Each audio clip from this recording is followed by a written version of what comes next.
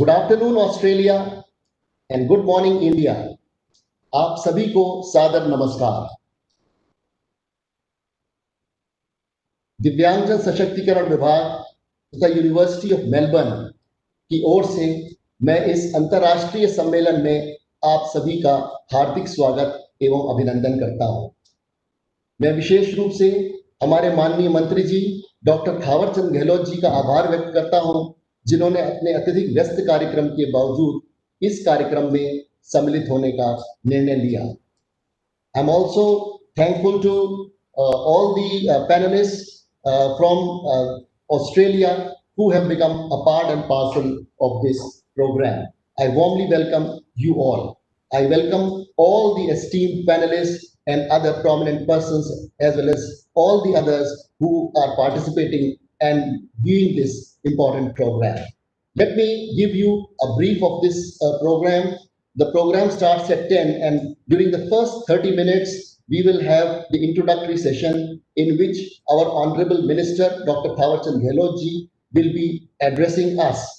And our Secretary, Department of Empowerment of Persons with Disabilities, Mrs. Shakuntala Dole Gamlin ji, will also be giving a brief overview of the subject. In addition, we will have Professor Michael Wesley, who is the Deputy Vice Chancellor, International of the University of Melbourne, and Craig Jeffrey, who is the Chief Executive Officer of the Australia-India Institute, talking to us during this inaugural program.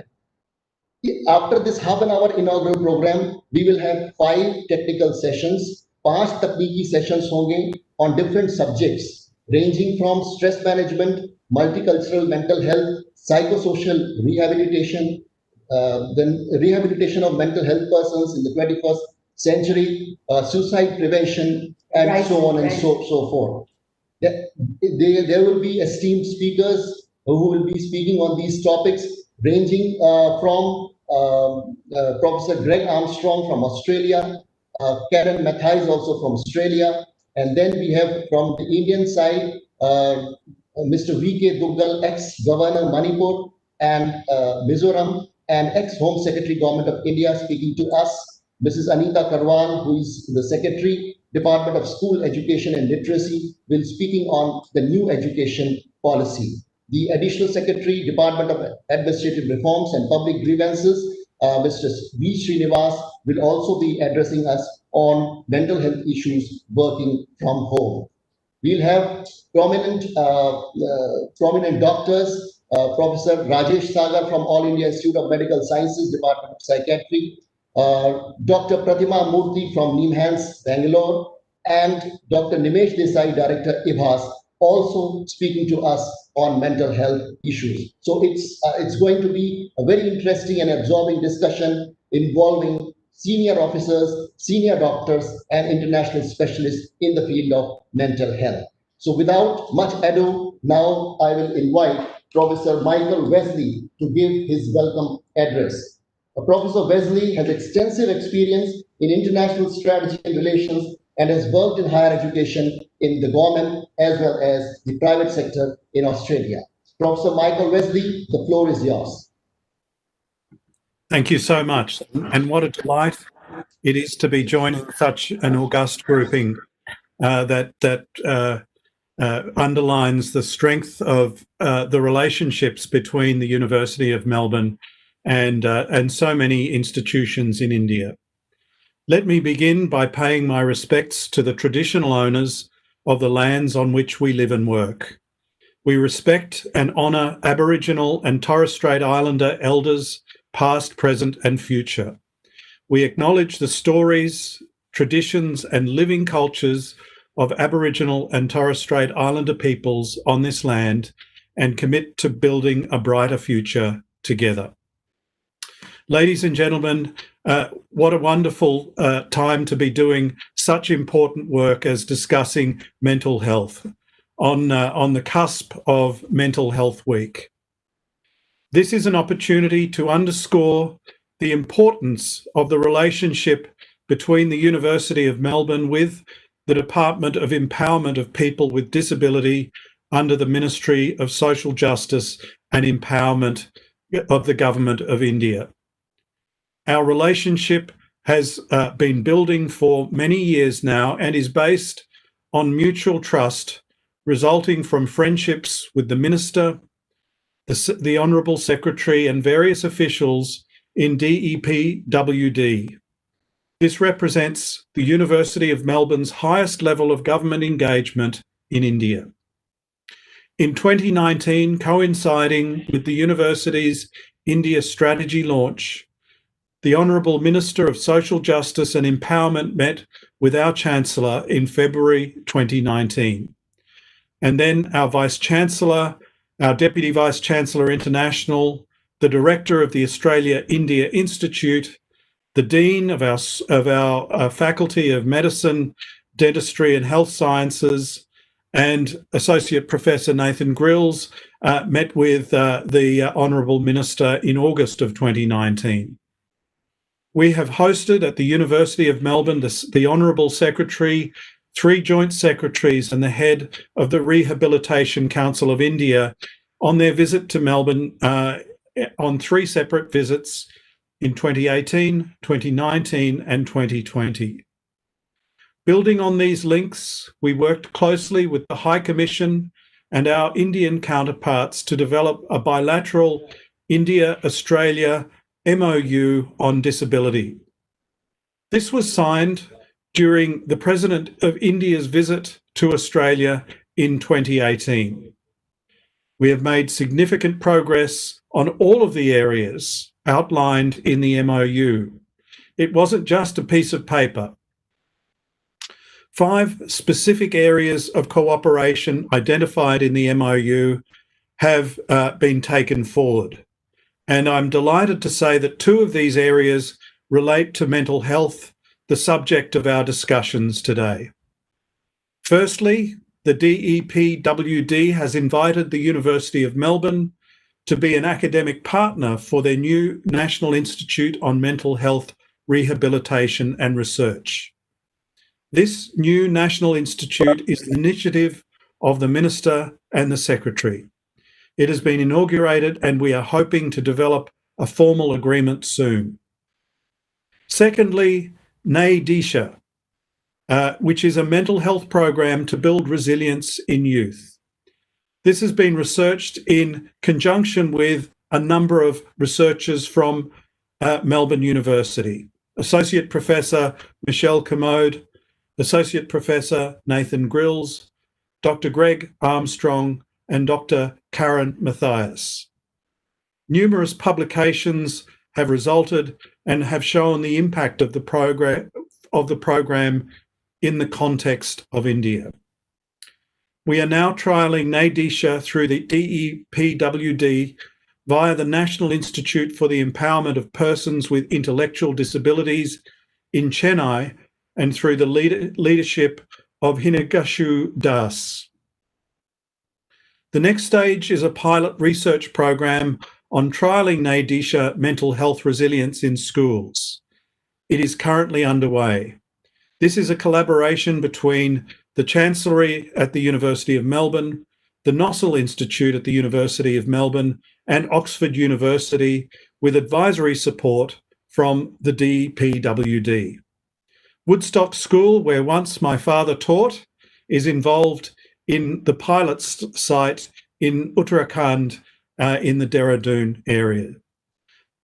Ladies and gentlemen, these are just some of the areas of cooperation between us. It shows the rich and ongoing collaborations between the University of Melbourne and the Government of India, as well as research partners in India as well. I look forward to our discussions today. I'm sure I will learn a great deal. And Mr. Chairman, I hand back the floor to you. Thank you. Thank you, Professor Michael Wesley, for your welcome address. And now I invite the Secretary, Department of Empowerment of Persons with Disabilities, Mrs. Shakuntala Dole Gamlinji, for giving a brief overview of today's program. Mrs. Gamlin belongs to the 1984 batch of the Indian Administrative Service, UT Cadre, and has held important positions She has been working as Secretary Department of Empowerment of Persons with Disabilities since November 2017. Prior to this, she has also worked in the Government of India as Joint Secretary, Ministry of Health for 6 years. She has worked in the state government as Chief Secretary, Arunachal Pradesh, and Chief Secretary of Delhi. Without much ado, I will invite Mrs. Gamlin to give her address. माननीय सामाजिक न्याय और अधिकारिता मंत्री भारत सरकार doctor Thawarchand Gehlot ji, professor Craig Jeffrey, director Australia India institute, professor Michael Wesley, deputy vice chancellor, university of Melbourne, Shri V K. Duggal, पूर्व राज्यपाल Manipur and Mizoram तथा पूर्व गृह सचिव भारत सरकार, Mr. Barry O'Farrell, Australian High Commissioner, New Delhi, Shri Jaideep Govind, an expert on the national, worked as Secretary in the National Human Rights Commission and who's now an expert on human rights issues, Srimati Anita Karwal, Secretary, Department of School Education and Literacy, Government of India, Dr. Prabodh Seth, Joint Secretary, and Dr. Rajesh Sagar, Dr. Nimesh Desai, and Dr. Pratim. I welcome you all to this conference. It's good afternoon in Australia, but it's good morning here in India. मैं आरंभ में अपने माननीय सामाजिक न्याय और अधिकारिता मंत्री डॉक्टर थावरचंद गहलोत जी का उनकी गरिमामयी उपस्थिति के लिए हार्दिक धन्यवाद करती हूँ। मैं इस अवसर पर Shri Vinod Kumar Duggal, Mr Barry O'Farrell, professor Jeffrey, professor Michael Wesley, Shri Jaideep Govind, Shrimati Anita Karwal तथा ऑस्ट्रेलिया व इंडिया के other distinguished experts and also Mr. Srinivas from the Department of Personnel and Pensions के प्रति आभार व्यक्त करती हूँ कि उन्होंने इस सम्मेलन में पार्टिसिपेट करके अपने योगदान किया, जिसमें भाग लेने पर अपनी सहमति देकर इस सम्मेलन की शोभा बढ़ाई।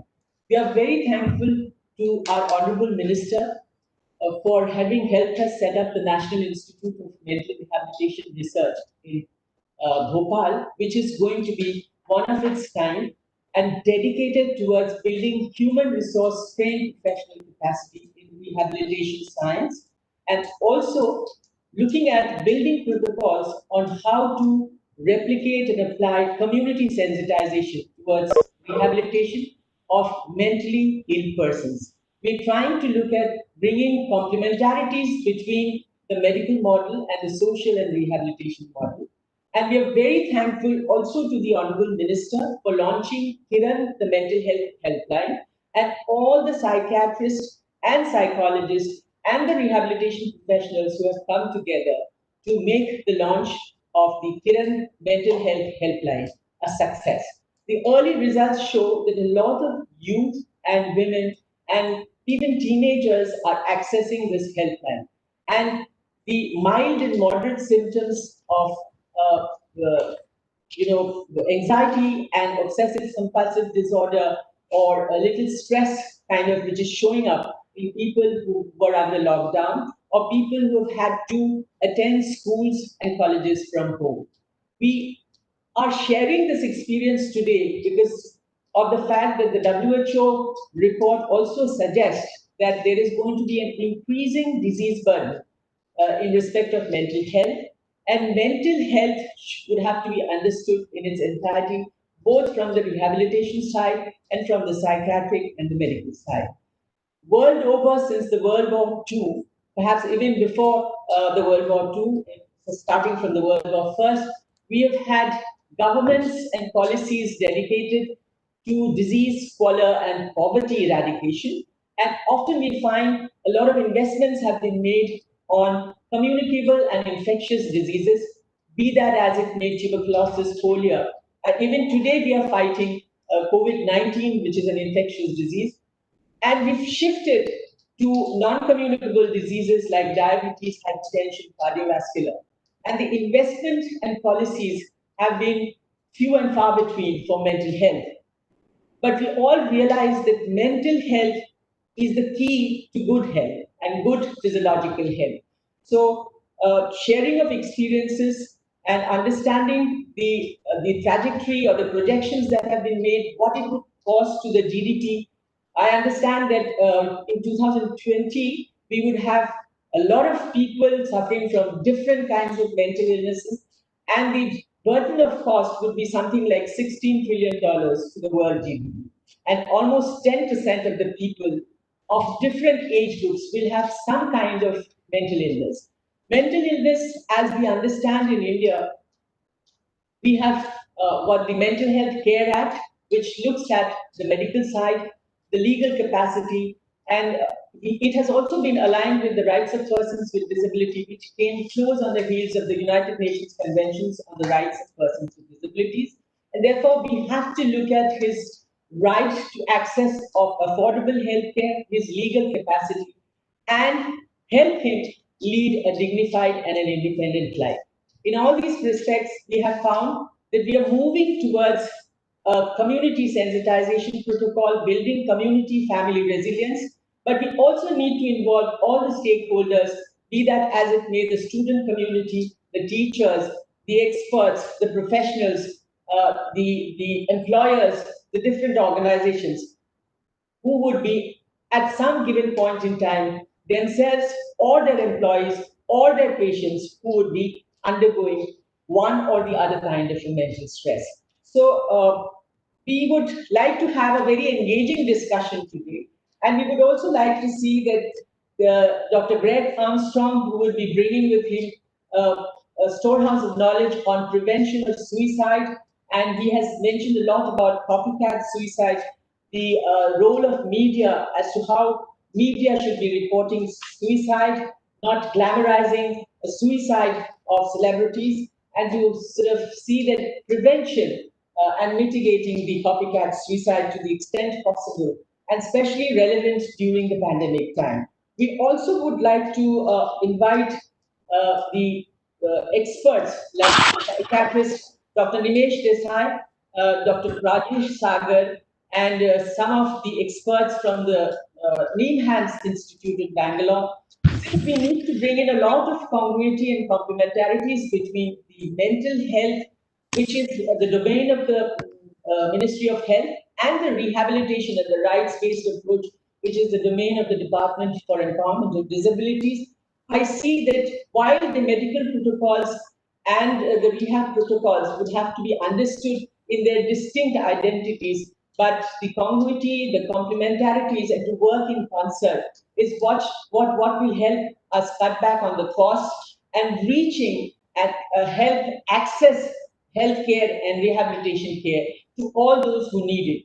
There is a great need for identification and early intervention, and also to see that stigmatization has to be removed. So in that respect, we want that caseloads should increase through the Kiran helpline, and a preliminary intervention and non-dependency on drugs, but also referral cases for schizophrenia, bipolar, and serious cases of manic depression should be provided.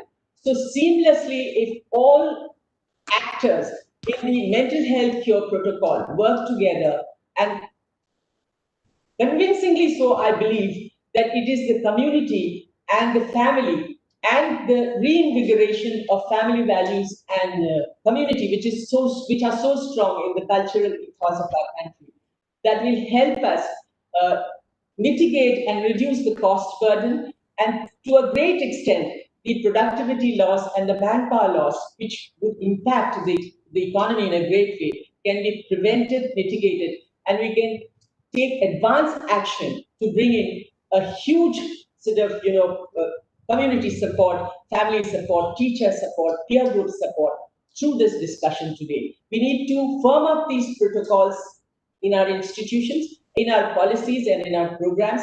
The reason why I invited the Secretary of Education, Madam Anita Karwal, who has been just, applauded greatly for the new education policy. She will bring in concerns of mental health that has been built into the new education policy. She has also been successfully looking at launching counseling helplines for the student and the teacher community.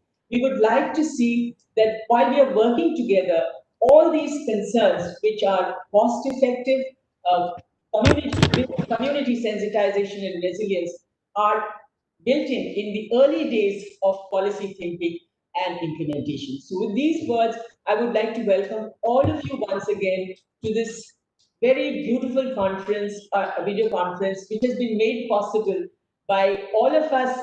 And I would like to congratulate the team in Australia and particularly Nathan Wills, who has been so actively engaged in the discussion in disability affairs, and Professor Wesley and Professor Craig, and of course the High Commissioner. And I would once again thank Mr. Vinod Duggal, who has been kind enough. He is one of the most positive bureaucrats, civil servants, and governor, ex-governor, who has been one of my mentors as far as my service is concerned. I would also like to thank Srinivas, who has written a book on good governance, touched upon every aspect, including accessibility and disability. I would also like to thank Jaideep, who will bring in his human rights experience. So all of you there, wish you a very constructive, a very vibrant, robust discussion, which will translate into a beautiful policy for the mental health and for the disability and for all of us. Thank you very much. Thank you, madam, for your comprehensive overview of the subject. Now, I'll invite Professor Craig Jeffrey, who is Director and Chief Executive Officer of Australia-India Institute, to address the conference.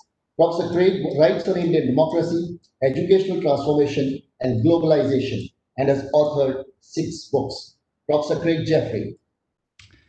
Thank you very much, Chair. I apologize. I believe the video is not working due to low bandwidth, but I hope that you can hear me all right. Yeah, we can hear you. Excellent. Honourable Minister Gilords, Secretary Gamlin, Your Excellency High Commissioner to India Barry O'Farrell, distinguished speakers and participants, I'd like to add my welcome to the International Conference on Mental Health and express my excitement at being involved in this tremendous event. We're really very, very pleased indeed that this has come off, and are very grateful to everyone who's been important in ensuring its organisation and developing such an excellent lineup today of speakers. As many of you know, the Australia-India Institute, which I run, is part of the University of Melbourne, but has a national remit in Australia, and it has an office in Delhi. We're supported by the Department of Education, Skills and Employment within the Australian Federal Government, by the Victorian Government, and by the University of Melbourne. The Australia-India Institute has a proud history of supporting health work generally and mental health initiatives in particular, and initiatives that have connected Australian and Indian researchers and practitioners in some extraordinary and extraordinarily productive ways. For example, we provided a seed grant that triggered the Nyadisha development, which Professor Michael Wesley already mentioned, a peer-led mental health intervention that aims to strengthen psychosocial assets in teenagers. And I'm very much looking forward to hearing my colleagues, Dr. Karen Matthias and Associate Professor Nathan Grills, discuss this in more detail in a moment.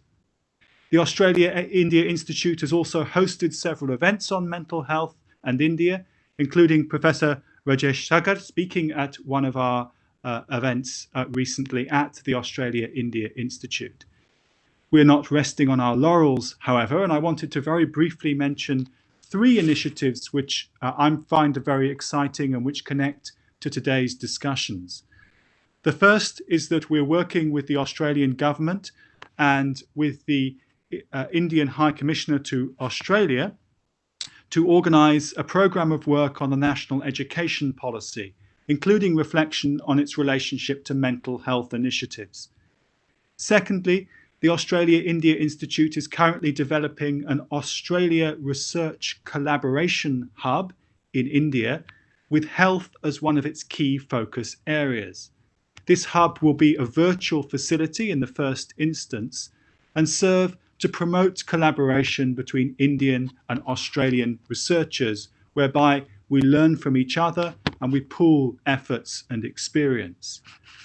Third, I would mention that briefly that my own research has been centrally concerned with the economic and social difficulties experienced by youth in North India, and the mental health issues that flow from these problems, especially in my book, Time Pass, on unemployed youth, based on several years of field research in Meerut in Western Uttar Pradesh.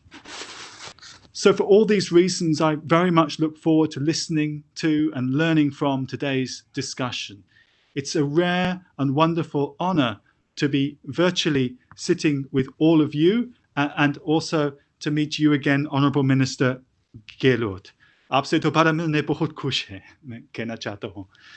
So welcome again, and I'd like to hand back to the chair. Thank you. Jeffrey, for sharing your thoughts. Now, I invite our chief guest, Honorable Minister for Social Justice and Empowerment, Dr. Thawarchand Gehlot ji, to address us. Dr. Thawarchand Gehlot ji has a long political career of almost 60 years. During this period, he has been member of Legislative Assembly of Madhya Pradesh 3 times, 4 times member of Parliament Lok Sabha, and 2 times member of Parliament Rajya Sabha, that is the upper house. He is the leader of the house in Rajya Sabha at present. He has been Minister of Social Justice and Empowerment for the past 6 years, and during these 6 years, the department has achieved a number of international records, and one of the very important contributions of our Honorable Minister, as our Secretary also pointed out, is the establishment of National Institute of Mental Health Rehabilitation at Sehore in Madhya Pradesh.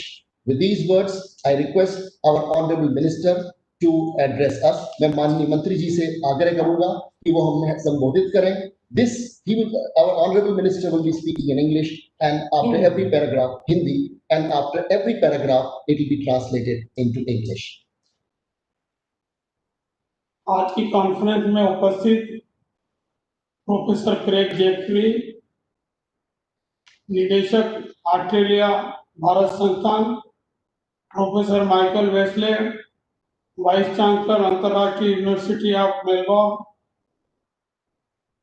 Australia के high commissioner सामाजिक न्याय और अधिकारिता मंत्रालय की सचिव सुश्री शकुंतला गामले, दिव्यांगजन सशक्तिकरण विभाग भारत सरकार, सचिव स्कूली शिक्षा एवं साक्षरता श्रीमती अनीता कारवाल जी, डॉक्टर प्रबोध सेठ संयुक्त सचिव GPWD, पैनल में शामिल सदस्यगण और भारत तथा ऑस्ट्रेलिया से विशेषज्ञ वक्ताओं, दोनों देशों से मीडिया के प्रतिनिधियों, देवियों और सज्जनों, मैं आप सबका इस कॉन्फ्रेंस में हार्दिक स्वागत करता हूं, अभिवादन करता हूं और आप सबको नमस्कार करता हूं.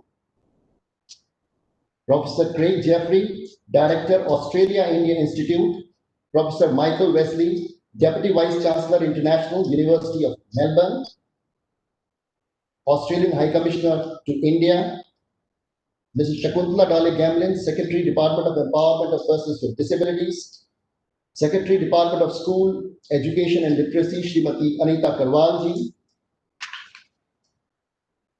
panelists and expert speakers from India and Australia, representatives of media from both the countries, ladies and gentlemen. I welcome you all to this international conference on mental health.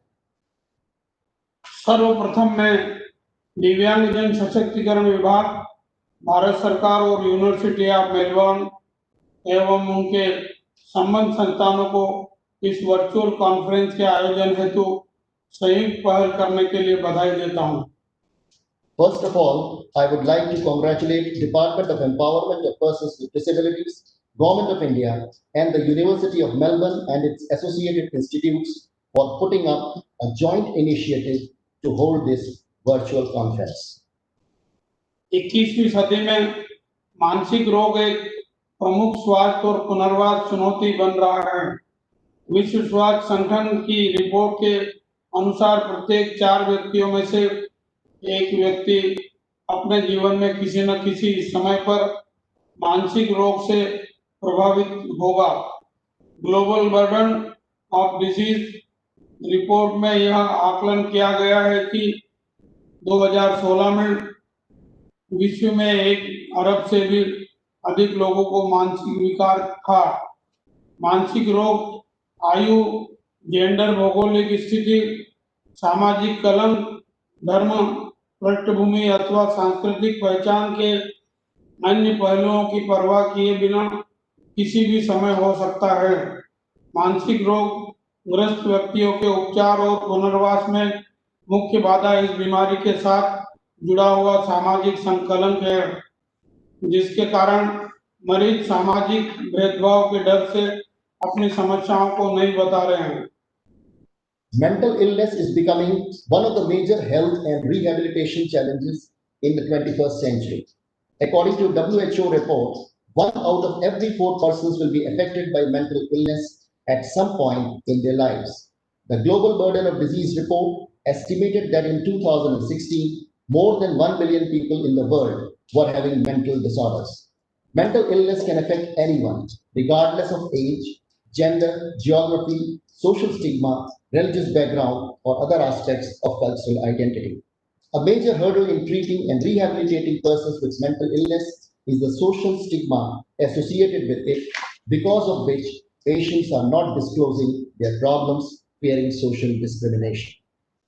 विश्व स्वास्थ्य संगठन ने कोविड-19 को एक महामारी के रूप में घोषित किया है, जिसने विश्व भर की सरकार को ऐसे उपाय अपनाए जाने के लिए प्रेरित किया है जिनका उद्देश्य सामाजिक दूरी, सोशल डिस्टेंसिंग और एकांतवास है, ताकि इस बीमारी के प्रसार की संभावना को कम किया जा सके। इस प्रकार के उपायों ने न केवल तनाव, चिंता, अवसाद, भय, जुनून आदि जैसे मानसिक स्वास्थ्य मुद्दों से ग्रस्त व्यक्तियों की समस्याओं को और बढ़ा दिया है, बल्कि उन लोगों के मानसिक स्वास्थ्य देखभाल को भी प्रभावित किया है जिनका शारीरिक और मानसिक स्वास्थ्य अच्छा दिखाई देता है। विश्व में अन्य देशों की तरह भारत भी उनके जैसी समस्याओं का सामना कर रहा है। इसलिए मैं व्यक्तिगत रूप से यह अनुभव करता हूं कि इस तरह के महत्वपूर्ण मुद्दे पर विचार विमर्श करने के लिए सम्मेलन को सबसे उपयुक्त समय में आयोजित किया जा रहा है, जो हम सभी को कोविड-19 के समय के दौरान और उसके पश्चात देशों में मानसिक स्वास्थ्य के बोझ को कम करने में आने वाली चुनौतियों से निपटने के भावी तरीकों के बारे में जानकारी देगा। COVID-19, declared as a pandemic by WHO, has prompted governments across the world to adopt measures aimed at social distancing and isolation so as to reduce the possibility of spread of the disease. Such measures have not only aggravated the problems of persons having mental health issues like stress, anxiety, depression, phobia, obsession, etc., but have also affected mental well-being of those who otherwise seem to be in good physical and mental health. Like other countries in the world, India is facing similar problems. Therefore, I personally feel the conference is being held at the most appropriate time to deliberate on such a vital issue, which would enlighten all of us about the way forward to deal with the emerging challenges in reducing the mental health burden in countries during and post-COVID times. Bharat में दिव्यांगता कानून अर्थात निःशक्तजन समान अवसर अधिकारों का संरक्षण और पूर्ण भागीदारी अधिनियम 1995 की शुरुआत से ही हम मानसिक रोग को एक दिव्यांगता के रूप में मानते रहे हैं। दिव्यांगजन अधिकार अधिनियम 2016 अधिनियम है, नया अधिनियम है जो पुराने अधिनियम 1995 के स्थान पर प्रतिस्थापित हुआ है। यह भी मानसिक रोग को एक दिव्यांगता के रूप में मानता है तथा यह मानसिक रोग से पीड़ित व्यक्तियों सहित दिव्यांगजनों को विभिन्न अधिकार और हकदारियां प्रदान करता है। इन अधिकारों में कानून के समक्ष समानता और भेदभाव, दुर्व्यवहार, हिंसा, शोषण से सुरक्षा, प्रजनन संबंधी अधिकार आदि शामिल है। हमने मानसिक रोग से ग्रस्त व्यक्तियों के लिए सरकारी नौकरियों, सरकारी सहायता प्राप्त उच्च शैक्षणिक संस्थानों, विकासात्मक योजनाओं और कार्यक्रमों आदि में भाग आरक्षण प्रदान किया है। इस अधिनियम में इसके प्रावधानों का उल्लंघन करने पर दंडात्मक प्रावधान की व्यवस्था की गई है, जो इसके बेहतर कार्यान्वयन को सुनिश्चित करने के लिए एक निवारक के रूप में कार्य करता है। In India, we have been recognizing mental illness as a disability since the inception of our disability law. That is, the Persons with Disabilities, Equal Opportunities, Protection of Rights, and Full Participation Act 1995. The new Act, Rights of Persons with Disabilities Act 2016, which replaced the old Act of 1995, also recognizes mental illness as a disability and provides various rights and entitlements to persons with disabilities, including persons with mental illness. These rights include equality before law, non-discrimination, protection from abuse, violence, exploitation, reproductive rights, etc. We have extended the benefit of reservation in government jobs, government-aided higher educational institutions, developmental schemes and programs, etc. for persons with mental illness. The Act provides penal provisions for violation of its provisions, which serve as a deterrent to ensure better implementation. हम भारत में मानसिक स्वास्थ्य के संबंध में बढ़ रही प्रवृत्तियों से बहुत चिंतित हैं। हालांकि हमने मानसिक रोग से ग्रस्त व्यक्तियों को उपचार प्रदान करने में सुस्पष्ट प्रगति की है। हमारा अनुभव है कि ऐसे व्यक्तियों को पुनर्वास प्रदान करना उतना ही महत्वपूर्ण है जितना कि उनको उपचार प्रदान करना। इन नाजुक समय में मानसिक रोग के प्रारंभिक लक्षणों की पहचान और निवारण तथा काउंसलिंग और उपचार के माध्यम से प्रारंभिक उपाय करना और सफल उपचार के बाद उन्हें परिवार और समाज में फिर से जोड़ने का सर्वाधिक महत्व है। इस पहलू को स्वीकार करते हुए हमारी सरकार ने सीहोर मध्य प्रदेश में राष्ट्रीय मानसिक स्वास्थ्य पुनर्वास संस्थान को स्थापित करने का निर्णय लिया है। यह संस्थान सितंबर 2019 से एक अस्थायी स्थान से कार्य कर रहा है और हम मार्च 2022 तक इसे पूर्ण रूप से कार्यान्वित बनाने की उम्मीद करते हैं। We are very much concerned with the rising trend of mental health concerns in India. Though we have made perceptible progress in providing treatment to persons with mental illness, we feel that rehabilitation of such persons is as important as their treatment. Prevention and identification of early signs of mental illness, early intervention through counseling and treatment wherever necessary, and reintegrating them into family and society after successful treatment are of paramount importance at this critical time. Recognizing this aspect, our government has decided to set up the National Institute of Mental Health Rehabilitation in Sihor, Madhya Pradesh. The institute has been functioning from a temporary accommodation since September 2019, and we are expecting to make it fully functional by March 2022. राष्ट्रीय मानसिक स्वास्थ्य पुनर्वास संस्थान एक एकीकृत बहुविषयक दृष्टिकोण का प्रयोग करते हुए मानसिक स्वास्थ्य पुनर्वास को बढ़ावा देने, क्षमता निर्माण को अपग्रेड करने और मानसिक स्वास्थ्य पुनर्वास के क्षेत्र में प्रशिक्षित व्यावसायिकों का विकास करने तथा इस क्षेत्र में अनुसंधान और विकास को बढ़ावा देने के लिए कार्य करेगा। The National Institute of Mental Health Rehabilitation will work towards promoting mental health rehabilitation using an integrated multidisciplinary approach, upgrading capacity building and developing trained professionals in the area of mental health rehabilitation and promoting research and development in the area.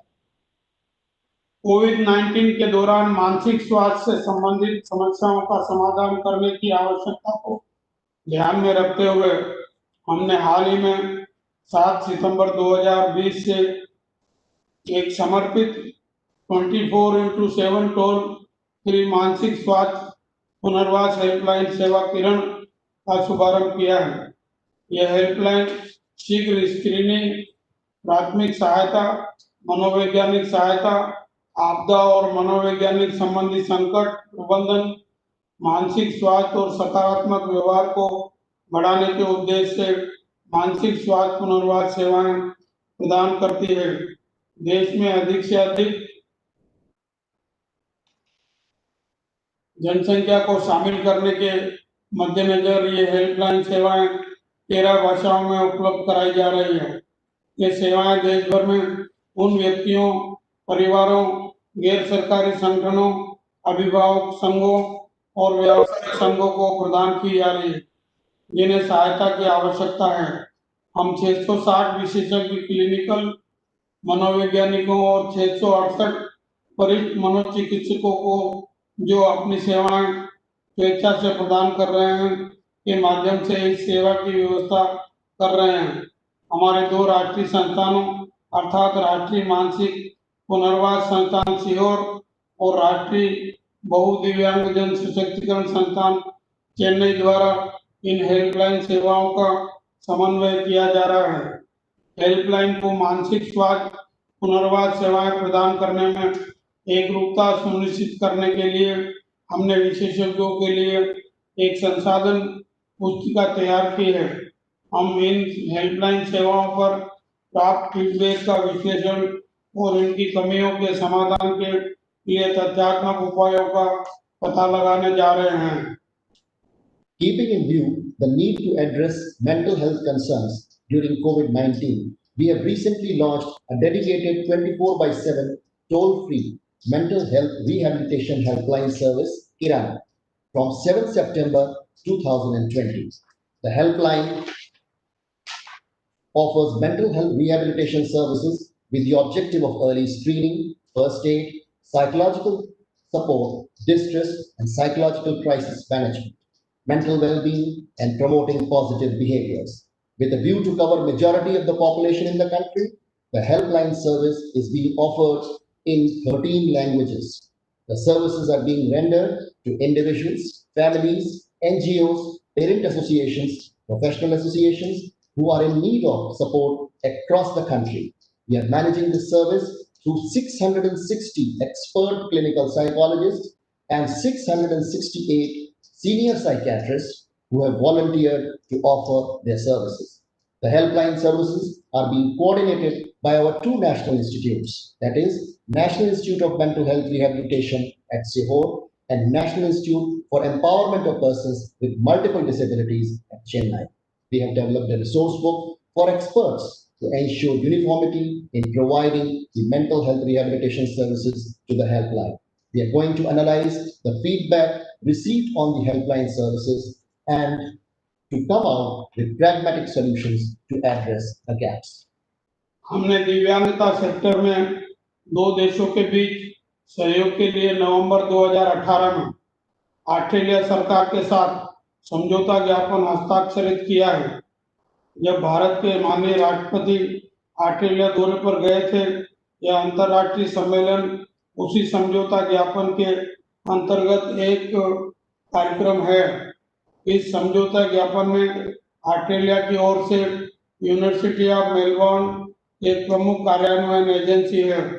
भारतीय पुनर्वास परिषद Melbourne विश्वविद्यालय के सहयोग से वर्तमान में एक समुदाय आधारित समावेशी विकास पाठ्यक्रम तैयार कर रहा है ताकि पीड़ित परिवार और समुदाय को प्राथमिक काउंसलिंग उपलब्ध कराने के लिए मानव संसाधन की आवश्यकता को पूरा किया जा सके। हम आशा करते हैं कि शीघ्र ही हमारे राष्ट्रीय संस्थानों में प्रायोगिक आधार पर पाठ्यक्रम शुरू हो जाएंगे। We have signed a memorandum of understanding with the Government of Australia in November 2018 for cooperation between the 2 countries in disability sector during the visit of Honorable President of India to Australia. This conference is part of the activities envisaged under the said MOU. University of Melbourne is one of the key implementing agencies of this MOU from Australian side. Rehabilitation Council of India, in association with the University of Melbourne, is currently developing a community-based inclusive development course to meet the human resource requirement for providing first aid counseling to the victim, family, and community. we are expecting to start the course on pilot basis in our national institutes shortly. हम दिव्यांगजनों की बेहतरी और मानसिक रोग से ग्रस्त व्यक्तियों सहित समाज में उनके समावेशन के लिए अपने दृष्टिकोण और सेवाओं में सुधार करने में आगे बढ़ रहे हैं। मैं आशा करता हूं कि दोनों देशों के पैनल में शामिल सदस्यगण प्रमुख मानसिक स्वास्थ्य पुनर्वास मुद्दों पर विचार विमर्श करेंगे और वर्तमान महामारी और महामारी के बाद के परिदृश्य से उत्पन्न होने वाले परिस्थिति से निपटने के लिए भावी कार्य योजना के साथ आगे आएंगे। हम देश भर में उपलब्ध उत्तम कार्यप्रणालियों से पारस्परिक रूप से सीख सकते हैं। मैं सम्मेलन की सफलता की आशा करता हूं। मैं पुनः मेलबोर्न यूनिवर्सिटी के फैकल्टी और दिव्यांगजन सशक्तिकरण विभाग के अधिकारियों को धन्यवाद देता हूं, जिन्होंने इस सम्मेलन को आयोजित करने के लिए अथक परिश्रम किया है। धन्यवाद। We are open to improvement in our approach and services for betterment of Divyangjan and their inclusion in the society, including persons with mental illness. I hope the panelists of both the countries will deliberate on key mental health rehabilitation issues and come forward with future roadmap to deal with situation arising out of the present pandemic and post-pandemic scenario. We can mutually learn from the best practices available across the country. I wish the conference all success. Once again, I thank the faculty of Melbourne University and officers of Department of Empowerment of Persons with Disabilities who worked tirelessly towards organizing this important conference. Thank you. So, thank you, sir. Our Honorable Minister of Social Justice and Empowerment, Dr. Thawarchand Gehlot, for his very inspiring words. And I'm sure with these inspiring words, the platform has been set for the technical sessions to begin. Now, in these technical sessions, we'll have 5 technical sessions. And in most of these technical sessions, we have 3 speakers, which means that every speaker will get around 10 minutes. I request all the speakers in the technical sessions to kindly adhere to the time limit, since we have a packed schedule and there is paucity of time. So the first technical session will have 3 speakers. The first speaker is Mr. Vinod Duggal, who is ex-governor Manipur and Mizoram and ex-home secretary to the government of India. He has held important positions in various ministries of government of India, and also has worked in different other countries like Australia, New Zealand, and Fiji. He will be speaking on stress management for frontline non-health workers such as allied health workers, sanitary workers, etc. The second speaker is Srimati Anita Karwan. She is Secretary, Department of School Education and Literacy, Government of India. She has wide experience in education sector, as she has worked as Additional Secretary, Ministry of Human Resource Development, and also Chairperson of Central Board of Secondary Education, CBSE. She will be speaking on the new education policy, a holistic approach in child development and education. And then the third speaker is from the Australian side. He is Mr. Vasan Srinivasan. He is member Australian Multicultural Council, Chairman Health Foundation Australia, and Chair Confederation of Indian Australian Association, INC. He will be speaking on multicultural mental health. So I invite Mr. Vinod Duggal, first of all, to speak on stress management for frontline non-health workers. Mr. Duggal, the floor is yours.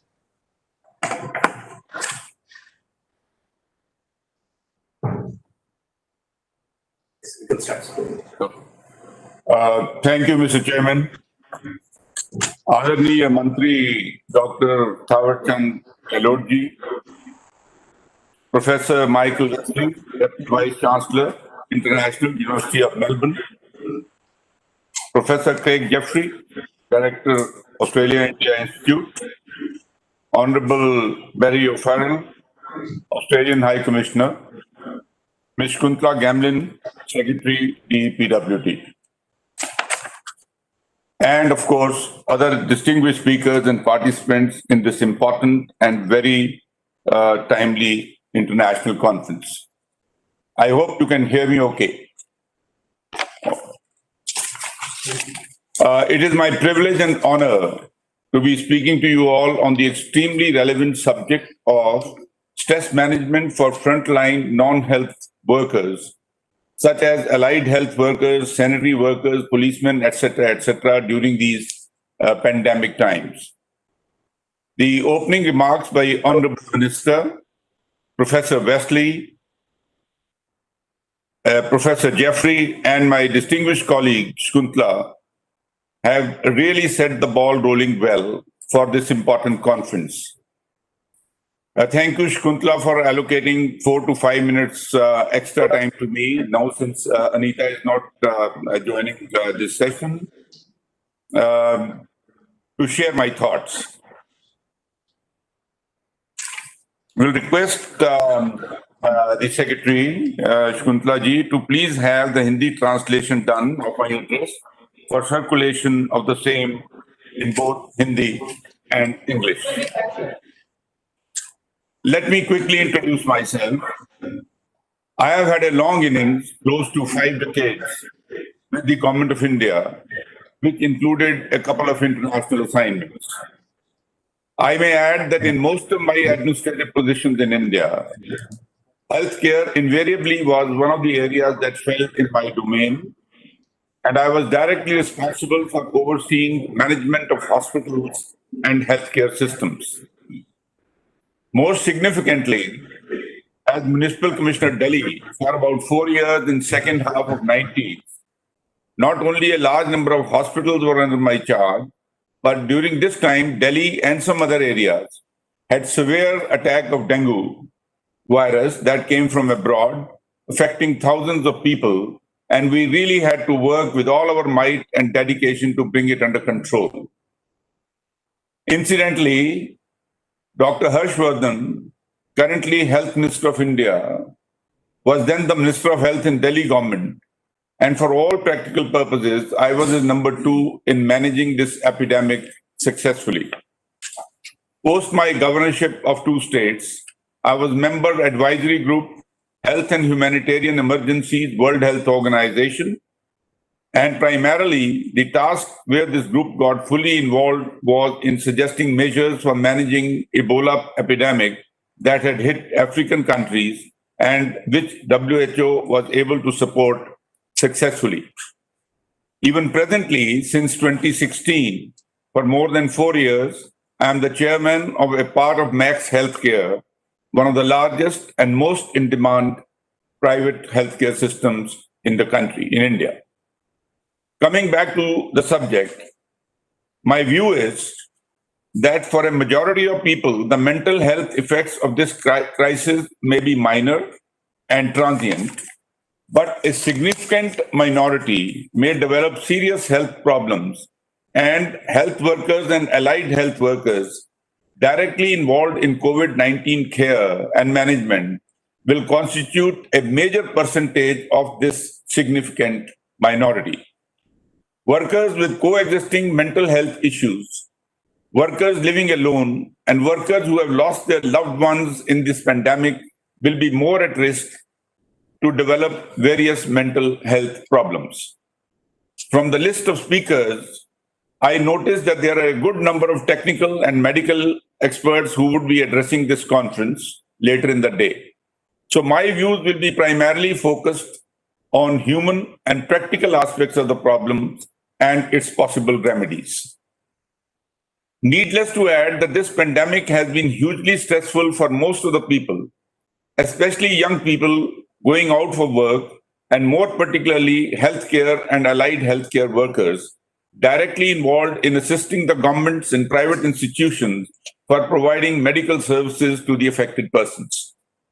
We all know that COVID-19 has generated severe concerns like anxiety, uncertainty, anguish, and stress amongst people at large, and more so amongst the workers directly or indirectly involved in patient care.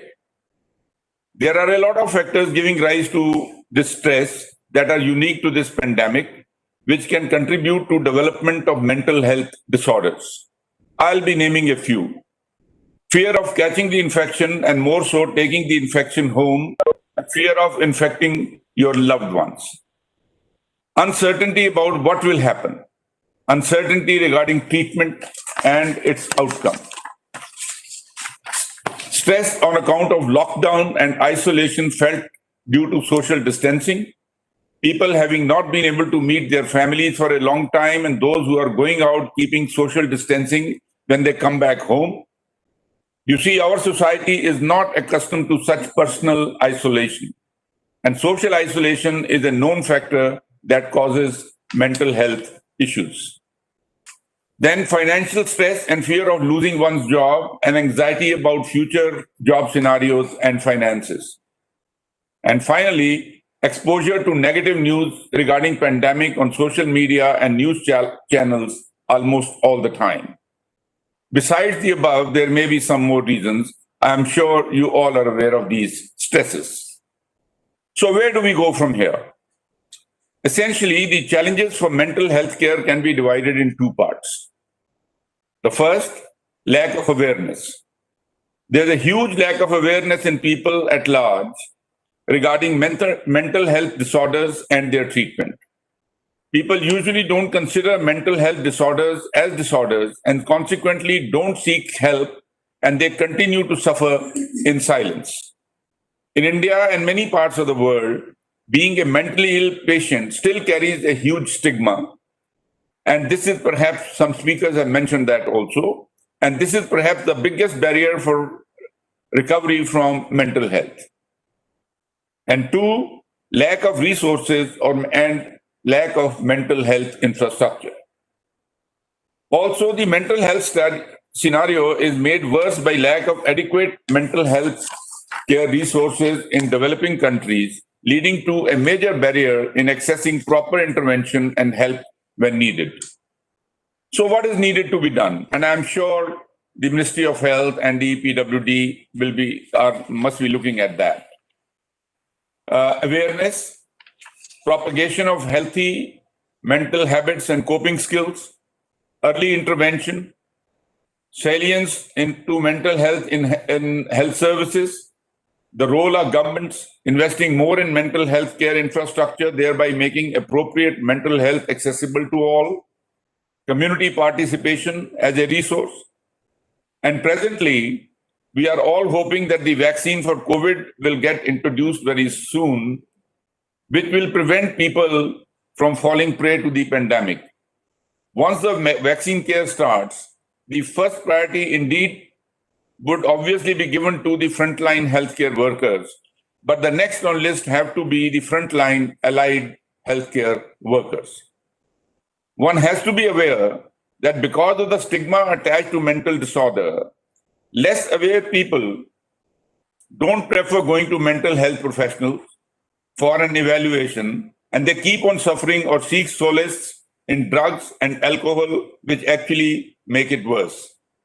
Furthermore, the less educated many times prefer going to faith healers, considering the disorder as a curse from the deities, thus delaying treatment, which actually increases the suffering manifold, affecting these individuals in all respects. The need of the hour, therefore, is to understand that mental illness is like any other physical illness, which is required to be treated properly. The people suffering from this are fairly treatable. We need to respect the dignity of a mentally ill patient as we respect a physically ill patient, and there should be acceptance and compassion for them. They deserve empathy and not sympathy. There can be no health without mental health, and it becomes even more relevant in COVID times. I have not read many documents on the subject, but the views shared by me today, by and large, have been echoed by United Nations SG, Government of India, Institute of Mental Health, Singapore, and indeed our team of medical experts on this subject in Max Healthcare System. And now I learned from my Australian friends and of course, that both Australian and Victorian governments too, there are following similar approaches and protocols. To conclude, I wish to add, this is primarily for my Aussie friends, that I spent more than 4 years in late 1970s, early 80s in Australia on a Government of India assignment and was based in Sydney. And what a beautiful house I had in Vaucluse with so many beaches close by. Mr. Malcolm Fraser was the Prime Minister, and I think Mr. Bob Hawke succeeded him. I am borrowing two slogans used during the Australian general elections back-to-back in 1970s. In the first election, the key slogan was, "It's time," meaning thereby that it's time for a change. And in the following election, the opposition slogan was, "Time's up," meaning thereby that the ruling party's time is over. So let's come back to the pandemic and on the subject that I have just spoken about. How apt these two slogans are in today's situation. I most sincerely feel that time should be up globally for discrimination against and looking down upon persons suffering from mental stress. And it's time that we look at such disorders in practical, physical, and human sense and treat them with passion and utmost care and give this segment of people around the globe a sense of belonging and pride. I am sure this conference will contribute towards that goal effectively. And in India, our Honorable Minister, being a doctor himself, will, under the able and dynamic leadership of our most dedicated Prime Minister, Shri Narendra Modi ji, will guide the ministry in achieving these positive and human targets in the quickest possible time. You see, as I wrote this address, yesterday we had a rather tragic situation where a physically fit, one of my younger colleagues who worked with me for more than 3 years, former director of CBI, Mr. Ashwini Sharma, committed suicide or reportedly committed suicide in Simla. And he was physically quite okay. So obviously, it appears that apparently it was a case of mental distress. So before I conclude, let me take this opportunity to share my personal experience as to how I have lived and conducted my life. Allow me these 2-3 minutes. I am turning 75 next month, just less than a month from now. And this teaching came from my father. Essentially, it had 3 principles. One is be physically active. Listen to the body, listen to your body to the extent that you need to listen to, but otherwise make your body listen to you. Be mentally positive. Do not let negativity enter your system. Even if somebody has done any harm to you, stay positive in life and move forward. And finally, have zero expectations or minimum expectations from others or from life itself. If you have done something for somebody, don't expect that the same system will give it back to you.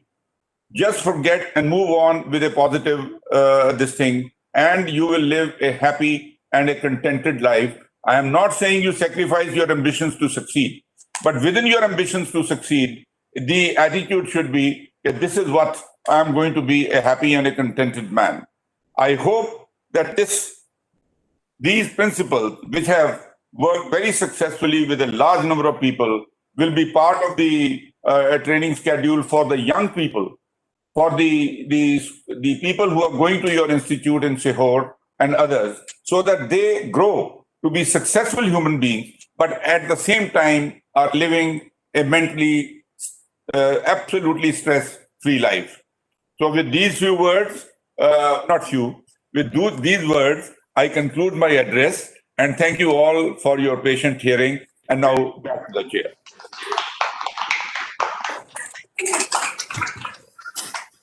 Thank you, sir, for your invaluable ideas and rich experience As per the program, the Secretary, School Education and Literacy was supposed to address us at this time, but she had to leave for some important program. She will be joining later.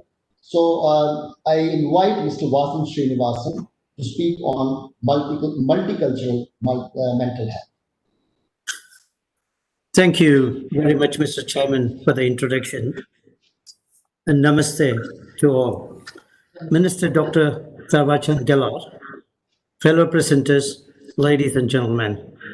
As the chairman of the Mental Health Foundation Australia, I would like to take this opportunity to thank the Department of Empowerment of Persons and Disabilities, Government of India, Professor Michael Wesley from the University of Melbourne, and Professor Greg Jeffrey and Nathan Girls from Australia India Institute, and our wonderful High Commissioner, Honorable Barry O'Burrow, for having organized this important international conference, and for having invited me during our National Mental Health Awareness Campaign 2020. The topic of mental health and looking beyond COVID-19 is extremely apt. For the past few months, we have been focusing on during COVID-19, but it's the time we start thinking about after COVID-19. I commend all those involved, and I thank you for providing me the opportunity to share my thoughts. Multicultural mental health is an important facet of mental health. Australia, especially, is becoming an increasingly multicultural country, with the cultural landscapes having changed drastically over the last decade. After England and China, India sees the largest number of migrants to Australia, with an 11% rise in the Indian population from 2018 and 2019. Having this in mind, it is important for the mental health sector to provide targeted and appropriate services for culturally and linguistically diverse or CALD communities. I often say mental health does not discriminate against culture or color. With many Indians in Australia having migrated, and being a migrant myself back in 1987, I can say the cultural shock that migrants may initially experience can have a toll on mental health. It is an extremely different environment and landscape. The migrants may face difficulties in gaining employment, assimilation to the Australian environment, and a lack of support services, in turn affecting various aspects of their lives. I pay special attention to the stress of gaining suitable employment, which is one of the biggest factors contributing to mental health related concerns. It may take some time for migrants to achieve a position at the same level of what they held prior to migration to Australia. As you can see, the migrant mental health is multifaceted. With the above issues, unfortunately, we see anxiety, depression, and other mental health concerns. Currently, I'm involved in a project to assist those who have lost their jobs during the pandemic to reskill by completing modules in their own language and English, making their job search easier. At the Mental Health Foundation Australia, we have created a multicultural mental health survey to gauge what needs to change in this important area. Questions in the survey include asking about what difficulties migrants faced when they arrived, etc. Our aim is to collate these results and prepare recommendations on how to improve support services for migrants and CALD communities. We have also included questions regarding COVID-19, inquiring the major struggles during this time, to inform the government on how they can best support the mental health of CALD communities after this pandemic situation. Australia also sees a large number of Indian international students. Being involved in this education sector between 2004 and 2012, I have firsthand seen the difficulties students can face. Various pressures can all confound together to cause mental health struggles. Besides this, the secondary and tertiary education sectors can be competitive. Students often place increased pressure upon themselves, sometimes contributing to this already difficult time of life. In the Australian Indian community, domestic violence has been constantly reported as a concern. Through various Indian organizations within Australia, this issue is being addressed by providing referrals to relevant services. Mental Health Foundation Australia has 21 support groups, of which we host a number of Indian women's support groups to further address this. During COVID-19, these support groups have shifted online, and they will continue to be running post the pandemic. We have also run mental health webinars in both Hindi and Punjabi to provide appropriate information. These were very well received by our Indian community in Australia. Furthermore, the Mental Health Foundation Australia have been working with the Department of Health and Human Services to run a COVID-19 meal delivery program. Since the 1st of August, we have delivered 45,000 meals, and this will continue to run until the middle of January. We are providing to those in need, including several international students. All meals are prepared by 3 Indian vegetarian restaurants with immense support from the Indian community in Australia. Particularly, I would like to thank you, our Indian Consul General in Melbourne, Mr. Rajkumar and Mrs. Rajkumar, who come to our kitchen every weekend and assist us in our meal preparations. I conclude by saying mental health is a top priority for the Australian government. In the current budget, over $5.7 billion has been invested into mental health programs to decrease the toll that COVID-19 has had on the mental health of many. With multicultural mental health being an area of concentration, I once again thank the organization for having invited me today. Namaste. Jai Hind.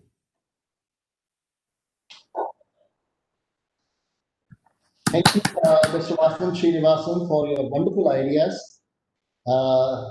Now, we move to the second session because one of the speakers in the first session will be joining later. Now, in the second session, we have 3 speakers. The first speaker will be Mr. V. Srinivas, he's Additional Secretary of Department of Administrative Reforms and Public Grievances, Government of India. He'll be speaking on maintaining mental health working from home. Mr. Srinivas has very rich experience of government of Rajasthan, where he has served for a number of years as an IS officer of Rajasthan cadre of 89 batch, and in government of India, where he has worked in different ministries like textiles, and presently he is Additional Secretary in DARPG.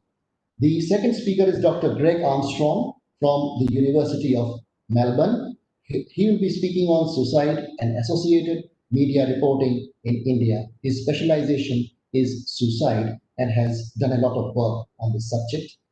And the third speaker is Mr. Jaideep Govind, ex-Secretary General, National Human Rights Commission, India. Mr. Govind, who belongs to the 1984 batch of IS of Madhya Pradesh cadre, has again very rich experience of working in the government of India, has worked in different ministries like the Ministry of Home Affairs, Ministry of Rural Development, Drinking Water and Sanitation, and Ministry of Tribal Affairs. So all these speakers are going to speak on very interesting topics.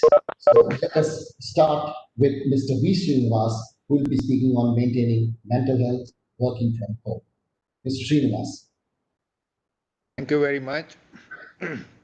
Respected Secretary DEPWD, Madam Shakuntala Gamlinji, Professor Michael Wesley, Professor Craig Jeffrey, the Australian High Commissioner, His Excellency Barry O'Farrell, distinguished panelists, Shri Vinod Duggalji, former Home Secretary and former Governor of Manipur.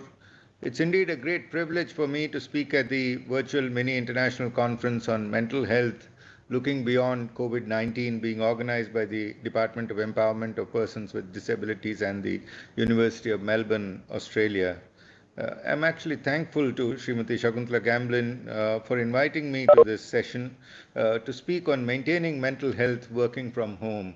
And I'm quite astounded by the quantum of energy she has brought to this sector. I followed her work very closely, and many of her orations, I heard one from her at the Race 2020 2 days ago, and I was quite astounded by the quantum of energy and the sheer benefits that millions of citizens of India have benefited from her interventions.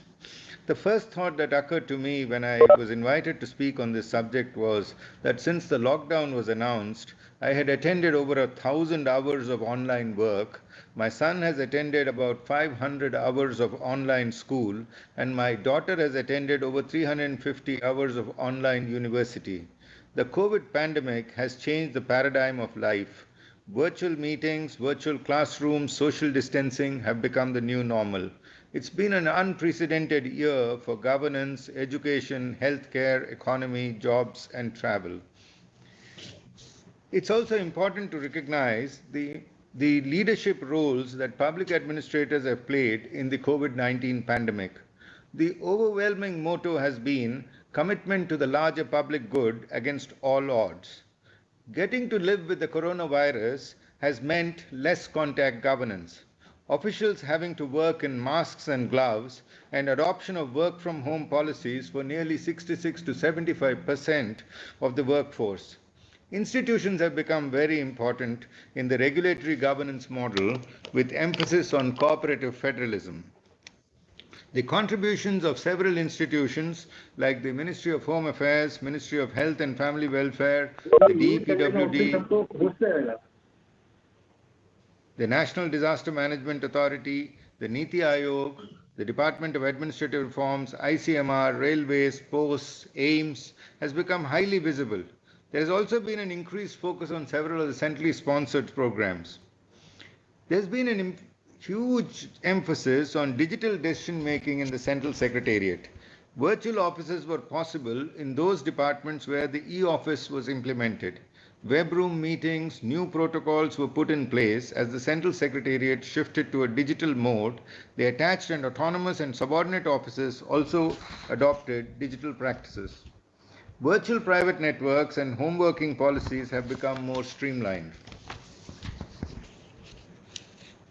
Another feature of the redefined governance model has been the emphasis on integrated service portals.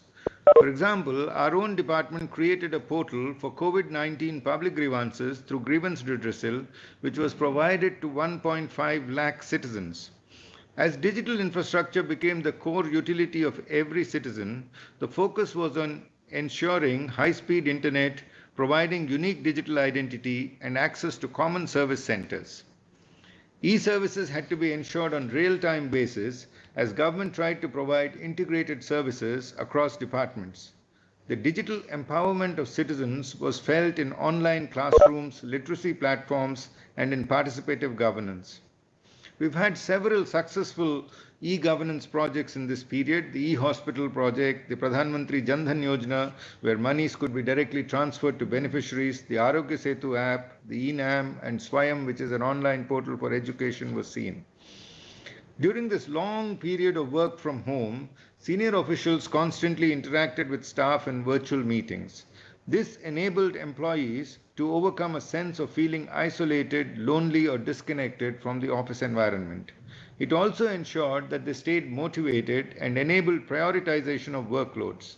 There was an uncertainty about the progress being achieved, and constant interactions helped instill a spirit of camaraderie and esprit de corps. Employees were advised to create boundaries between work time and home time, create a specific place at home where they could actually work, and to stay connected with co-workers and the top leadership by regular virtual and phone meetings. They were advised to undertake stress management through problem solving, relaxation and meditation, and doing activities which they enjoyed. Several employees who were in containment zones for a long period of time were confined to working from home. They had to learn new skills to ensure that the work from home was successful. Once the containment zones lockdown was lifted, these employees had to return to work gradually, picking up routines. In India, we are yet to see full return to office staff from the lockdown periods, but things are fast returning to normal. The state government's faces have also changed. In fact, the state governments have stood at the front line in the battle against the coronavirus pandemic. They created war rooms in the state secretariats for massive coordination with field formations. And it was seen that several states used advanced e-office systems like OSWAS in Orissa, Rajkaj in Rajasthan, to name a few. The Wi-Fi facilities at village level and video conferencing facilities at Gram Panchayats were extremely useful for coordination. I wish to present two case studies of Karnataka and Tamil Nadu as to how states coped with work from home policies. The Karnataka government engaged with people with clear and simple communication.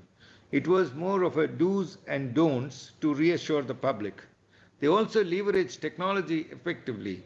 Pharma and druggist apps to monitor OTC drugs related to fever cases, crowdsourcing of suspect cases, monitoring tools for COVID hospitals, and also self-assessment advisory tools were prepared on workplace readiness. And a COVID-19 unified portal as a single source of COVID-19 related information was created. Tamil Nadu, which has one of our best health systems in India and a good public as also the private health infrastructure with a long-standing procurement agency, adopted to the fighting the pandemic in a very significant way. The best practices introduced by Tamil Nadu included deployment of rapid response teams in districts, registration of stranded persons, and an e-pass system with web portals being launched to restrict people's mobility. But the real success story of India's fight against the pandemic lies in the districts. And the district administration, we've had several stories of resilience, courage, and conviction. The district collectors stood at the front end of the battle against the coronavirus pandemic. They worked in shifts and coped with massive stress levels. There are numerous success stories of resilience, courage, sacrifice, and conviction that have emerged from the districts. In many ways, the young officers who have stood in the front lines have shown maturity and commitment well beyond their seniority. They implemented the strict lockdown, promoted social distancing, ensuring mobilization of village-level COVID-19 task forces, and above all, ensuring that rural societies adopted to the new normal. Districts utilized the e-governance in a big way. The overwhelming message that I got from my interaction with nearly 300 to 400 district collectors of India has been that they have leveraged technology and synergized developmental programs. Most districts adopted multiple surveillance practices. Serosurveillance, digital surveillance, thermal screening were widely used. The new technology practices also included IVRS systems, e-Sanjeevani app, Arogya Setu app, and e-Pass. In fact, even wage payments under employment programs were made through online portals. District collectors also ensured that online education in remote areas, the Vidya Bharathi app, was an outstanding example. I also have the success story of Surajpur, where books were distributed, midday meals through volunteers, and collectors ensured that students reached home safely, as in the case of Kota, Rajasthan. To help farmers, collectors mobilized National Rural Livelihood Mission self-help groups to identify progressive farmers and provide market linkages using the electronic National Agricultural Market. Many collectors also worked through the self-help groups to ensure door-to-door service delivery, and some worked with big businesses like Swiggy and Zomato to supply vegetables. To conclude, the Indian experience of working from home has been successful at the national, state, and district levels. Officials work long and hard from home at designated workplaces free of distractions. They manage to set a routine for working at home using technology options and adopting a digital working style. Stress levels were overcome by frequent communications at work, flexible schedules, social distancing, and adopting government regulations. The performance of Indian civil servants can be summed up in one word, an inspiration to one and all. Thank you very much.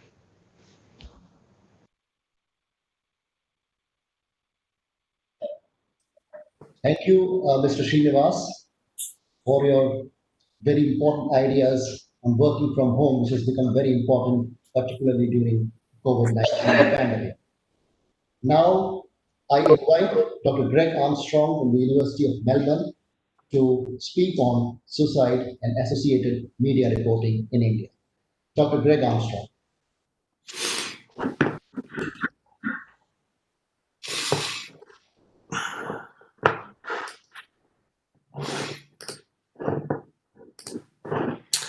Minister Gello, Secretary Gamlan, Dr. Prabhu, Professor Wesley, Professor Jeffrey, the Honourable Barry O'Farrell, and other distinguished guests and speakers. It's a great privilege to be here with you all today.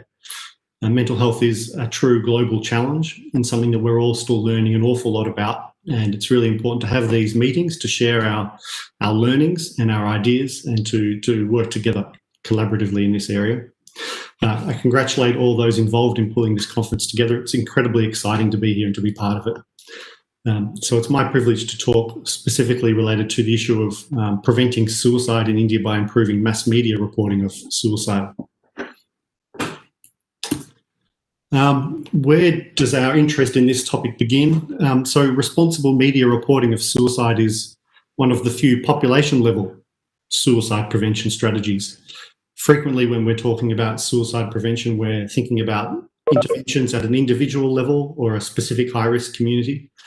But this is an intervention that addresses the whole population. And the starting point has typically been concerns, as Secretary Gamlan quite rightly pointed out at the beginning, concerns around copycat suicides or imitation suicides. There's been over 100 ecological studies across several countries showing that when we have sensational or overly descriptive media coverage related to suicide events, this can result in some copycat suicides, and that can occur both with non-fictional media and also with fictional media. We've certainly had some evidence around the recent TV series 13 Reasons Why, which has been quite interesting, but there's quite a lot of evidence for both forms of media. Social learning theory is one of the things that helps guide our thinking in this space, and it really is suggesting that media can reinforce suicidal behaviours by presenting them as glamorous or honourable or even inevitable, given a specific set of life events, and can also normalise suicide as a response to distress. Here's an example of a kind of imitation phenomenon. This is from the country South Korea. It's a celebrity suicide instance of an actress. And at the time of that suicide, media reports related to suicide surged. There was approximately 40% of reports giving a detailed description of the suicide method, which in this case was hanging. And deaths by hanging increased by 150% in the 4 weeks after this series of media reports. This is just one example of many, and this is a particularly dramatic one. But just to try and graphically show the importance of how media is covering suicide, it's incredibly important. Media can also have protective effects. So media can report in ways that might reduce suicide rates in the population. Evidence is there that suggests that media reports of people who have what we call mastered a suicide crisis are associated with reductions in suicide rates. And by that, we really mean where we report on people who are drawing on their internal resources or external resources or coping strategies and strengths to avoid progressing to a suicide attempt. This helps other people in similar situations to learn that it's possible to cope with suicidal thoughts and to seek support. So there's some good evidence emerged around that recently. And just briefly on that note, I just want to highlight that media really focuses very heavily at the pointy end of the suicide continuum, which is obviously suicide deaths or suicide attempts. But the majority experience in the population is actually having suicidal thoughts. We don't hear an awful lot about that. And we certainly don't hear an awful lot about people's ways of coping with those to avoid progressing to an attempt. And I think that's an important area to address moving forward. So there are some other concerns, and I won't spend long talking about them, but specific suicide methods can be disseminated via media reports. Sometimes media can give very simplistic kind of narratives around what's caused a specific suicide when it's quite a complex phenomenon with a wide variety of issues at play. Media can systematically choose which suicides to report on, and that can affect the way the public understands who is impacted by suicide. Reporting can influence attitudes in terms of stigmatising attitudes related to suicide, which may in turn reduce help seeking. And in response to these concerns and several others, the World Health Organization developed guidelines for media reporting on suicide, and many other countries have since developed their own guidelines. So we've been doing some research, reading a lot of newspapers, a lot of suicide reports. It's not a job everyone would like to do, but we've certainly learned a lot through doing this, and we've published several papers on this and several more to come. If anyone's interested, they can contact me directly and I'll share papers with them. That's just some highlights from some of the results. We're finding in India a very high frequency of media reports of suicide attempts and deaths, particularly deaths. For example, with newspapers, we're finding an average of one report on a suicide event per day per newspaper, which lent us towards describing this as a daily diet of suicide news that's being given to readers of newspapers. And obviously, it's not just newspapers. The reporting is largely led by crime reporters, specifically because they get the information from police. But of course, when it comes to other more broader conversations around suicide, you get other reporters involved. Low adherence was there in terms of most aspects of the WHO guidelines. So things like mentioning the suicide method is very common and giving quite a bit of detail in the method as well. Or single cause explanations for suicide is quite frequent as well. We found less than 1% of reports that focus on someone who was suicidal but found a way to cope. So you can see the bias very strongly towards the pointy end of that suicide continuum. The connection between suicide and mental health problems is relatively infrequently made, and only 2.5% of media reports generally giving details around specific suicide support services, which is something that could be addressed rather easily. We also found suicides involving women, young people, students and farmers are all very important risk groups, but overrepresented in media reports relative to the rate it occurs in suicide statistics, which raises the question, which types of suicides might the public not be hearing about? And what influence does this have on their awareness of who's impacted by this issue? I won't spend time talking about this, but we've done a lot of qualitative work with journalists as well to capture their experience and to hear about the cutthroat media industry and the pressures that they're under and how that influences their reporting. I thought this might be more topical and interesting to talk to. We have a paper that's just been accepted into World Psychiatry, which is going to be out early next year. And it's related to a celebrity suicide in India. I'm sure everyone listening is familiar with Sushant Singh Rajput, the Bollywood star whose death was widely covered as a suicide back in mid-June during a period of lockdown. Media reports identifying hanging as the method, but there was also some reports identifying the actor struggles with depression and more generally about suicide prevention as well. And we were interested to see, because there's a delay in terms of getting access to suicide data itself that might not be coming out for quite some time, we were interested, what could we be doing to see what effect this might be having on the population? So we looked at whether or not there was a change in the types of Google search queries people were making. What were they typing into Google search related in terms of search queries related to suicide? So we looked at the 3 weeks following the suicide compared it to the 2 preceding years. So we saw extremely large increases in concerning Google search queries, things like how to suicide, how to hang, commit suicide. And interestingly, we also found some increases in potentially helpful search queries. So things like suicide prevention, suicide helpline, antidepressants and psychiatrists, all those search terms also went up. So we kind of see that this event has had some very concerning effects in the population. We don't yet know if that would necessarily translate into increased deaths. Of course, we're naturally very concerned about that. But what we do know is that it's had an influence on the way people are putting searches into Google for that period of time, 3 weeks after the event. And we can also see it's quite complex. It's not just a negative phenomenon. There's also potentially positives around some of the media reporting too, which comes back to that point that it's not just about concerns, it's also about harnessing ways to have helpful effects. Just to wrap up quickly, just talk about the importance of this issue during the COVID-19 time. Obviously, we've got heightened vulnerability in all our populations globally. It's a really important time for responsible media coverage. I think we have observed some increase in media reports of suicide deaths attempts during the pandemic in India, but it's unknown if that's necessarily related to increases in deaths in the population itself. So look, it's a really important time at the moment to be connecting the population with support services. We've heard a lot about Kieran, the great new helpline that's been set up for the department. I congratulate Mr. Geller and the department on setting that helpline up, and I'm looking forward to visiting when I next come to India and finding out more about it. But the media can also report on stories of people coping with suicidal thoughts, with giving messages of hope and resilience, as well as raising awareness around suicide prevention and mental health. So in the interest of keeping to time, I'll conclude at that point.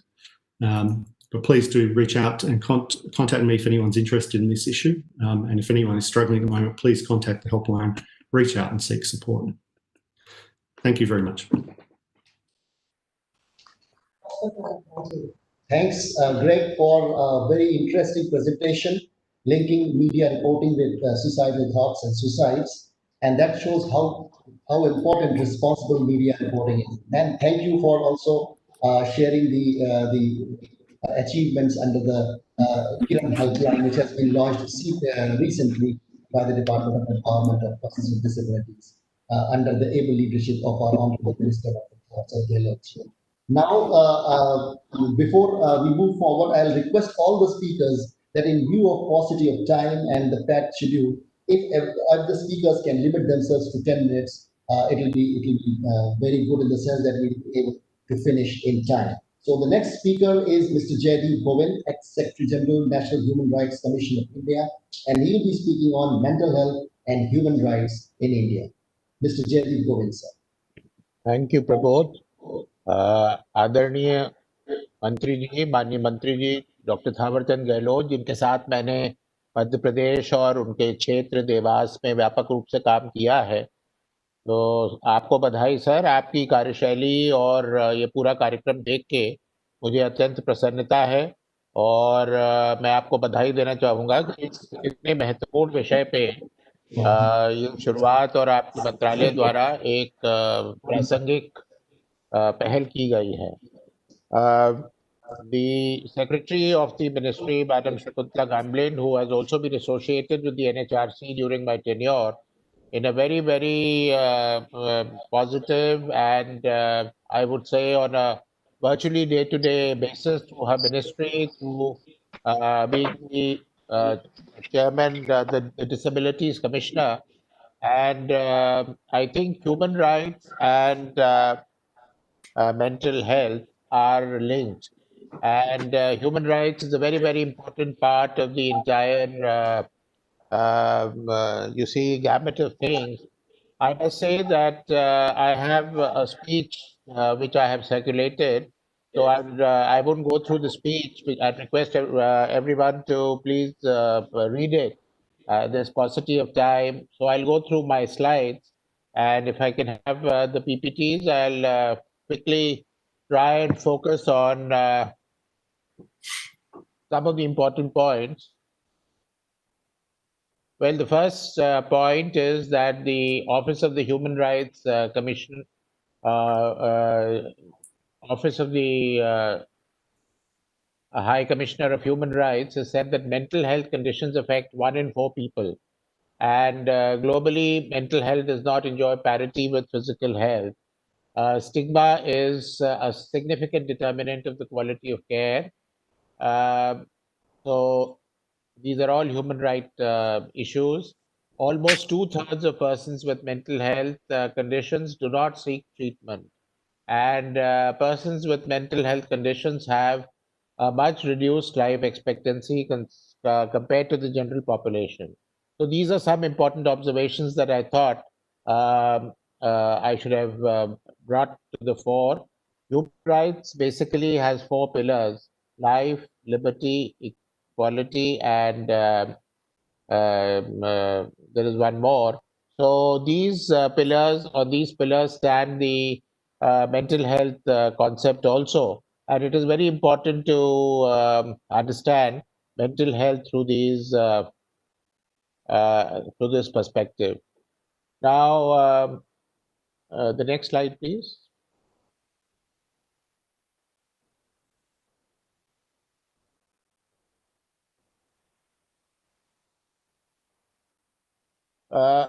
Mental health is an inclusive right, and it extends not only to timely and appropriate health care, but also to the underlying determinants of health. Access to water, sanitation, healthy working conditions, health-related education, etc. And those suffering from mental health are the worst affected. We all know that in the rural areas, in the poverty-affected parts of India, it is these mental health persons who suffer from access to all these facilities. And there are two freedoms. There are both, it contains freedoms and entitlements. Freedoms include the right to control one's health, including the right to be free from non-consensual medical treatment, and entitlements include the right to a system of health protection that provides equality of opportunity for people to enjoy the highest attainable standard of health. This is the UN HRC points, which I've quoted from them, and it's important. Now, it is a broad concept that can be broken into more specific entitlements, such as right to maternal, child, and reproductive health, healthy workplace, natural environments, prevention, treatment, and control of diseases, including access to essential medicines, access to safe and potable water. We feel and find, and in the Human Rights Commission of India also, it was felt that those suffering from disability, mental health are the worst affected, and they have problems with these issues. Next, please.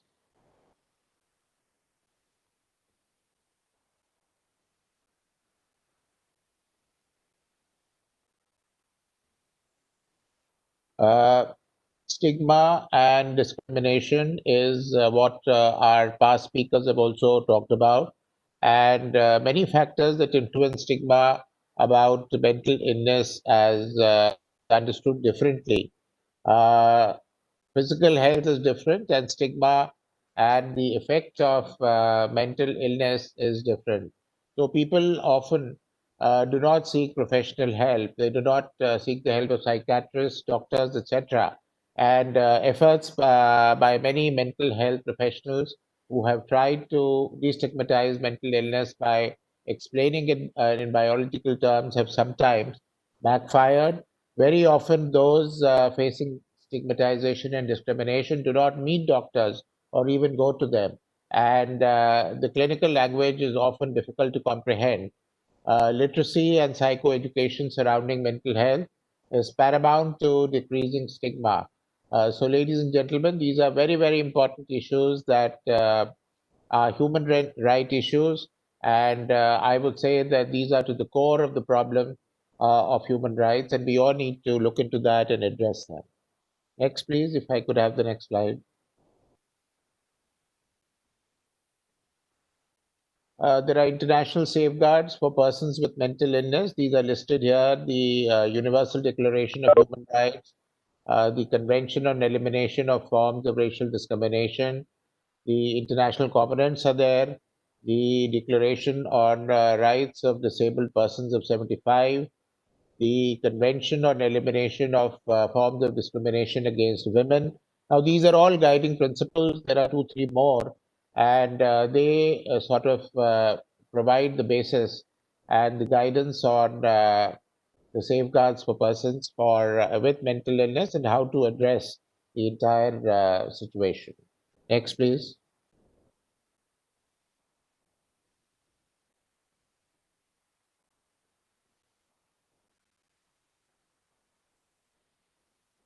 The convention, there are more. The Convention on the Rights of Child, International Conventions on Protection of Rights of All Migrant Workers, the UN Principles of the Protection of Persons, the Declaration, the Caracas Madrid Declarations, etc., and the UN Convention on the Right of Persons with Disabilities, which is most important.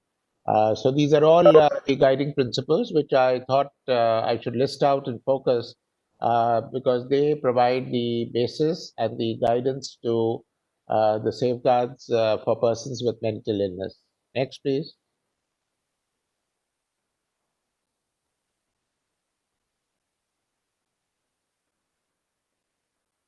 The SDGs or the Sustainable Development Goals are important. I have listed a few of them that pertain to the issue.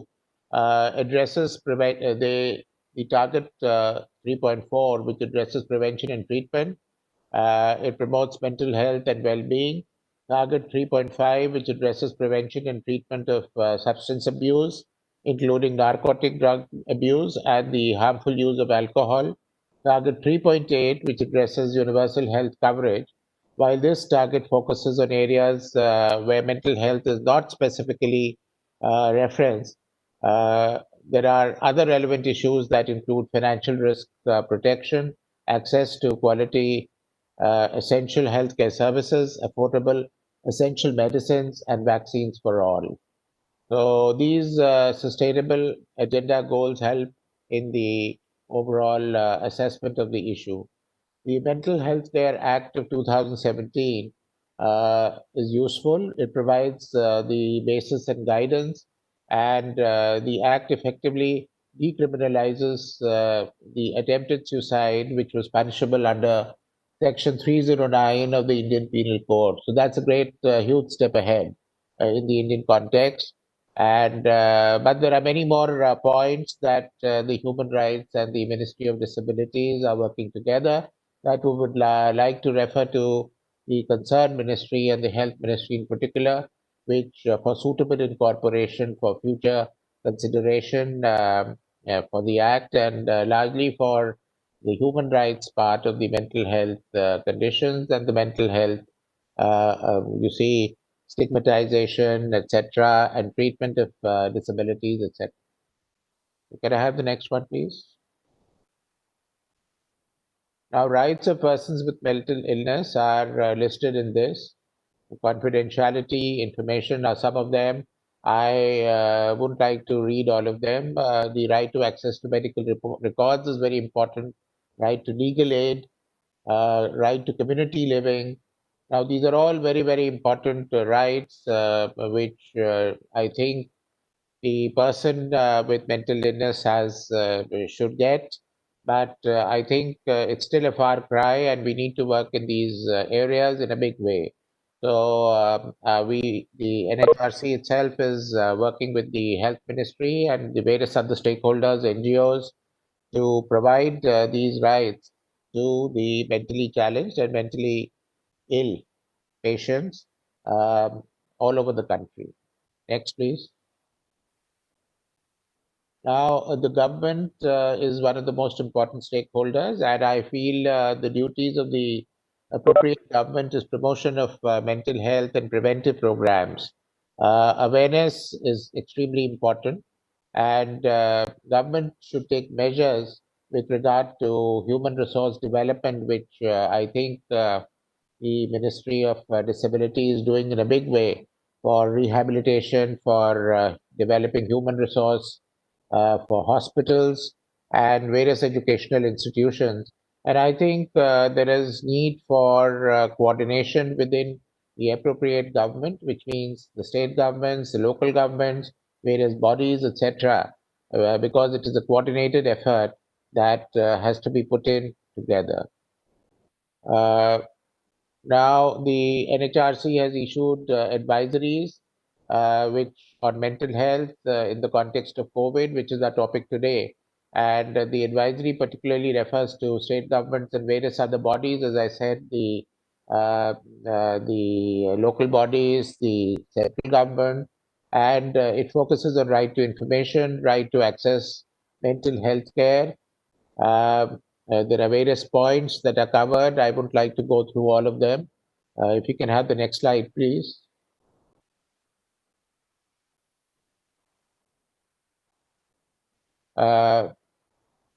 It focuses on treatment facilities, the right to protection from cruel, inhuman, and degrading treatment, the right to confidentiality, the right to dignity, and restricting release of information. Now, it is very important for the NHRC to have sent these advisories to everybody because there are various complaints that pour in. And it is the job of the NHRIs, NHRC India being the largest that in the world, where complaints are addressed and the patients are heard, notices are issued to the various authorities in a very systematic manner, and compensation and corrective action is recommended. So we add on to the entire effort of the governments and the various non-governmental sector, and the NHRC is functioning quite uniquely in that fashion and providing relief to millions all over the country. Now, can I have the next slide, please? The last slide says that promotion of mental health preventive programs, awareness is the key, and the right to make complaints and deficiencies, as I said, that in case there are any complaints, any problems that individual face or groups face, they could refer it to the NHRC, of course, the ministries, and there are other redressal bodies for redressal, like the state government and various other institutes, etc. But the NHRC does give cognizance, and it's a very effective body where almost 100% of the complaints are addressed and also adhered to by the state and central authorities. So with that, I would wind up, and I would thank the Honorable Minister. I would thank the Joint Secretary for inviting me, and I thank all the learned speakers and participants today who have contributed in a big way to the conference. Thank you very much.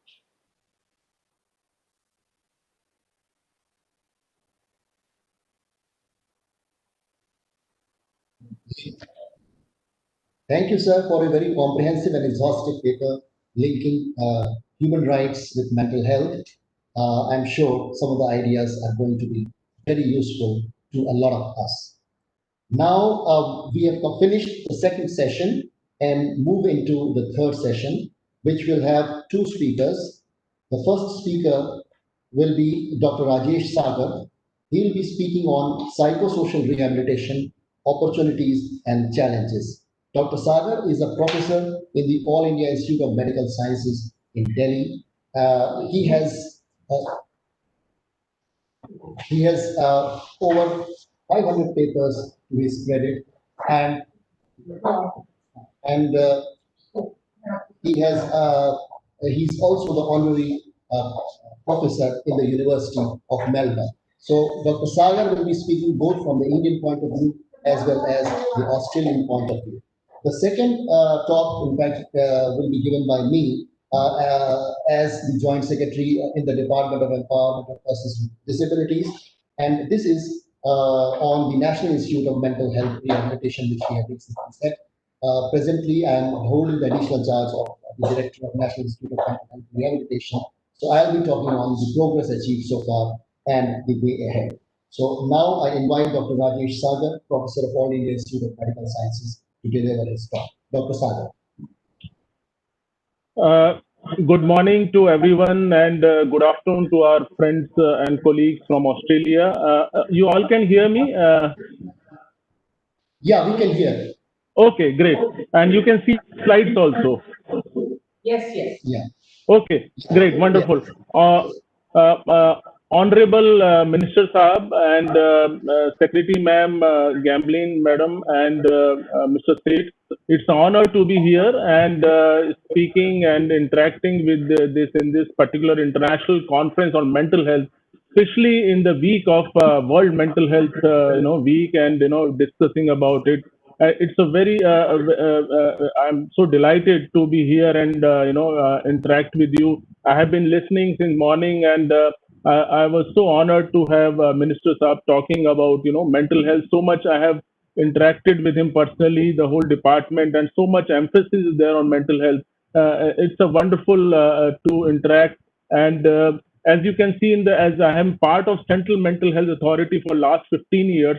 As per the Mental Health Act, and we were the one who introduced the insurance scheme in our CMHA, Central Mental Authority, and also have the introduction of involvement of having of Ministry of Social Justice Empowerment person for that. So it's a very important occasion, and I will just take few minutes and I will quickly go through the slides.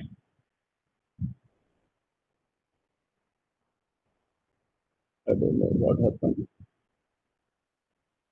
Okay, so I just want to start because I have a great links with Australia for many years. I think since I was working with ministry, so I was the chairman of the technical committee of India-Australia Community Mental Health Development Projects by Ministry of Health and Family members for 2013 onwards, and we have wonderful interaction with the whole team of University of Melbourne, few faculty. They had come to India, and this was a community mental health project. And we have few meetings with the Indian component, Australia-India office, and also a few meetings in our High Commission office.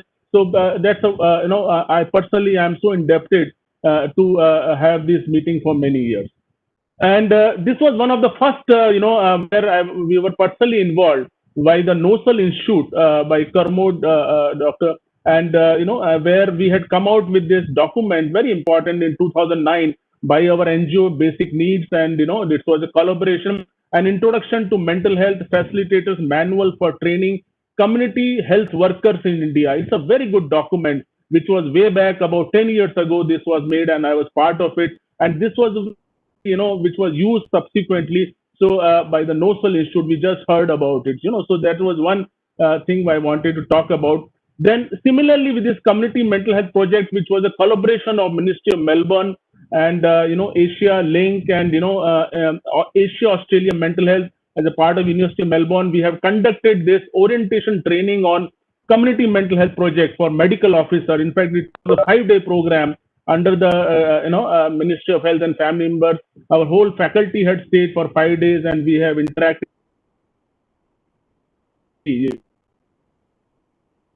Project community, because we understand that Australia has a very good community mental health program, and that is why the interaction was there. And we had come out with this important publication, PubMed, and you can see the Chi is the first author. He's a faculty, he's a University of Melbourne psychiatrist, and also Julia Fraser, you can see they were part of. Rest of us, we were there, and we had come out with publication integrating mental health into public health, the community mental health development project. So these were some of the important developments. There are many, but I'm just talking of, and this already Craig Jeffrey has talked about that. I was a speaker in this Australia India Institute way back in 2016 April, and the topic I gave my lecture, it was attended by many people, and I got a lot of calls later on reducing the burden of mental disorder perspective from India. It was a packed house, and I am so indebted in this regard. It was a part of academic faculty by Department of Psychiatry, University of Melbourne. So these are some of the few interactions. So I want that I'm so happy, and in a way, Indo-Australia collaboration where mental health is an important agenda. I know our institute is also working the trauma care also with the University of Melbourne and other universities of Australia. Now, coming to the topic, I think I will just briefly go through because psychosocial rehabilitation, since I am part of this National Institute of Mental Health Rehabilitation also. Psychosocial rehabilitation, I think, undergoing change in the sense of refinement with the kind of evidence which is coming up, which is so important in the sense that a lot of efforts are being made through family members and the client for there is acceptance with regard to integration recovery model, and which is important in the sense that how it has transformed over the years, I think, and the role of family members is so important. Now, of course, the biopsychosocial model is at its core when we understand the psychosocial rehabilitation. Now, at the same time, what we need to know that mental illness have to reach optimum level of functioning and independence, because in our clinical practice also we believe that sometimes symptom may be there, but how we can improve the functioning and independence is so important, and that is what we try to emphasize on. And it has gone over the era of custodial care to the birth of rehabilitation in India. I think that is what is important when we talk of psychosocial rehabilitation, and we are going away from decentralization, and that is why the importance of psychosocial rehabilitation is so much and there is opportunity to work and live in the community, I think, which is so crucial. And of course, the impetus, it has to be overall, that is cognitive, emotional, social, and environmental needs of a person. And the focus again has drifted from the illness model to the more of a functional model, that is a functional disability. And since the topic is on challenges, so of course there are some challenges at different levels. I will just touch briefly on, of course, scarce resources is one of the important things, which is an important challenge. Irregular follow-up, again, because of financial instability, because of a daily age earners, they have to lose a one-day salary to even to attend a hospital. So again, these are some of the important things that we need to consider whenever we are looking at the psychosocial rehabilitation part. And of course, there is always a blow to the financial resources. There is high conveyance charges. People have to travel a long distance. Medication, at times, they are not free. Chronicity of illness, lack of availability of supply of medicine in the government setup also, and sometimes there is no demand, low demand for products at the rehabilitation center. Low job opportunities, of course, there is a reservation, but still a lot of stigma is there. We know that, there are problems in that. There is inhibition by family members also and the caregivers, there is also there. Over involvement or criticism also is there, which again lead to relapse. Staff is very few, but some they are there. There's overburden is there, burnout, paucity of trained personnel. Follow-up again is a problem. And some of those community-based program rehabilitation looks ideal, but the implementation, such a huge country, it's difficult. That's what we need to understand. Rehabilitation services are offered in our own country in India in a very, very few centers, which are not in many places. They are there only the major institute, the full quality of psychosocial rehabilitation is provided. And some of those findings, they are not necessarily replicable, which are they are done in the ideal setting, because we know that sometimes, and that is why some of the evidence-based guidelines, which are then high income or developed countries, they are not implementable in our setting because of lack of infrastructure, staff, and other resources. So these are important challenges that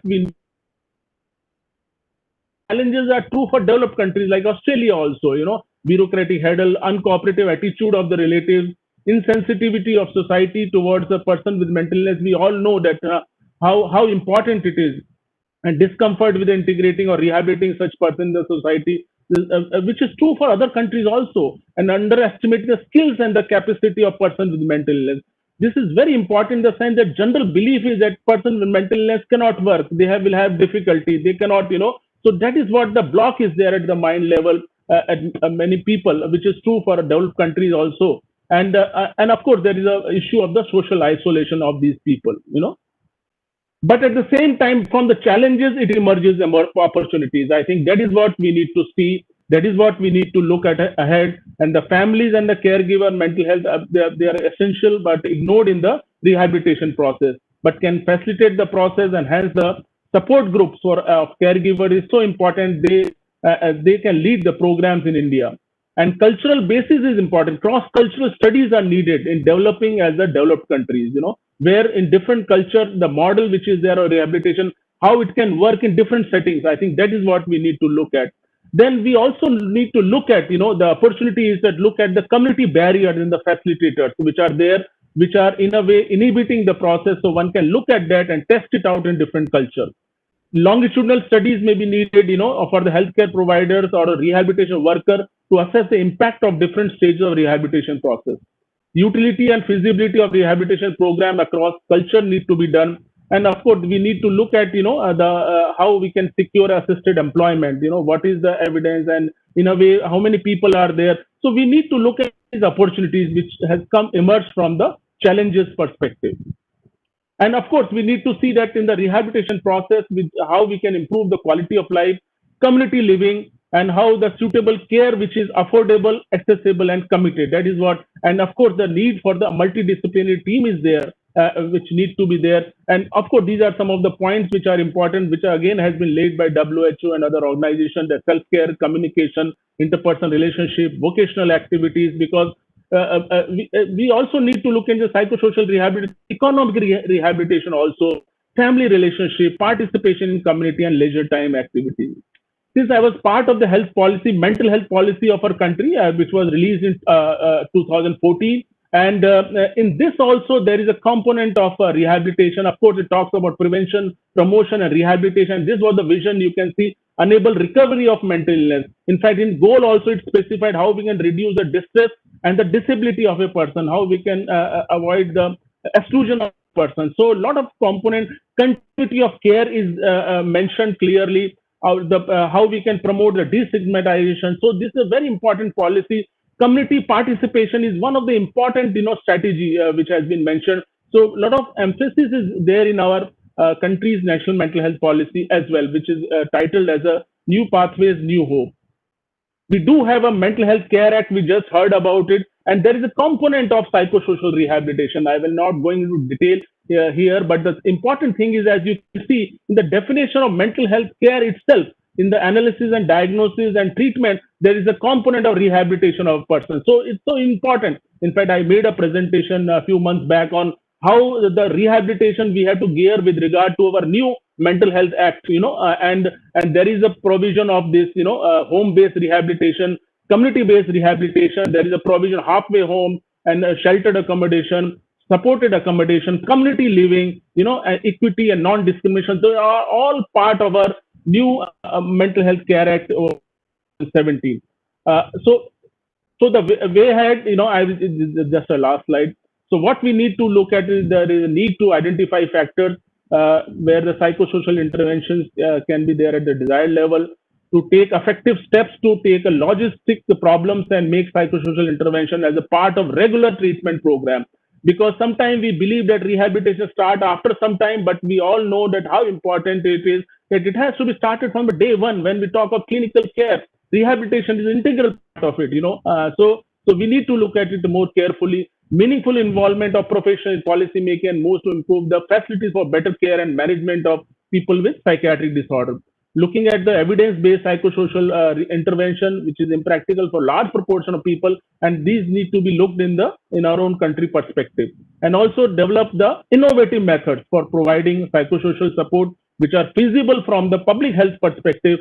Looking at our new Mental Health Act, Mental Health Care Act. So I think since we are going to have our new institute, that is National Institute of Mental Health Rehabilitation, we'll hear Mr. Seth talking about it. So in this context, it becomes so important. It's a very an important time to have this psychosocial rehabilitation with regard to mental illness in our own country. And we can learn a lot from Australia. And it can be a lot interaction we have been having for almost more than a decade now.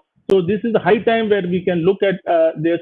And I would thank personally to all of you, all our members in Ministry of Social Justice Empowerment to have this important integration. Thank you so much, and lovely to have your feedback, and we can interact further. Thank you, everyone. Thank you.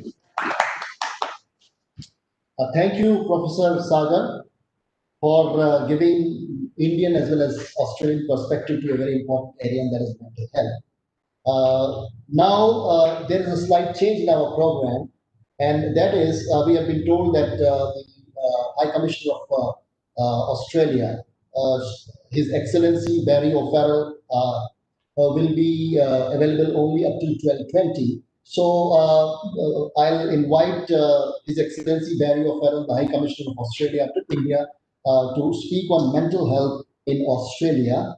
And after that, Secretary, Department of School Education and Literacy, Srimati Anita Karwalji will be speaking, because she also has a very tough, very tight schedule, and she may not be available after 12:30. So the next two speakers will be the High Commissioner of Australia to India, who has been working as High Commissioner since February of 2020, and prior to this he was in the Parliament of New South Wales from 1995 to 2015. New South Wales, which accounts for 1/3 of the gross domestic product of Australia. So over to His Excellency.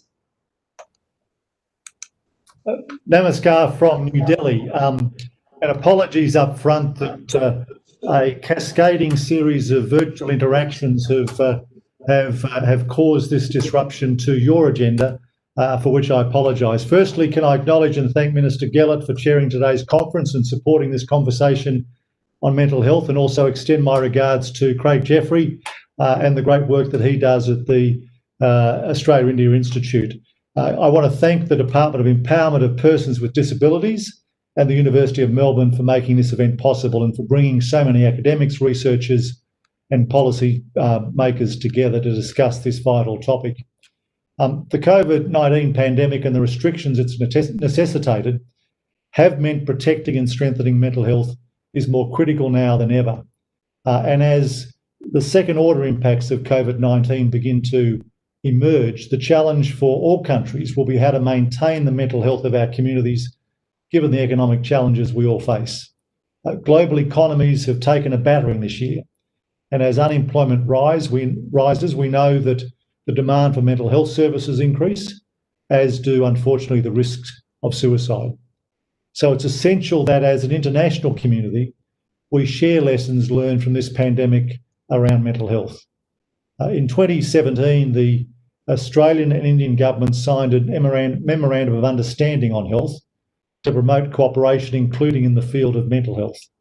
And the MOU identifies knowledge exchanges specifically as a way of bolstering cooperation.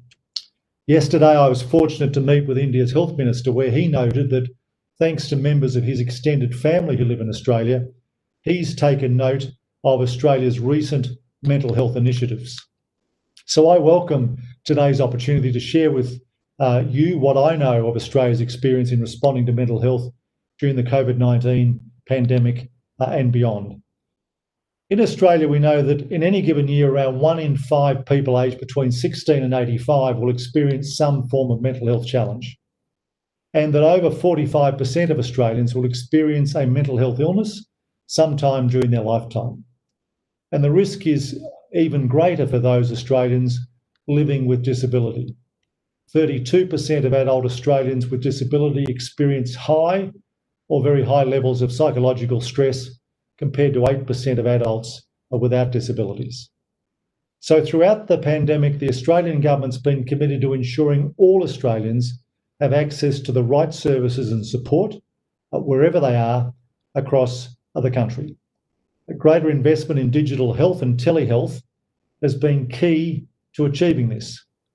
In April, the Australian government introduced a new universal free of charge 24/7 support service designed to help people through the pandemic by assisting to address fears around the virus, financial stress, family stress, anxiety, and loneliness.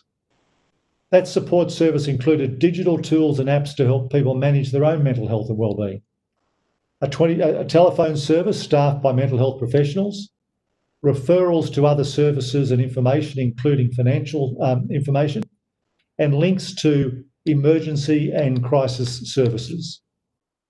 During the pandemic in Australia, we've seen the importance and benefits of digital and telehealth-based services and the flexibility they provide, as well as the protection they afford to health professionals and patients in a world of potential exposure to the COVID-19 virus. These services also provide improved access to mental health support for Australians living in regional and remote areas who may otherwise have had to travel great distances to access similar services. And they can also offer many advantages to people with disabilities by making healthcare more accessible. In addition to expanding telehealth and digital health services, the Australian government also established 15 dedicated mental health clinics across the state of Victoria during the second wave of COVID infections, which it recently experienced. In total, since March, the Australian government has invested over $160 million, or 860 crore rupee, in mental health as part of its COVID-19 response effort. But improving mental health, as we all know, doesn't have a finish line. So what's next? To address mental health and wellbeing after the pandemic, as well as during the current crisis, Australia developed a national mental health pandemic response plan. Key challenges it identified included improving data collection by monitoring demand for mental health services and understanding the rate at which patients are recovering from mental health illnesses, providing enhanced support for vulnerable groups to protect the mental health of those most at risk, and improving connections between health services to ensure people can receive mental health support when and where they need it seamlessly. Looking further ahead, the government also commissioned a report by Australia's Productivity Commission.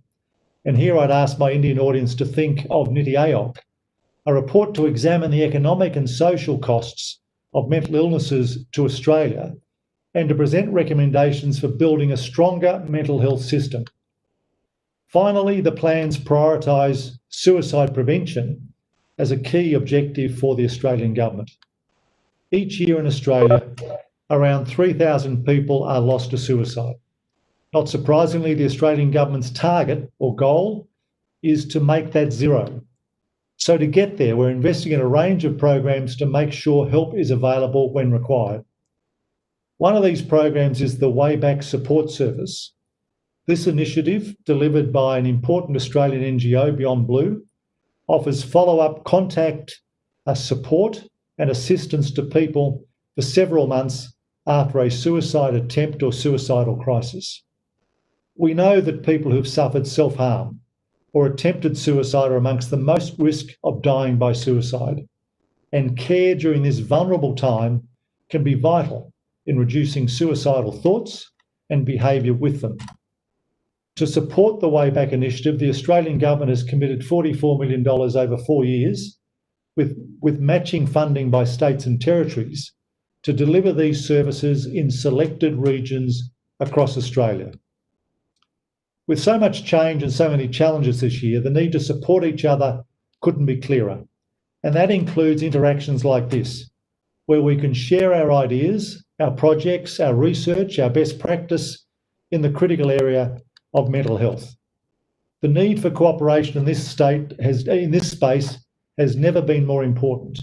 And I thank you for all your willingness to participate today, to share your learnings and perspectives so that both our countries can better tackle the scourge of mental health, which is, as we know, has peaked during this pandemic. I congratulate you for your efforts every day, but particularly I thank you again for participating in today's forum.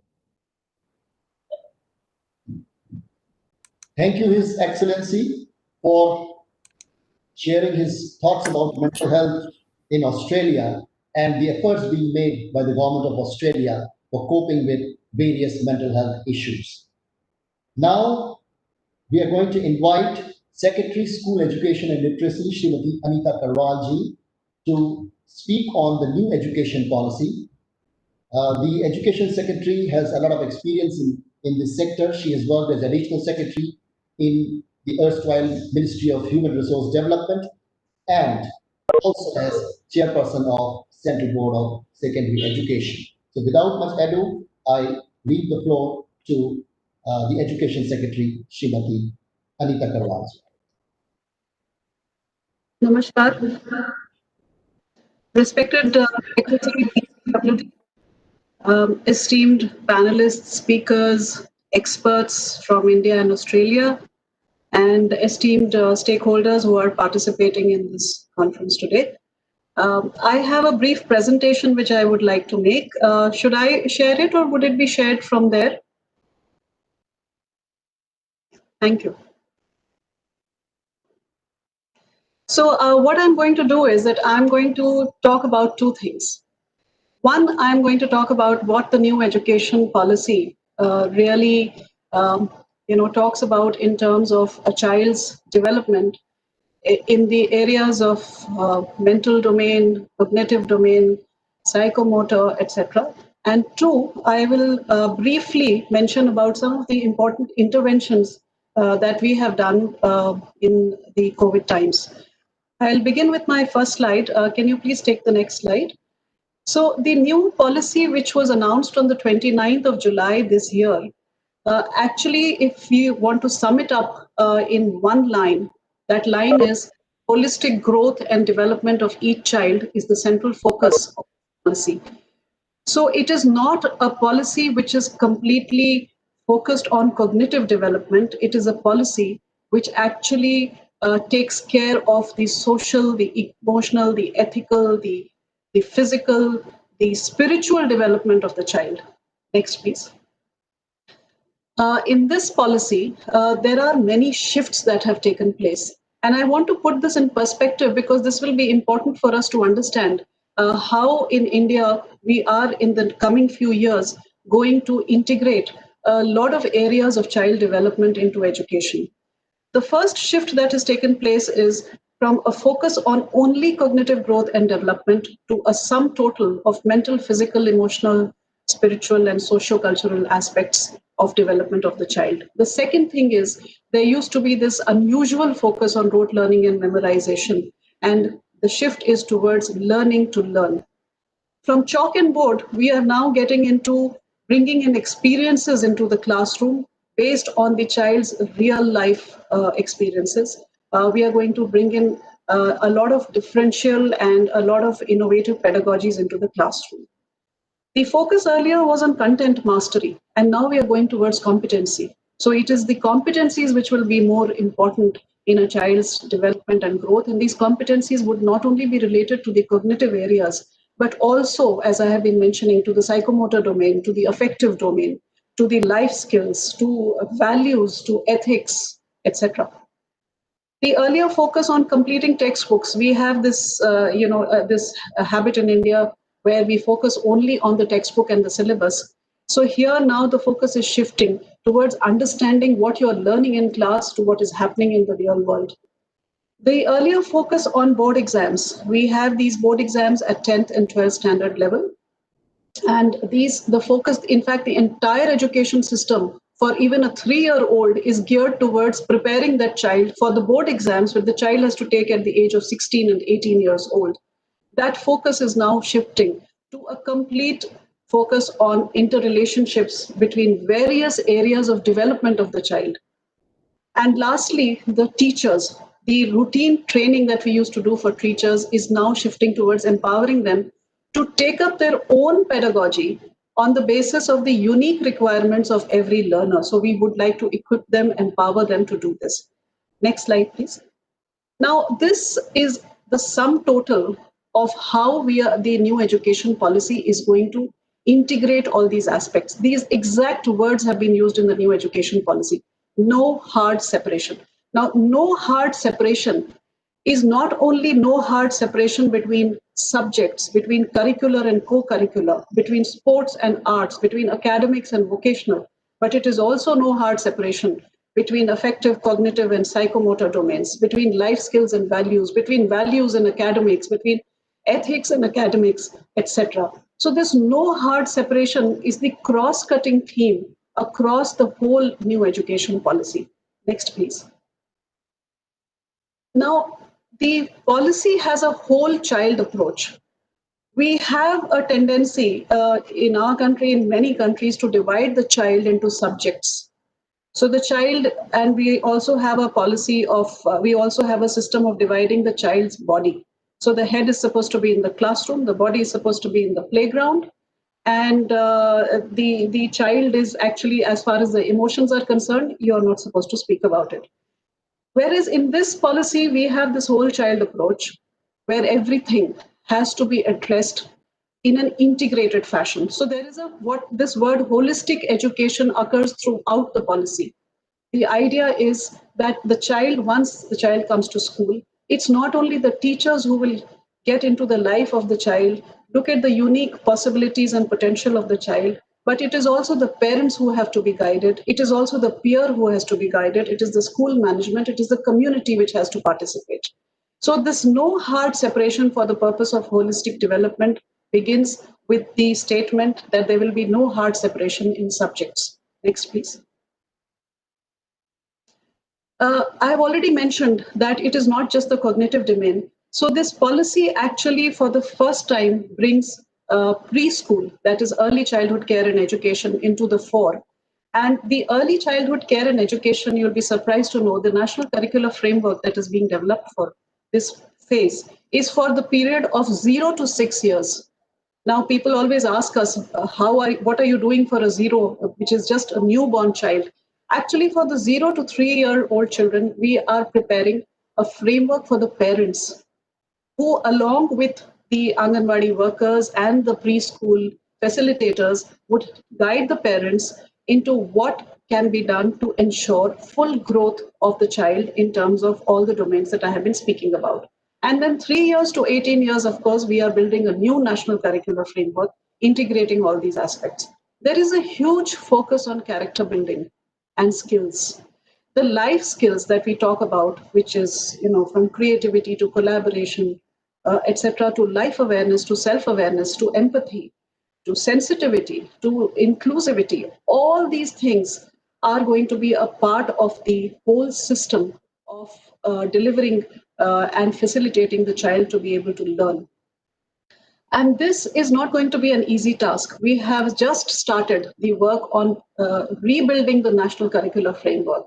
We are doing a lot of consultations even for preparing the national education policy. We went through 5 years of consultation. We went down till the grassroots. In fact, 250,000 local bodies and the community members of 250,000 villages and cities were consulted for this. Even after the policy came out, how it should be implemented, we went back to consult our stakeholders, and we have got 1.5 million suggestions, each of which is being analyzed now, and several of them are now going to feed into our implementation plan of the policy. Next, please. Now, in this whole child approach, the curriculum is actually the linchpin. And what we realized is that the curriculum is so huge and so much focused on the cognitive area. That is why the policy recommends that the curriculum has to be really reduced. This is the first time that a policy is actually speaking it out and saying that the curriculum has to be reduced to the core essentials to make space for other things in the life of the child. So the child has to have the holistic aspect of development based on inquiry-based, discovery-based, discussion-based, analysis-based, experience-based, art-integrated, sport-integrated learning, etc. And the exams are to be made easier. For a policy to say that exams should be absolutely easy is something which is very, very courageous, we feel. And this policy says it out very, very clearly, that exams are not the focus of this policy. It is the child who is the focus of the policy, and the child's integrated growth is the focus of this policy. Therefore, the pedagogy is also that is being recommended, and we have started training our teachers already on this, is experiential learning, sport integrated, art integrated, and storytelling. And one absolutely new form of pedagogy which India is going to adopt for the whole nation, for all of our schools, it is called toy-based pedagogy, in which we are actually mapping the toys of India, the indigenous toys, mapping what kind of skills and competencies can be derived from those toys. And we are going to introduce them into classrooms from 3 years to 18 years, including board games, electronic games, puzzles, etc. The idea is to use these toys not only for a lot of collaboration work, but also for mathematical thinking, promotion of scientific temper, etc. Next, please. Now, in this approach, teachers, as I have already mentioned, would be the linchpin, and the teachers, the training becomes really very important. And we have already initiated training of our teachers through the online mode. Because of COVID, we were forced to go into the online mode, and we are so proud to say that it is actually the teachers are actually lapping it up because they find it much easier to undergo training anytime, anywhere. One of the very, very important aspects of this policy is the holistic progress card. Can you imagine an entire country of 250 million children who will actually have a holistic progress card, which would be given to them every 6 months? This progress card will reflect their progress, yes, in the cognitive area, but also in the affective domains, in the psychomotor domain, in the life skills, what kind of values the child has, what aptitude the child has, what is the unique potential of the child. And this holistic progress card would be based on artificial intelligence. When the child leaves the school at 18 years, this progress card will be available in the digital locker of the child, and anybody, any employer can actually see all the unique potentials of the child that the child has developed, and cognitive domain is not going to be the focus of this. This is based on self-assessment, peer assessment, teacher assessment, parent assessment. Next, please. Now, coming to the COVID challenge, India is a very, very huge country. And in fact, this country is equal to several countries put together in terms of population, the child population itself, the student population of India itself, is close to the entire population of America, of USA. So you can imagine what we are talking about. So 248 million students are there in this country in the school age going group, and I'm talking about 6 to 18. I have not included the 0 to 6 here. There are 1.5 million schools in this country and almost 10.5 million teachers. So when we look at this wide scale, and this is a place where we teach in more than 40 to 50 languages, the medium of instruction that I'm talking about is more than 40 to 50 as of today. We have 1,642 dialects in this country. So even though the medium of instruction may be 40 to 50, the dialects are several even in the classroom. We have remote areas, we have tribal areas, we have hills, we have mountains, we have rivers. So the diversity and the challenge and the geography and the logistics, everything is huge for us. Therefore, the concerns obviously are also very huge in this COVID times. We are very concerned about the mental and physical health of the children. There has been a huge learning loss. There is instruction loss and a huge learning loss. We cannot expect the child to be able to cope very easily with the learning now. And there has been some amount of burnout of teachers as well as parents because the sudden oncoming of the online learning process and teaching process. It was something which our teachers were not prepared for, our parents were not prepared for. And in the process, there has been some amount of burning there as well. Online learning, we have a lot of issues. We have issues of access and connectivity and teacher capacity, etc. And as I mentioned, languages. So we went around with a lot of interventions, and of course, we initiated the interventions with cognitive interventions. But in the cognitive interventions, we ensured that the mental health of the child is taken care of. A very interesting intervention that we have done is called the alternative academic calendar. So you've just put your textbooks aside. Our National Council of Educational Research and Training came out with this calendar wherein the skills and the competencies are taught with the processes and with experiences that the child has at home. I'm giving you a very simple example. A class 3 child, for example, has to learn has to be initiated into history. The child is asked, why don't you make a family tree, a history tree of your family and submit it online or through physical submission. So simple things like that was introduced, and this alternative academic calendar has really caught the imagination of the nation.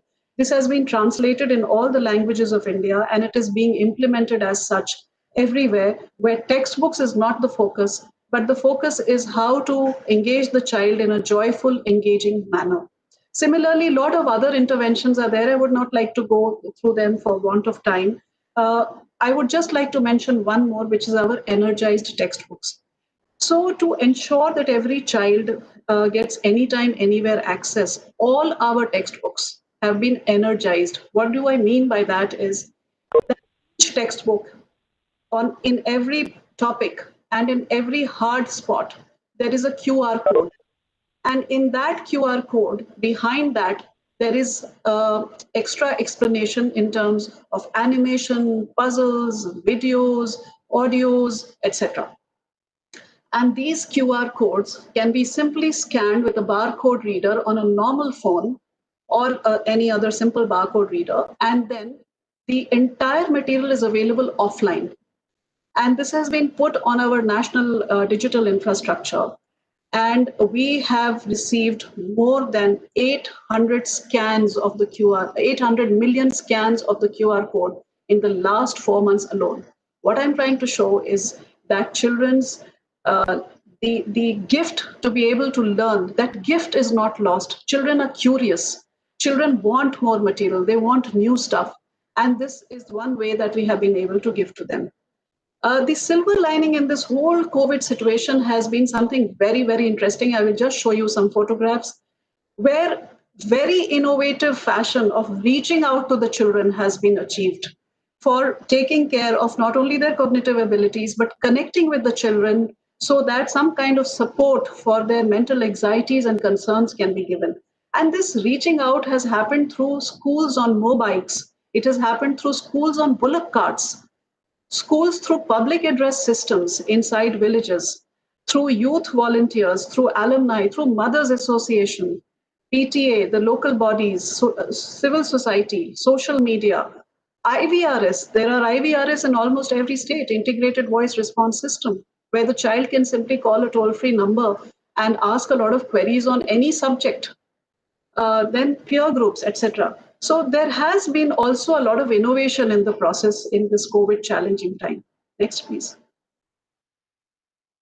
So here I just wanted to show you this photograph. This is of a very remote area called Dumka in Jharkhand, where this teacher who you can see standing right in the right at the end near the chair in the left photograph has actually innovated by making these blackboards behind the houses. And this is a COVID time school which is going on. Next, please. These are some of the other schools we are having. So all open spaces, children go there, the teachers go there. Teachers are very, very dedicated. We also have teachers who teach through mobile phones from their homes. So we do not have access necessarily with all the teachers. So they are using whatever resources they have available to them for this purpose. Next, please. So the teachers and the students have both got together, and therefore both of their mental health becomes very important issue for us. It's a huge population. 1/5 of entire India's population consists of school-going students and teachers. And therefore, we are talking about 20% of the population's mental health here. It becomes really important.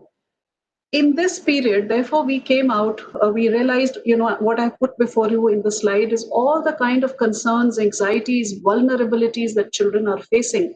We have even come across increased, negative behavior by parents. Sometimes there is violence in the house. All kinds of issues are happening. And where there was no mental health concern, it is coming up in families, and families are not understanding what to do. In my own office, I find, my own staff, I find that there is a change in behavior, there is irritability, there is anxiety. It is happening to all of us. With this background, can we go to the next slide?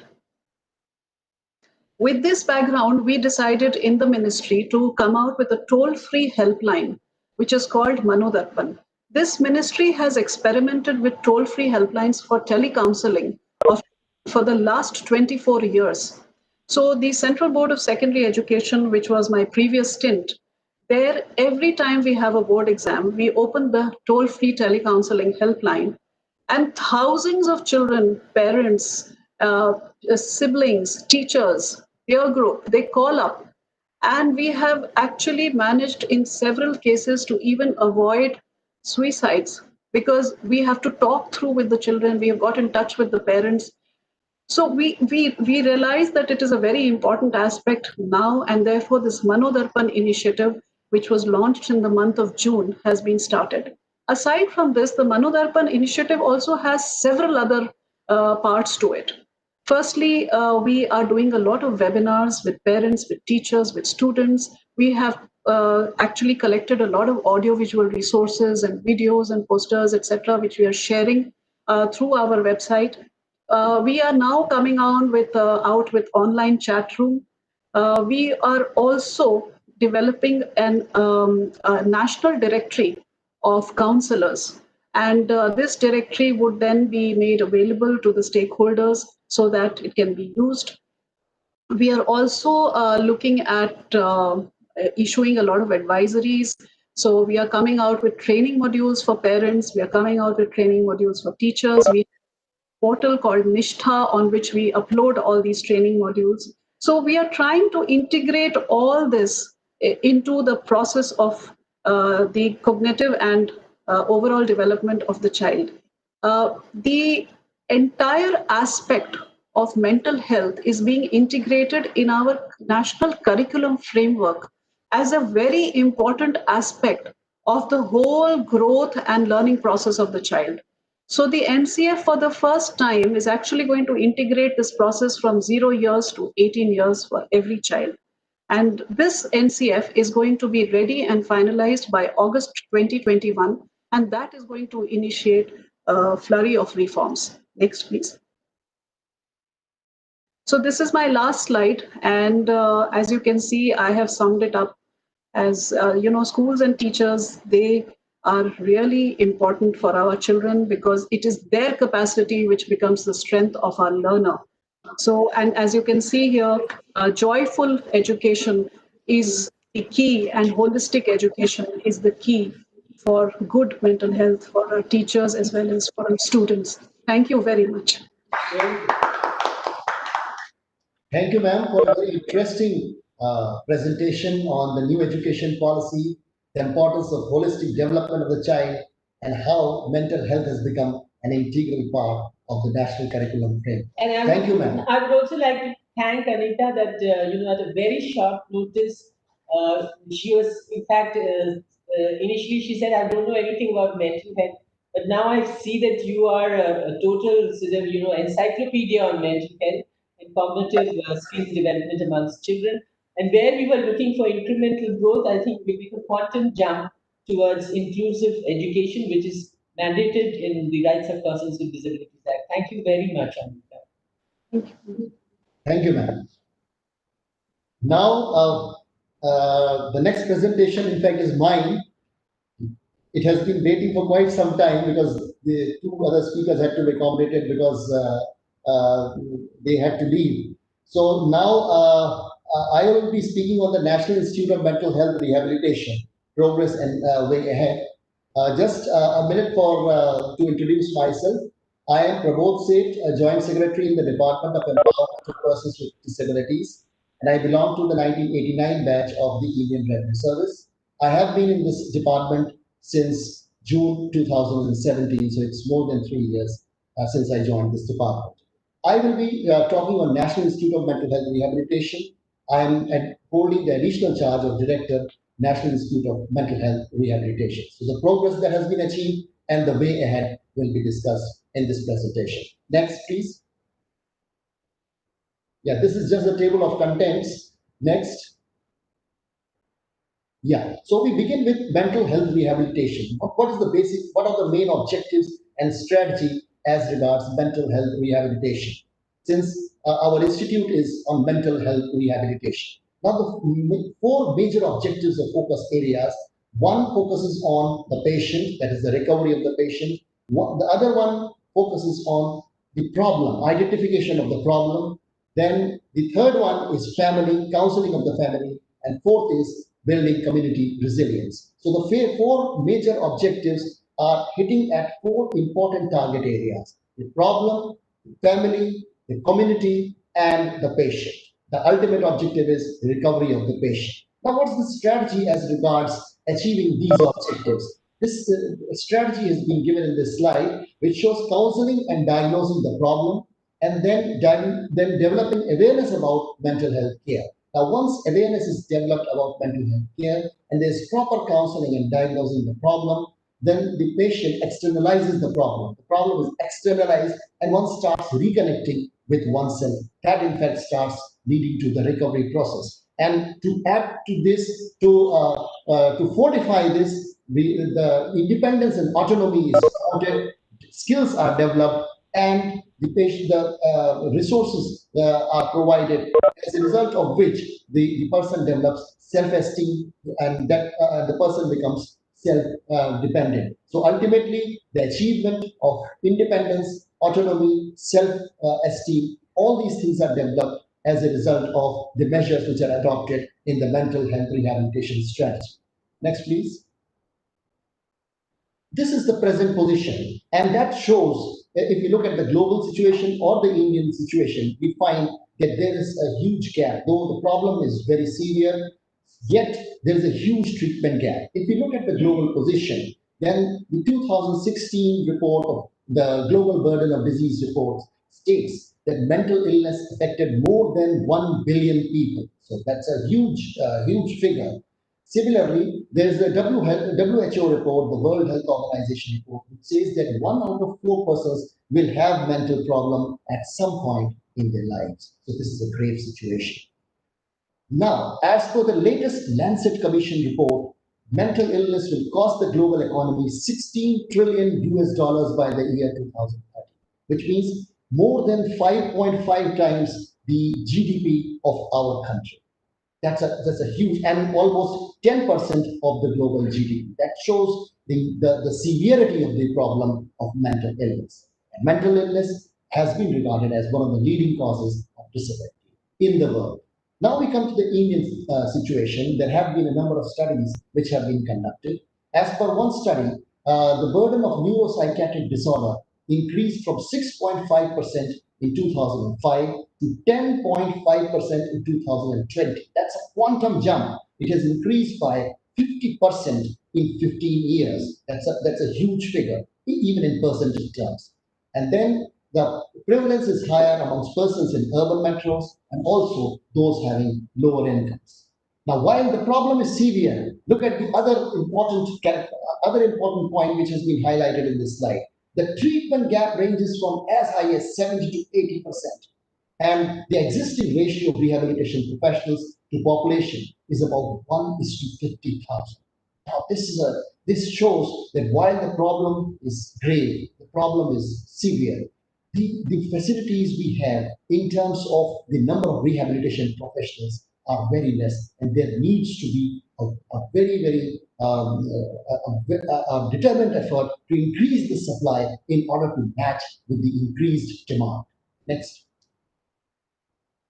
Now, since the problem is grave, and in view of the fact that there is a huge shortage of rehabilitation professionals, the government decided to set up the National Institute of Mental Health Rehabilitation. What are the objectives? The first one is promotion of mental health rehabilitation using an integrated multidisciplinary approach. Now, these words, integrated multidisciplinary approach, are very important.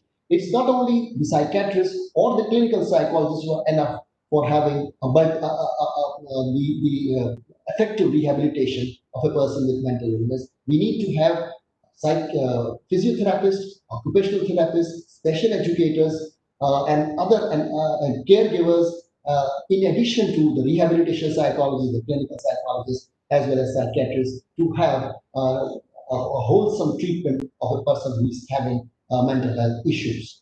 Second, and that's why when I move on to the department, the slide concerning the department, you'll find that we have departments of clinical psychology, rehabilitation psychology, psychiatry, psychiatric nursing, psychiatric social work, physiotherapy, occupational therapy, education, yoga. All the fact that so many departments are being created is because of the fact that we want to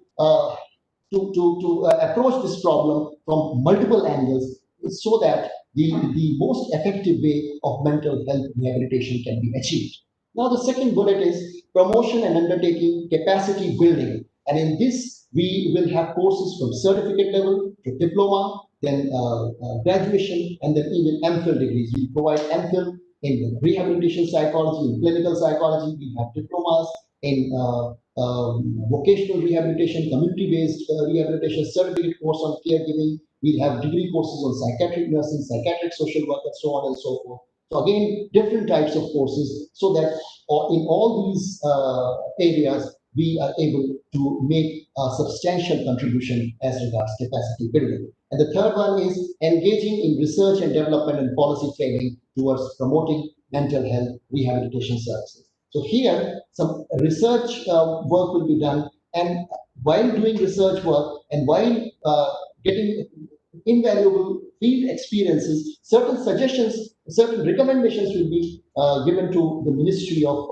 Social Justice, Department of Empowerment of Persons with Disabilities, to make appropriate changes in policy. When we talk of policy, a lot of changes should emanate from what is being experienced in the field. And here, this will be a very good example of the field experiences leading to certain important changes in policy. So this is what we aim to achieve while engaging in research and development and training at the National Institute of Mental Health Rehabilitation. Next, please.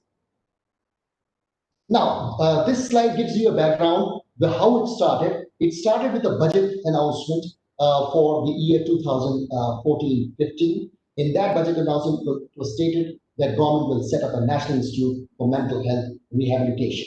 Initially, the institute was to be set up at Bhopal on 2.5 acre of land, but because of efforts made, particularly by our secretary, Mrs. Shakuntala Gamlinji, we got a much bigger land. We got a 25-acre land at Sihor, which is on Bhopal-Indore highway. And now the construction is being undertaken on that piece of land. It's a 25-acre land on Bhopal-Indore expressway.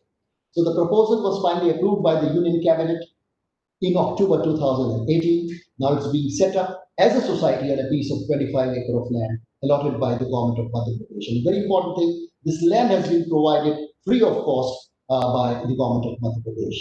The total project cost for the first 3 years is 179.4 crores, which has a recurring component of 51 crores and a non-recurring component of 128.54 crores. Now we will need employees. 124 regular posts and 68 outsourced employees are proposed to be provided to the NIMHR when it is fully functional. Next, please. Next, please. Yeah. So, what is the present status? Institute, while the construction is being undertaken on the 25-acre land along Bhopal-Indore Expressway, the institute has already started functioning from September 2019 in temporary accommodation at Sihor, Madhya Pradesh. You can see the building where the NIMHR is located at present. It's a rented accommodation.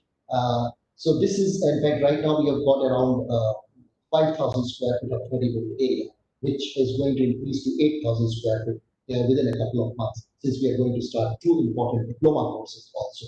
So right now we are having certificate course for caregiver mental health, which started for the year 2019-20 with effect from September 2019. And now we have already got approval for 2 diploma courses, diploma in community-based rehabilitation, that is DCTR, and diploma in vocational rehabilitation, DVRID. This will be started from this year, that is 2020-21. Construction work of the building has already started, which is likely to be completed by March 22. So by March 22, we'll have a full-fledged building on 25-acre of land along Bhopal-Indore Expressway. We'll have the full staff strength, and this institute will be in full steam, where it will start providing rehabilitation services to around 25,000 persons per year. Next, please.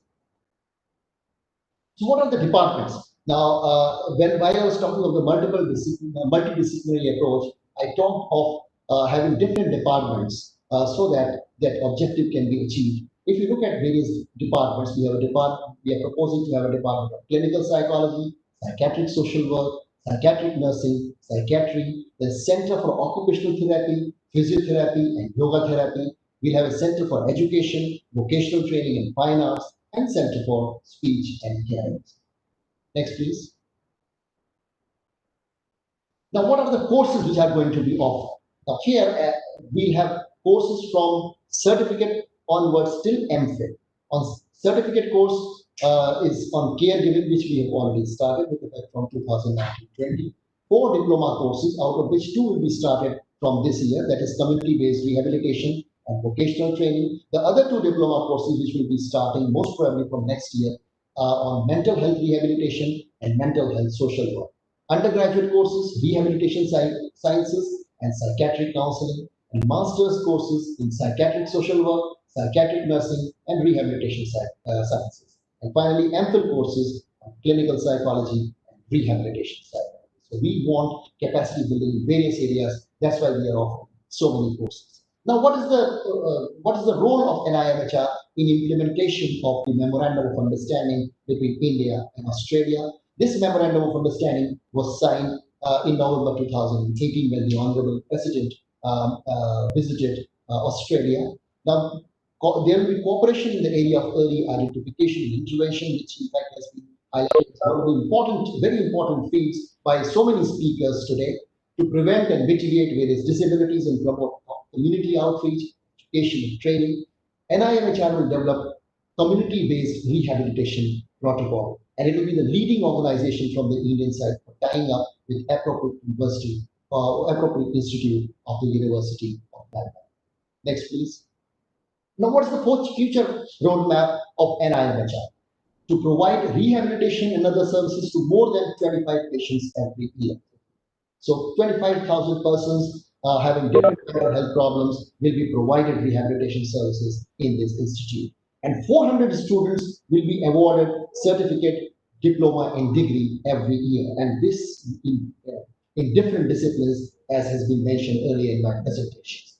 Then promote and undertake training and vocational programs, develop community-based rehabilitation protocol for persons with mental illness, develop standardized awareness material for community sensitization towards enhancing family and community acceptance, develop protocol and guidelines for identification of early signs of mental illness by parents, and undertake advanced research in association with other national and international institutes of repute.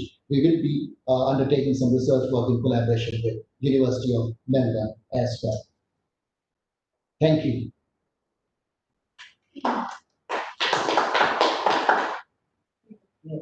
So with this, the third session has ended, an extended third session because instead of 2 speakers, we had 4. But now we move on to the fourth session. And in the fourth session, we have two prominent doctors talking to us. The first talk is by Dr. Nimesh Desai, who is Director of IBHAS, Delhi, India. He will be talking on mental health rehabilitation in 21st century in India, need for a paradigm shift. I think it's going to be a very, very interesting topic. And the second is by Dr. Pratima Murthy. She's Professor and Head, Department of Psychiatry at IMHANS, Bangalore, India. And she will be talking on challenges and opportunities for mental health care beyond COVID. So the floor is now is for Dr. Nimesh Desai to make his presentation on mental health rehabilitation in the 21st century. Over to Dr. Desai. Namaskar, everyone. Customary and sincere thanks to the Honorable Minister, Australian High Commissioner, and all the other VIP dignitaries, but the 3 friends in the department at this point of time that I'm lucky to have. Madam Shakuntala ji, Seth Saab, and Mr. KVS Rao. Thank you so much for having me here, and I have a few slides on the subject of how the mental health rehab needs to be seen in 21st century, especially in the post-COVID era. That's the theme of the conference overall.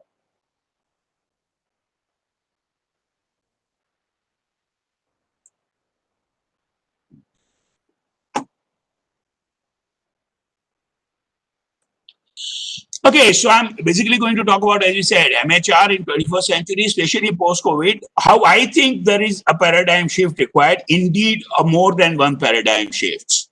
That's the institution that I've been in for the last 22 years. 2020 was actually a reference year since at least 1990 or 2000. So many scientific predictions and futurology studies actually mark 2020 as X and Y and Z. Of course, the GBD studies, Global Burden Disease Studies, spoke about how 2020 is going to be the landmark year for depression becoming the top-ranking public health problems. And of course, we realized in the 90s that a major part of the mental health and human behavior composition is of GBD actually. 2020, unfortunately, ended up being what nobody had expected or predicted. For all the 20 or 30 or 40 years of prediction, what happened was entirely different, as we'll all agree. The before Christ or before Common Era and AD paradigm, some people believe will change to BC and AC, before or after Corona. Be that as it may, one thing is for sure, that for all of human race, in every matter, it's a transformative period. And what we need to recognize at this stage still, in the second half of 2020, is the unpredictable nature of human existence in general, and especially now. I want to play this here, if you can all hear. Oh, I don't know if you could hear that or not. I couldn't play, but I'm sure some of you will remember Doris Day's Que Sera Sera, future is not ours to see. I really think that if there has been a time in last 100 or more than 100 years, this is the time that Doris Day needs to be remembered. Look at it differently. Does any one of us know when COVID-19 will be over? We don't. Of course, some professions, with all respect to journalists and journalism, they seem to know what will happen when. And they keep predicting. The end result of is this, friends. It's a fairly serious, thought-provoking picture. But this is actually the reality of human existence. There's tension and distress universal. Everybody is feeling upset and distress, less or more. There's loneliness, there's anxiety, there's sadness, there's desperation. Why? Lockdown and isolation and its after effects, fear and apprehension of infection, economic slowdown. And then, of course, there is varying degrees of prediction of mental health epidemic of different shades. We won't get into that right now. But what's for sure correct, I propose to all of us, is there is an opportunity and a significant need for focusing on mental health services in different parts of the world, whichever way we want to do, and strengthening them. And not to forget the rehabilitation, that the major part of what we want to talk about today within mental health services. Traditionally, mental health rehab, unfortunately, I believe, has been seen only as a post-treatment phase, only for those few patients who have deficits, in very specialized setting, generally inpatient or residential, by very expert teams, essentially palliative. The myths about rehab, to continue with that, is that it's about finding them a place to stay, the persons with mental illness, putting them back in the community from the hospital. What we need to understand and carry is relocation is not rehabilitation. Obtaining a job, getting them livelihoods, reintegration to the society, preferably family, even that's not complete. So occupational therapy is just one small part of rehab. Unfortunately, that really seems to have been missed, including great expert mental health teams. It's not some esoteric or mundane, either spectrum activity, but it requires attention of all busy clinicians. And this is something that we have in the NMHR meetings, especially with Madam Secretary and Seth and everybody, we have agreed, and I'll keep coming back to that, what we heard Seth present about NMHR. Some of us will remember very well the whole idea of revolving door syndrome and how people keep going in and out. The Gabbard textbook described care for psychiatric disorders in a huge range from prevention, treatment to rehabilitation, decades ago. Indeed, the Australian modification of that spectrum seems to include a few more components: early intervention and focusing on recovery, as some of the speakers have said, since the morning in different ways, including relapse prevention, self-management. Important components of the mental health rehab as we see. I mean, none of this can actually be avoided, including legal rights, economic rights, livelihood options, social skills training. So to emphasize one more time what I have said earlier, there are at least 3 steps, and ever so often one might be helpless in following up to second or third step in every case, given what has been said earlier, the large country, the number of people, the infrastructure. It can begin with relocation, but it has to lead to reintegration. It actually has to lead to full-scale rehabilitation. And that ever so often, frankly, doesn't happen. The other very important emerging concept that I want to share with you, and that I really want to spend a couple of minutes on, is, as I said, till now we have seen rehabilitation, especially in mental health, as palliative. I am suggesting, friends, that we need to start looking at the concept of preventive rehabilitation. And let's compare the two. Palliative rehabilitation, I already covered to some extent. I'll go less on that. As against those weaknesses of palliative traditional model of rehabilitation, we need to have the modern concept of preventive rehabilitation, which is proactive, which is holistic, which means that, like it was said earlier, every patient who walks into a private clinician's chamber or my hospital or general hospital department, the clinician and the clinical team need to start looking at the rehabilitation possibilities to the degree required. And of course, it's not only occupational therapy or even psychosocial, it's multidisciplinary. And most importantly, it has to form part of the continuum of care. And fortunately, there we have some very good initiatives. One that I was lucky to have been very centrally involved with. I'm very thrilled to have put together that idea of NMHR in the Planning Commission group in 2012, that now under Madam Shakuntala Gamlin, Seth Saab and Rao and other colleagues, is actually takes such good shape. I am convinced that with this good team and many of us involved, some of these ideas that I'm talking about today and other speakers will say will happen in this NMHR. So one is very excited about NMHR, but I must say here, not as one standalone ivory tower that most institutions end up being. We would like NMHR to actually be only a nucleus or a nodal point interacting with 500 or 1,000 mental health government and non-governmental organizations. It should be the hub of a variety of rehab services across the country. Fortunately, we have also had these two UNCRPD-driven recent enactments that will help. And let me explain how. Like was said, Mr. Jadip Kovind explained beautifully well, but allow me to repeat a couple of important aspects. Section 18 of MHA 27 clearly talks about right to access mental health care. And as my friend Rajesh Sagar had highlighted, what's crucial is it's not enough to get people to treatment. Step one, not even enough to continue treatment, medicines. Very important that the care and rehab as a right includes rehabilitation. Rehabilitation in that spectrum that I said, not relocation, reintegration. The full-scale psychosocial or mental health rehab for everybody with mental illness. Section 18 further goes on. Besides the routine medical treatment and medicines, it says it must include rehabilitation services, inpatient and outpatient, halfway homes and other accommodations suitable, services for families of PMIs, and rehab establishments and services.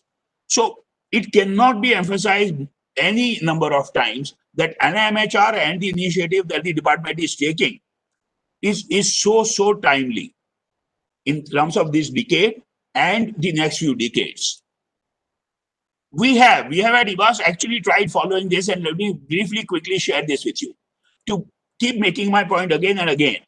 Unfortunately, mental health rehab has been seen as post-treatment or after hospital care. Thoroughly mistaken idea. You need to actually start having pre-treatment services if you want to have complete spectrum of care with services. And some examples of that, emanating from a national seminar that we did about 9 years ago. We have had community outreach initiatives for homeless populations and homebound persons with mental illness for nearly 2 decades now. We started in Jamadi in the year 2000. The mental health services integrated with general health services. In 2012, we have had this mobile mental health unit, and allow me to make an emotional poignant point. This is the shape in which we find, or most people find, persons with mental illness. This is very saddening. But the good news, friends, is that this is what we can achieve. If you have pre-treatment care, if you have rescue care, and then provide treatment well, the next step will, of course, remain integrating rehab as part of treatment. In a lighter vein, if you can read, I won't even want to read it out. And so, towards the end, what do I want to say about the range of mental health rehab in the paradigm shift model that I'm talking about? Unfortunately, till now, it has remained as specialized centers. We need that. We definitely need Apex and IMHR. But like I said, what we also need is an IMHR to be the hub for transmitting technology and experience and new knowledge across the country. In mental health institutions, all the 43, all general hospital psychiatric units, private mental health care sector, on the streets with NGOs and mental health care agencies, we need to get the mental health rehab at least in the training of all mental health professionals. And believe you me, it forms a near zero component as of now. MD psychiatry, MPhil clinical psychology, even MPhil psychiatric social work. Mental health rehab as an integral part of the service delivery really needs to be emphasized in curricula. And of course, in government policies and programs, rehab needs to be a non-negotiable part of mental health services. With the current officers, and I'm sure the tradition will continue, the Department for Empowerment of Persons with Disability, I am really hopeful and almost certain this will happen. But then we'll have to keep doing the advocacy. And obviously, all this is not really health or DPWD. It will have to be across ministries, across sectors. Last slide. So what are the paradigm shifts that I'm putting before you? One, we need to move from palliative model of MHR to preventive model of MHR. We need to move from doing it, considering it only for post-treatment phase to all phases of treatment, including pre-treatment.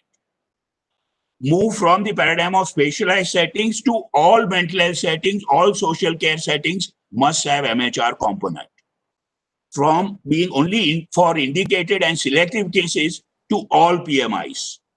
And the reducing treatment gap, WHO and Government of India goal cannot be only about getting people to medicines, but must include rehab as an unavoidable component.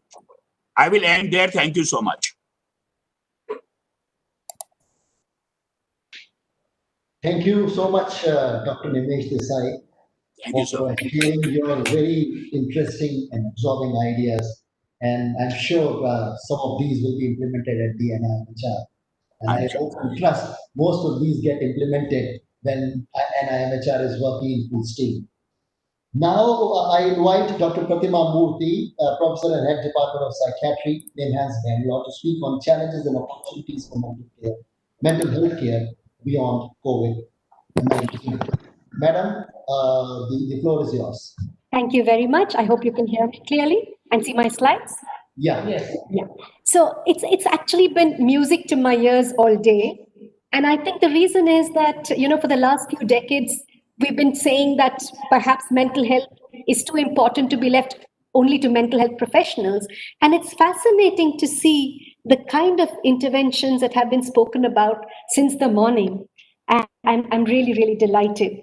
What I'm going to talk about in some ways has already been mentioned by the Education Secretary, where she spoke about these components of health actually being linked with children right from the school education. And I think really and COVID has actually, I think, swung this into even more attention, that there cannot be any health without mental health. We've looked at references of mental health epidemics within the pandemic, mental health and substance use epidemics, and I think we need to be able to address them in the context of holistic health. All of us know, how the initial phases of the pandemic were filled with tension and anxiety. And again, as was mentioned by several speakers before me, these anxieties have not gone anywhere. They still continue to remain with us, especially in India. We're still in the grip of the pandemic, and there are lots of anxieties in day-to-day living. I was very struck with the fact that Mr. Srinivas mentioned, the good things about working from home. But for many people who are working on-site as well as from home, simply being unable to define these boundaries and therefore having to work possibly much more than they normally would is also a source of stress. We talked about the usual responses to COVID, both during the preparatory stage of the COVID, which went on for almost 3 months, where there was what is called preparation fatigue from several, corners of the country, to actually common mental disorders like anxiety, depression, and increase in substance use. We know and can anticipate that there can be post-traumatic stress disorder, particularly in people who've been ill, who've had family members who've died. And of course, we've also discussed suicides. And the fact that it's very important that during COVID, suicides should not be, particularly during COVID and at all times, actually, that suicide should not be seen as normal phenomena. So these are reactions to the COVID pandemic. But in addition to that, we're also recognizing that there can be neuropsychiatric sequelae as part of COVID. And it's not just the lungs that get affected, but the brain and therefore behavior that can also get affected. So a range of symptoms, starting with neurological symptoms to, worse outcomes for particularly women who have been pregnant, with psychiatric symptoms like delirium, agitation, depression, fatigue. We know that earlier viral epidemics have led to obsessive compulsive disorders and even the development of psychotic disorders like schizophrenia. So I think we need to be careful. There are now studies and suggestions that there may be possible vertical transmission and there might be an intergenerational impact. So I don't think, although human memory is frail and we may forget about the COVID, perhaps the sequelae of COVID is something that we all need to be cognizant about. So coming out of Corona, I think it's also important, like the speaker said, about resilience. There have been some good things which have emerged during Corona, and that is perhaps, and that's why it's very important to look at an ecological, view of mental health. That is the environment and the individual within the environment. And therefore, there have been positive, changes in the environment. we've been having this exchange without having to travel. Of course, I mean, I don't know if that's a good thing, because I think there's a lot of buzz and kick that you get out of travel, but certainly you've been able to innovate and have a lot of changes because of improved digital technology. There have been opportunities to be closer to family members.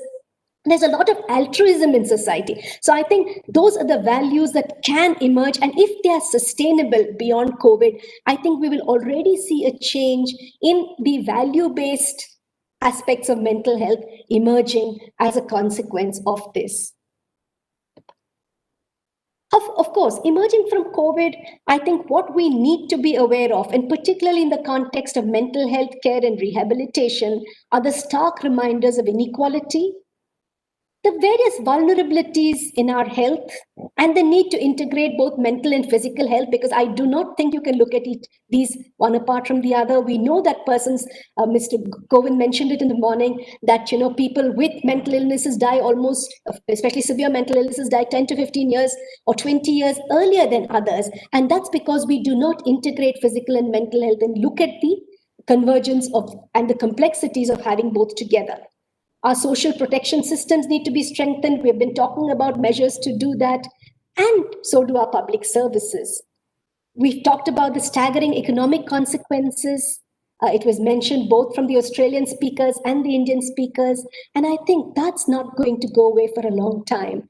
And sadly enough, particularly in India, when we were looking up to a lot of improvement, people moving up the social ladder, COVID brings with it a whole lot of descent in the economic and well-being and social well-being ladder, which can have its own set of mental health sequelae. We've had, of course, a technology boom, and we've seen so much occur, and that was beautifully illustrated by Mr. Srinivas in terms of how we've been able to do so much of the surveillance during COVID through technology. However, we must be aware that there are growing divides, and COVID certainly is going to increase or expand that divide. We already know, we talked about the treatment gap, which is upward of 75 to almost 86% for a variety of mental health disorders.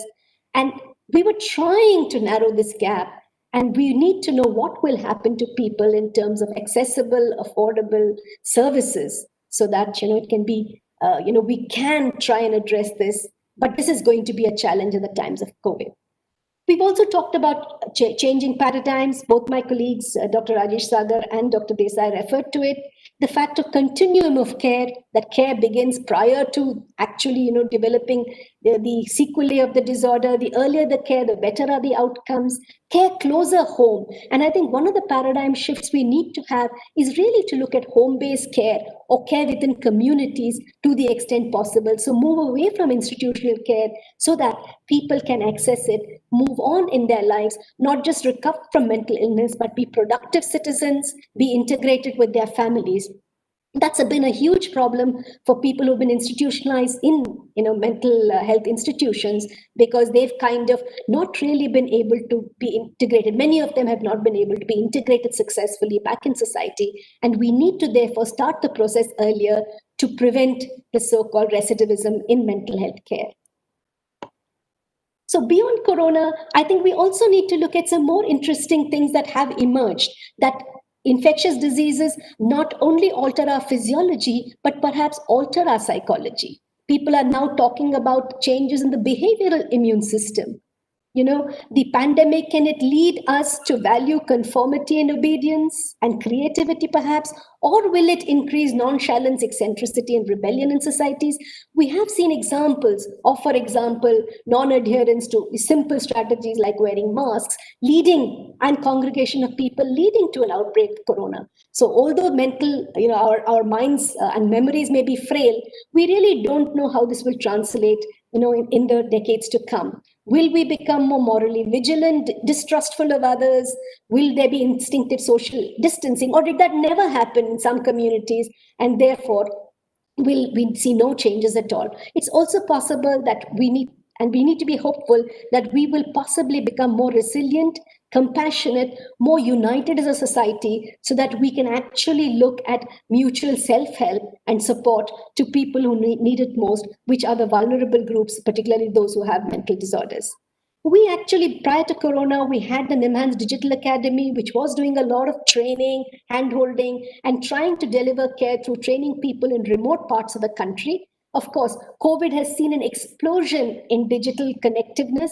I just hope that translates into better care, including perhaps telephonic follow-ups, which we've tried here to do, to keep the continuum of care going. But I think as an inclusion in the paradigm of longer-term care, inclusion of telephonic visits, perhaps WhatsApp connectivity with patients, these are the things that perhaps might help us to provide care closer to where patients are. Another experience that we've had is not to provide medications only at tertiary care institutions, but take it closer to BBMP clinics, to places where people can access this medication and then stay connected digitally with their professional carers, so that they are able to access both without spending too much on transport, without having the difficulty of relapsing because of discontinuation of medications. Finally, I just want to say that, I think in the context of the pandemic, we really need to look at mental health and the way it perhaps influences or intersects with many of the SDG goals. So you look at any of these, I think we really need to focus on many of the SDG goals that have to do with mental well-being, with reduction in poverty, with reduction in inequalities, and access to treatment. And I think it's a very sobering thought that we need to re-examine this whole thing in the context of COVID. Some of the examples we had earlier in the presentations are wonderful suggestions to take these ideas forward. And finally, I also wanted to really shift the paradigm from only an illness-based paradigm to a wellness-based paradigm. And I believe that even people with severe mental illness, all these factors are very, very critical. And we shouldn't just be looking at recovery from illness and occupation, but also look at the financial, the environmental, the physical, the intellectual, emotional, and spiritual aspects of patients who have been suffering from mental illnesses. I love this particular slide, which is my last penultimate slide, which really talks about a mental health continuum model to understand that psychological distress can occur in perfectly healthy people, and COVID is a good demonstration of that. And there are simple self-help tasks that help us to deal with this. All the people working in the Secretary Education's office perhaps need to have these self-help kind of mechanisms to take care of themselves and reduce their tensions. And of course, once the problems are more severe along this continuum, people need to be able to address the ecological factors that might be responsible for their tensions, learn to solve problems, learn to cope better. Once they're really distressed, they need to be able to reach out. Local systems of support should be available to them. Help should be available to them. And the helplines that we talked about are lovely examples of how they can perhaps reach out to help. And if they are very ill, you need early intervention, early consultation, treatment, follow-up, and aftercare, so that both mental health and physical health can be regained and they can be productive members of society. What's in waiting for us? Perhaps humanity is being tested as never before, but I believe we are rising to this challenge. The right information, right emotional support and care is possibly the answer. And finally, based on the theme of this year's World Mental Health Day, we need to make sure that mental health is provided to everyone, everywhere, and possibly by others apart from mental health professionals. And of course, we need to share positive stories, like we heard about the use of digital technology, about positive stories of individuals, institutions, and countries. And I really hope that in the next few years, just as we had this symposium today, we'll come together several times to really look at these positive effects and how we can emerge successfully from this pandemic. Thank you very much.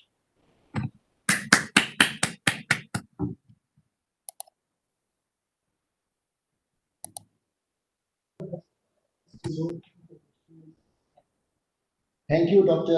Pratima Murthy, for sharing your ideas and challenges and opportunities for mental health care beyond COVID-19. This takes us to the fifth and the final session. So 4 sessions are over. The fifth and final technical session is about to begin. And here we'll have 2 speakers. The first one will be Shri S.K. Bhumta. He's advocate of Supreme Court. Dr. Shri Ruta is a person with visual disabilities, and he has in fact been working with the Department of Empowerment of Persons with Disabilities on a number of in a number of areas. He was a part of the Indian delegation which went to the UN at Geneva, where our country's report was discussed last year. So, and he's also a practicing Supreme Court He's also a lawyer. member of the Central Advisory. And he's a member of the Central Advisory Board on Disability, which is the highest policy recommending body on persons with disabilities. The second speaker is Dr. Himanshu Das. He is director of NIPWIT, Dehradun, India, and prior to this, he was director of National Institute for Empowerment of Persons with Multiple Disabilities at Chennai, and also held the additional charge of National Institute for Empowerment of Persons with Intellectual Disabilities. So he brings with him the experience of three institutes: visual disabilities, multiple disabilities, and intellectual disabilities. And with him is Dr. Karen Matthias from University of Melbourne, and she is certainly going to speak on My Disha, because that's the initiative for which she has been majorly responsible. So we could also introduce Chavi Tiwari, and she'll give a little small background. In this session, we'll also introduce Chavi Tiwari after these two presentations, and she'll make a brief intervention after these two talks. So the first one is Mr. S.K. Ruta. He'll be speaking on mental health from the perspective of a person with disability and decriminalization of suicide in India. Over to Shri S.K. Ruta. Good afternoon. Am I audible and visible? Yes, yes. Yeah. सम्मानित मंत्री सामाजिक न्याय व अधिकारिता doctor Thawarchand Gehlot जी, अगर मैं कहूं कि मंत्री से ज़्यादा वो दिव्यांगों के संरक्षक और दिव्यांगों की आवाज़ हैं तो अतिशयोक्ति नहीं होगी। सम्मानित secretary department of empowerment of disabilities, joint secretary Shri Prabodh Seth ji, secretary school education, Honorable Deputy Vice Chancellor, International University of Melbourne, distinguished speakers and other dignitaries. It's my privilege to share my humble thoughts and my perception on mental health in the perspective of persons with disabilities, from the perspective of persons with disabilities. And second part of my deliberation would be on decriminalization of suicide, which is also directly related to the mental health issues.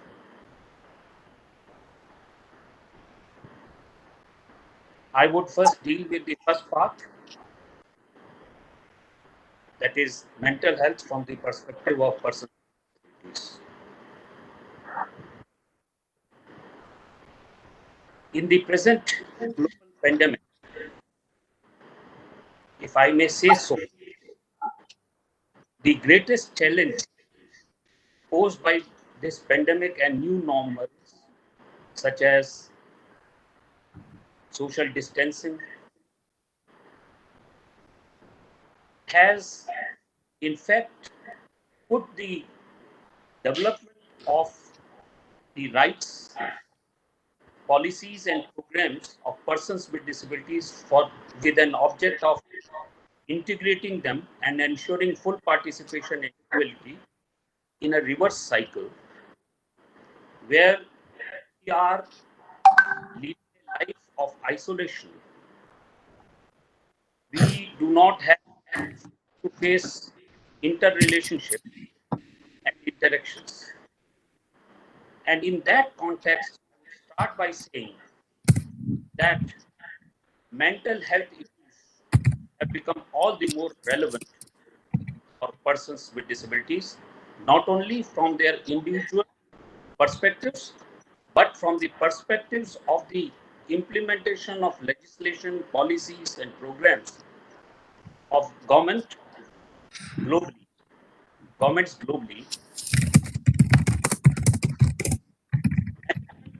of mental health includes not only treatment but also require care, counseling, and rehabilitation. Rehabilitation emphasized. Context of persons with assumes greater importance in the context of persons with disabilities in view of evolving paradigm shift in legislative and policy environment globally, consequent upon the international commitment recognizing the rights of persons with disabilities, particularly through UNCRPD. Principles of equality, non-discrimination, full participation, and life with dignity, which are embedded into national legislations and UN Convention on the Rights of Persons with Disabilities, call for ensuring mental health care to persons with disabilities for enjoyment of all their rights equally with others. Historic enactment on rights of persons with disabilities Act 2016 is a major step for achieving the objects of equality and full participation for persons with disabilities in India. This right-based legislation recognizes full legal capacity of persons with disabilities and also covers rights in the areas of education, employment, health, social security, rehabilitation, and accessibility. Implementation of such a broad-based legislation require that persons with disabilities are ensured proper mental health care to make their own choices and decisions and to participate fully in community life. Attitudinal barriers and lack of support from families pose additional mental health challenges before persons with disabilities. In the present situation, in view of their vulnerability, the Government of India has taken various proactive steps to protect them from mental stress and to provide safety from infection. These steps include exemption from duty to disabled employees during lockdown period, facilitating access of caregivers to them, and financial support as a part of disaster management measures. Another historic enactment by our Parliament is Mental Health Care Act 2017, which is right-based legislation rather than a legislation for medical treatment only. The definition of mental health care is wide enough to include analysis and diagnosis of a person's mental condition and treatment, as well as care and rehabilitation of such person for his mental illness or suspected mental illness. Thus, the ultimate object of this act is to ensure rehabilitation of mentally ill or suspected mentally ill person by providing care and treatment.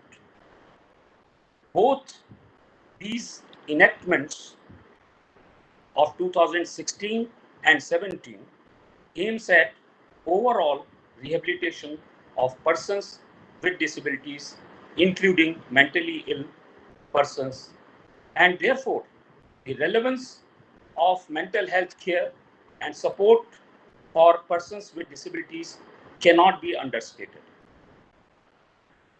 Civil society organizations working in the field of disability are grateful to the dynamic leadership of our Honorable Prime Minister, Shri Narendra Modi ji, and able leadership of our Honorable Minister for Social Justice and Empowerment for according recognition and protection of rights of persons with disabilities, and also for ensuring right-based approach in the matters of persons with disabilities.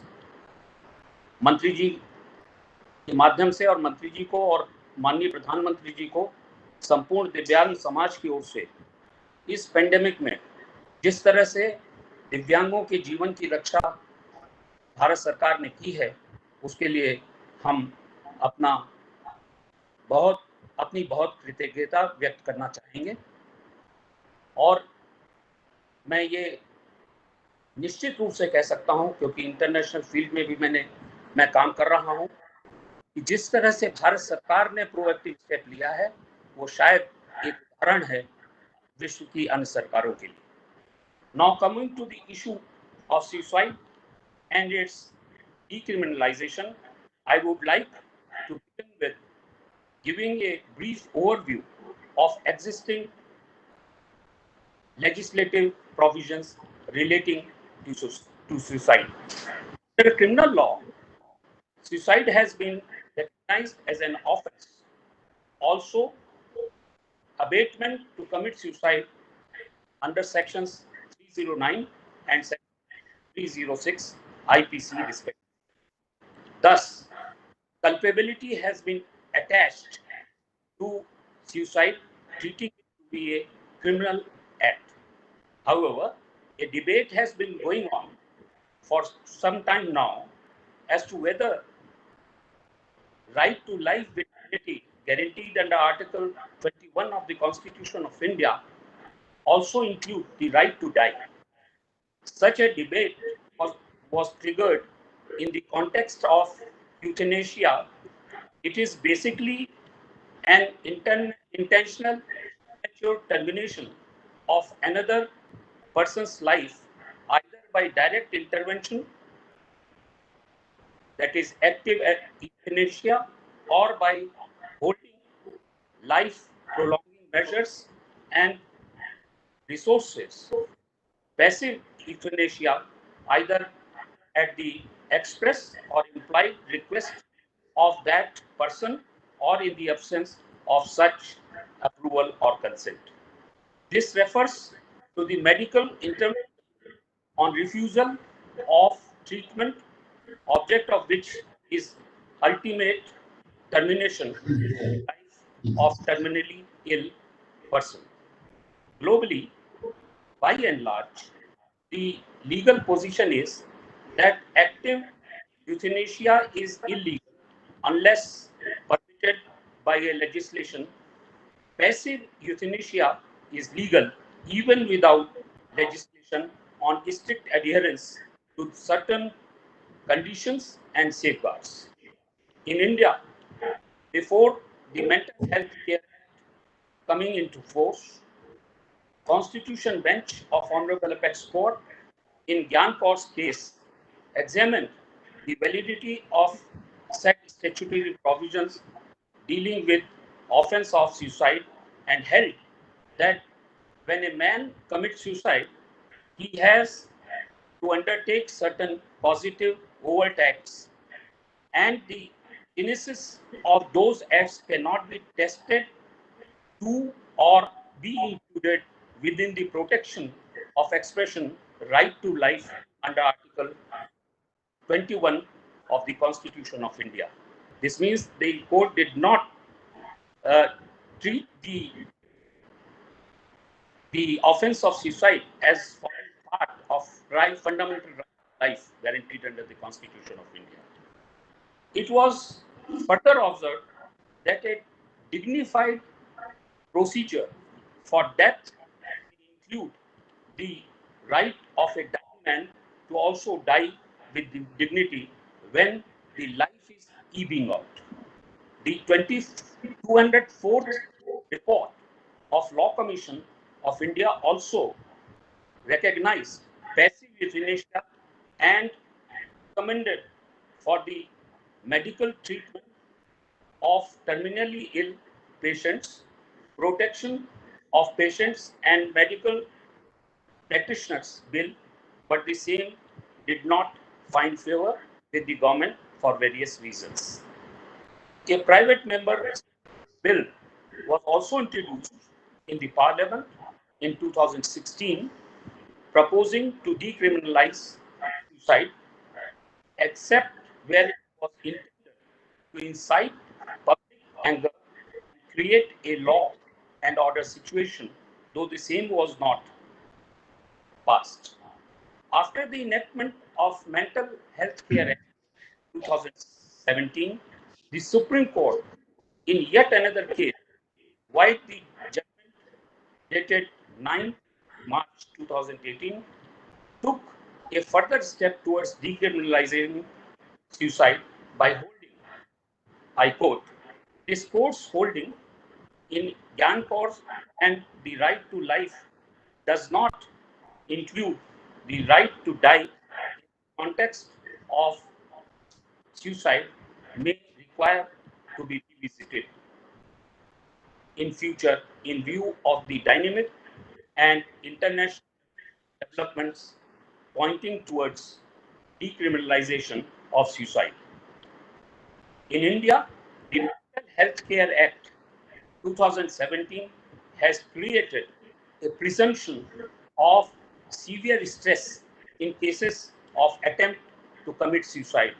Section 1151 provides thus, notwithstanding anything contained in section 309 of the Indian Penal Code, any person who attempts to commit suicide shall be presumed, unless proved otherwise, to have severe stress and shall not be tried and punished under the said code.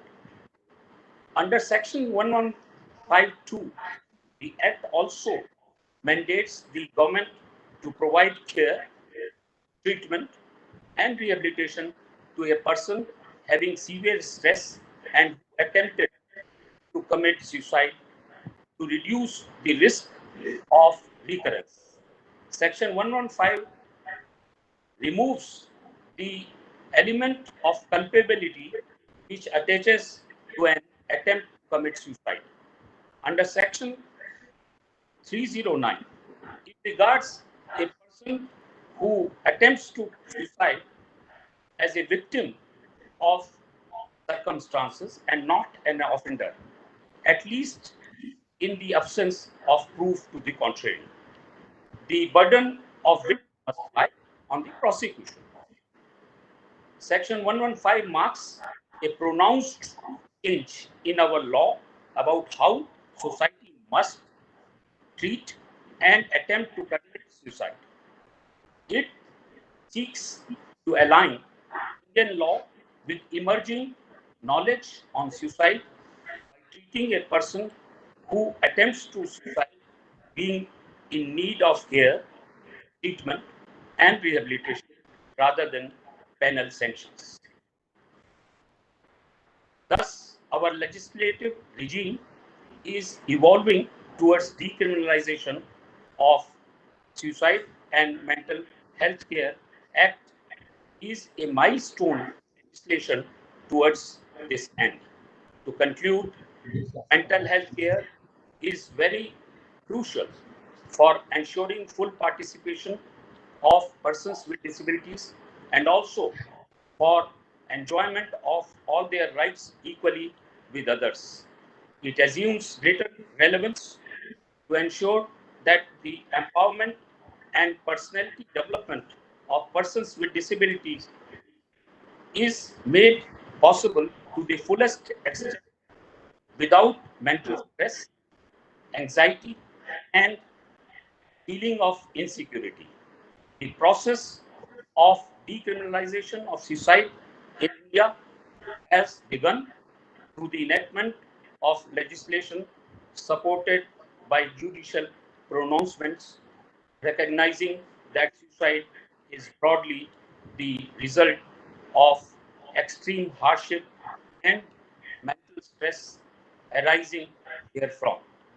Our collective efforts to build a society on the principle of strengthened and reliable mental health care system will enable us to achieve equality, dignity, and justice to all. Thank you very much. धन्यवाद श्री रूता जी, आपकी अनुभवी सोच और आपके विचार. I must really compliment you. At a very short notice, he was able to bring out the intricate relationship between Section 309 and the Mental Health Care Act and the decriminalization. Actually, since he has been disability activist, and he has greatly contributed to the architecture of the rights of persons with disabilities, I wanted a person from the disabilities sector, and particularly somebody who had a law background. Let me tell you, Mr. Runta was reading out his script from a braille script, and it was just that yesterday I requested him that can you also deal with this subject on decriminalization of suicide. And so wonderfully he brought out all the arguments, and at such a short notice. So thank you very, very much, Mr. Rupta.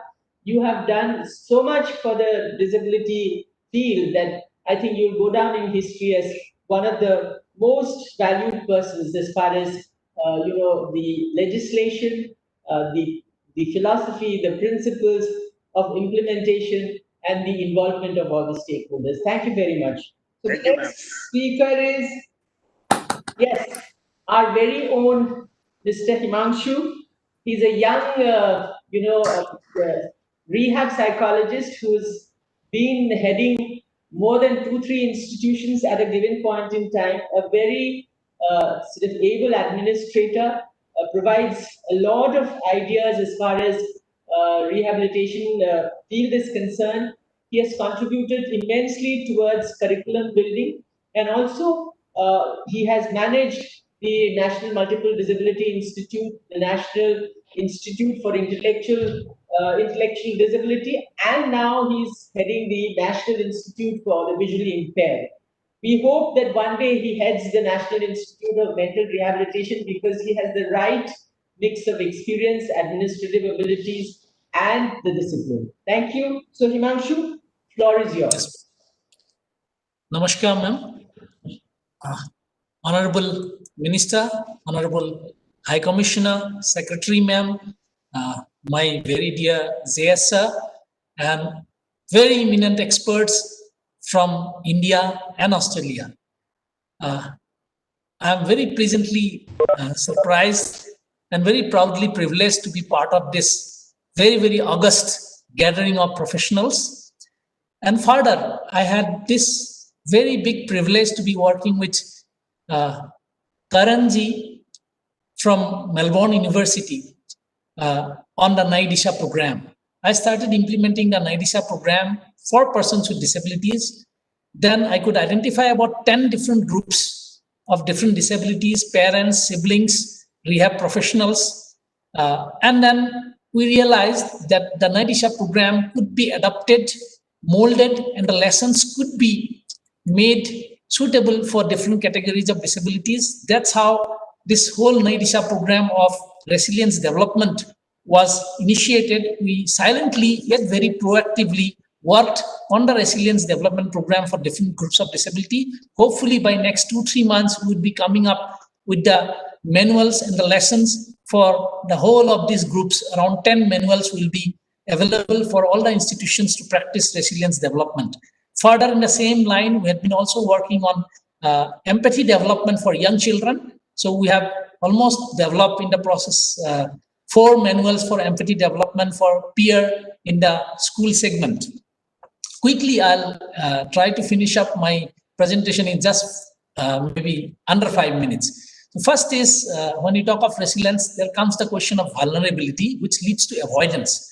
So amplified cognitive and affective area is a primary challenge for persons with disability. Second is limited flexibility in identifying different resources. Third is the emotional focus rather than the coping focus. When you see the other way around, when you talk of resilience development, it all leads to coping, which we think the engagement in desirable activities, personal growth in response to a physical or psychological challenge, optimism, and acceptance of condition and social support seeking are the key to resilience development and coping. Next. Now, different disability will have multitude of problems. We have encountered maybe hundreds of them. I would like to draw a few with them. Impact of disability on the mental health, social and cultural exclusion. Second is economic marginality. Then anxiety to meet expectations, employment insecurity, poor health, added demands due to disability, lower sense of competence. Next. Now, we identified the family as a primary tool to actually develop resilience from a very young age of children with disabilities. Parental resilience is a factor, social connections of the family, knowledge of parenting and child development, available support structure in the family, nurturing and attachment of the family with the child. Next. Now, domains of resilience, we had worked out on all these domains for children with disabilities and the youth with disabilities. Vision, which includes purpose and goal. Composure, which includes regulation of emotions. Interpretation bias, stay calm and in control. Under the reasoning domain, we identified problem solving, resourcefulness, anticipate and planning. Under the health domain, nutrition, sleep and exercise was identified. Under the tenacity domain, persistence, optimism and bouncing back. Under the last, in the collaboration domain, we identified support network as the primary variables for resilience. Next. Now, we identified a lot of building blocks. If we could build on these blocks, resilience could be developed in the youth with disabilities. Self-esteem, character strength, communication, awareness of emotions, maintaining relationships, coping with stress, accepting differences, bouncing back, sexual and reproductive health, voicing opinions, standing up against abuse, and creating change. Next. Now, we identified a lot of tools for resilience building on which we worked with different categories of disabilities with a lot of adaptations in the lessons. First was development of autonomy, then responsibility, and giving them opportunities for personal challenges and self-efficacy. The next was managing emotions, then developing motivation and empowerment tools, which may include information and a lot of other advocacy, self-advocacy, and other skills involved in the empowerment tool process. Next. The next was building supportive relationship. We wanted to build a lot of supportive relationship, family, beyond family, peer, community, and a lot of other relationship we wanted to build. Then mentoring and training for coping and life skills. Next. Opportunities for self-reflection was one very important variable as a tool we tried on. Then setting clear goal-oriented expectation, because many persons with disabilities would not have clear goal-oriented expectation. The next was giving them opportunity for community service and meaningful participation. We realized because of stress of disability, many of them could not be involved in any community service. The moment they were involved in different kind of community and social service, we found their resilience automatically got built up with meaningful participation in community services. Next. Thank you so much. So I hope to be working more with Karen Matthews and Melbourne University and take this mission forward of implementing resilience development curriculum in youth with disabilities, parents and siblings with disabilities across the country with support from Honorable Secretary and JSR. Thank you so much for giving me this opportunity. Namaskar.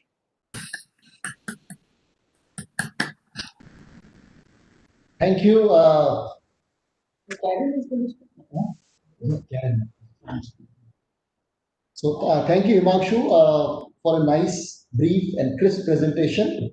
And now Dr. Karen Mathias from the University of Melbourne, she will be speaking. And her topic is building youth resilience, promoting mental health. And she's one of the architects of the Nai Disha program. Over to Karen.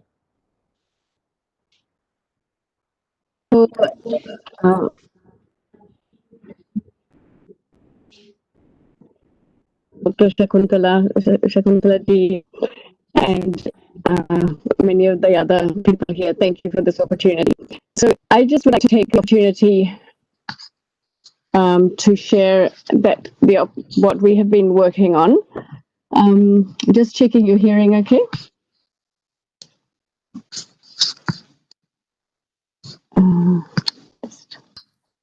I think, Karen, I hear you, but it's a bit broken up. You might want to just get rid of your video. Might be clearer. Okay, I'll just close that down.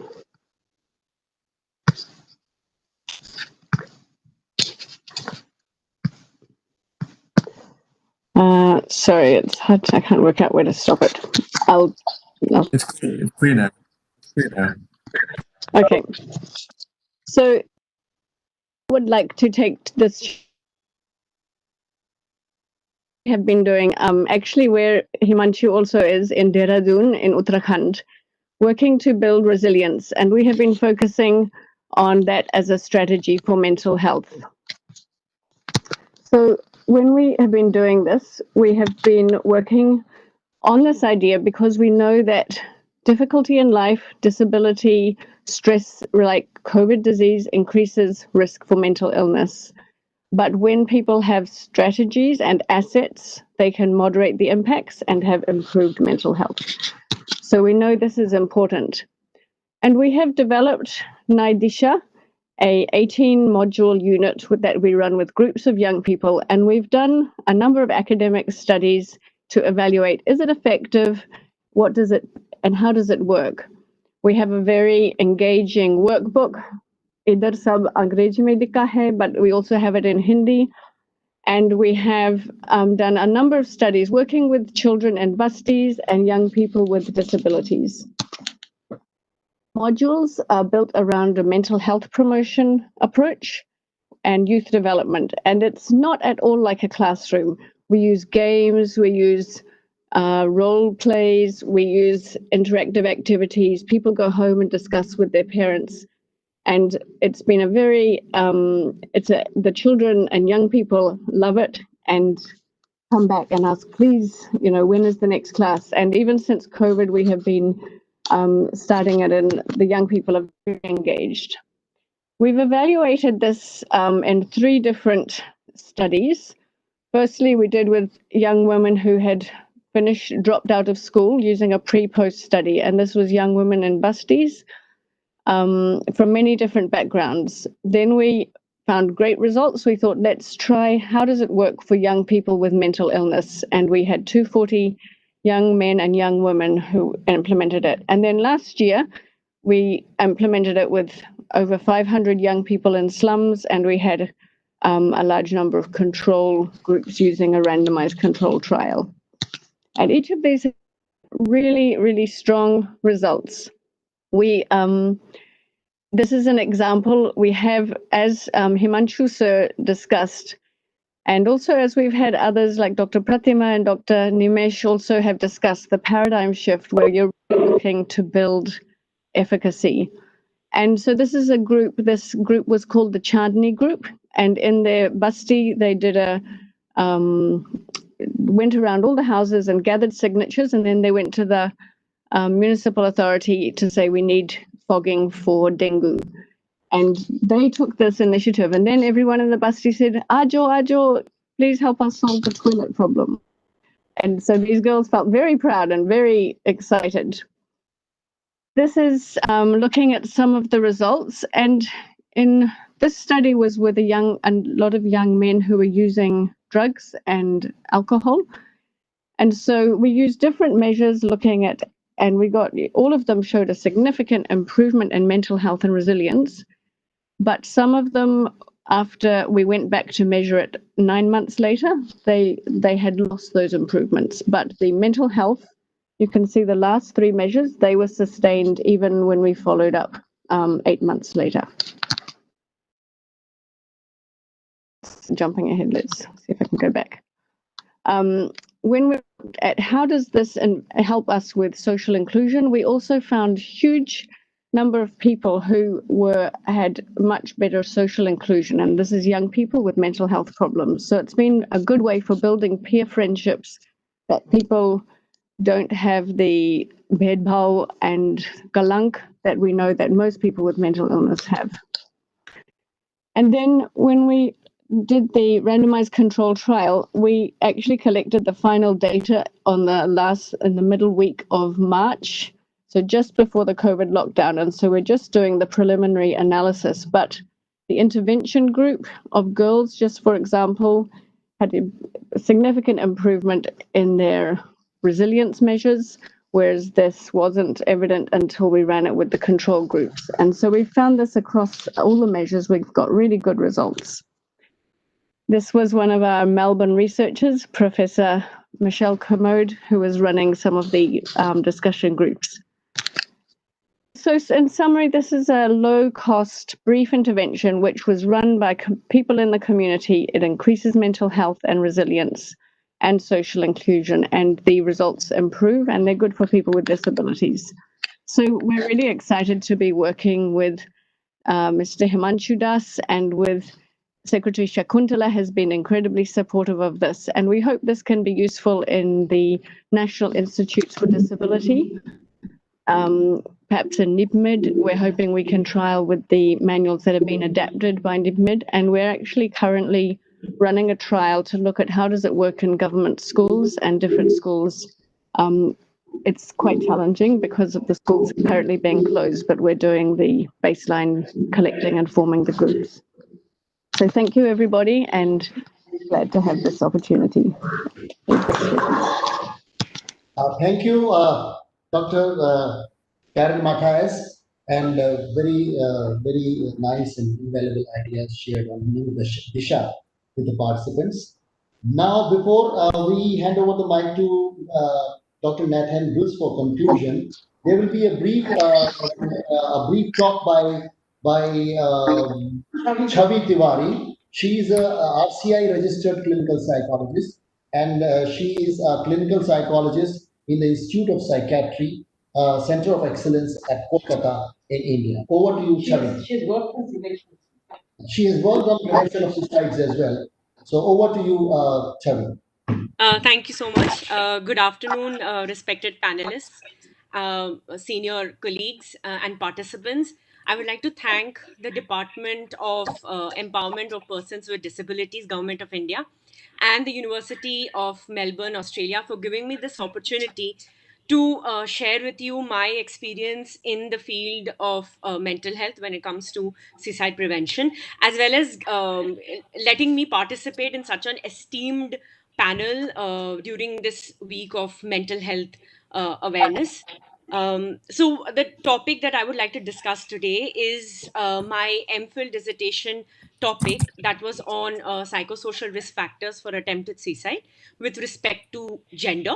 I conducted this research in the year 2015-2016 under the guidance of Dr. Prashanta Kumar Roy and Dr. Pradeep Kumar Shaha.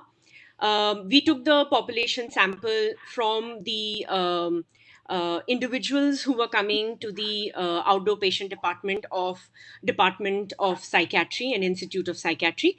Once they had been declared physically fit and they had attempted suicide 1 month prior to the contact. They belong to areas in and around Kolkata between the age groups of 18 to 45 years. We assessed the various psychosocial risk factors such as severity of depression, suicidal ideation, family functioning, stressful life events, dysfunctional beliefs, and coping strategies.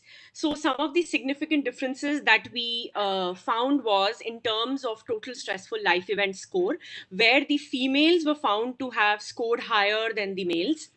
Males were found to engage more in all or none thinking, whereas females were mostly likely to engage in should statements.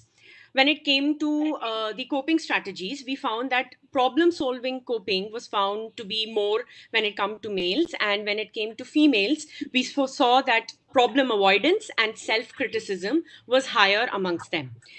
We also assessed the association and the correlation between suicidal ideation and the other psychosocial risk factors. And let me tell you just briefly about the results that we found.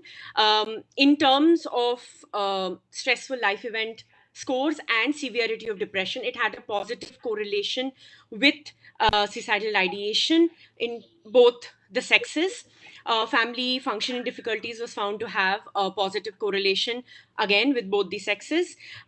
In terms of cognitive errors, mind reading and overgeneralization was found to have a positive correlation with amongst the females, and for the males, it was mind reading, emotional reasoning, and overgeneralization.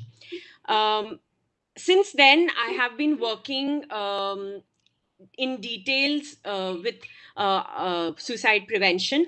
I've been conducting workshops, and we've been, from my institute, we've been going for camps to various districts of West Bengal to talk about mental health awareness, suicide prevention. It has been a great experience for me, and this topic is very close to my heart, and I wish to pursue this in my PhD thesis. I would like to create a module which will help us in identifying and helping those who have suicidal ideation, who suffer from depression, so that we can provide comprehensive service to all those who have to struggle with it every day. Thank you. Thank you, Chavi, for your brief talk. Very interesting. You talked about your dissertation, and you plan to pursue PhD on this subject. Very nice to hear about it. And now we have reached the concluding part of this very interesting conference. And I will now hand over to Dr. Nathan Bruce.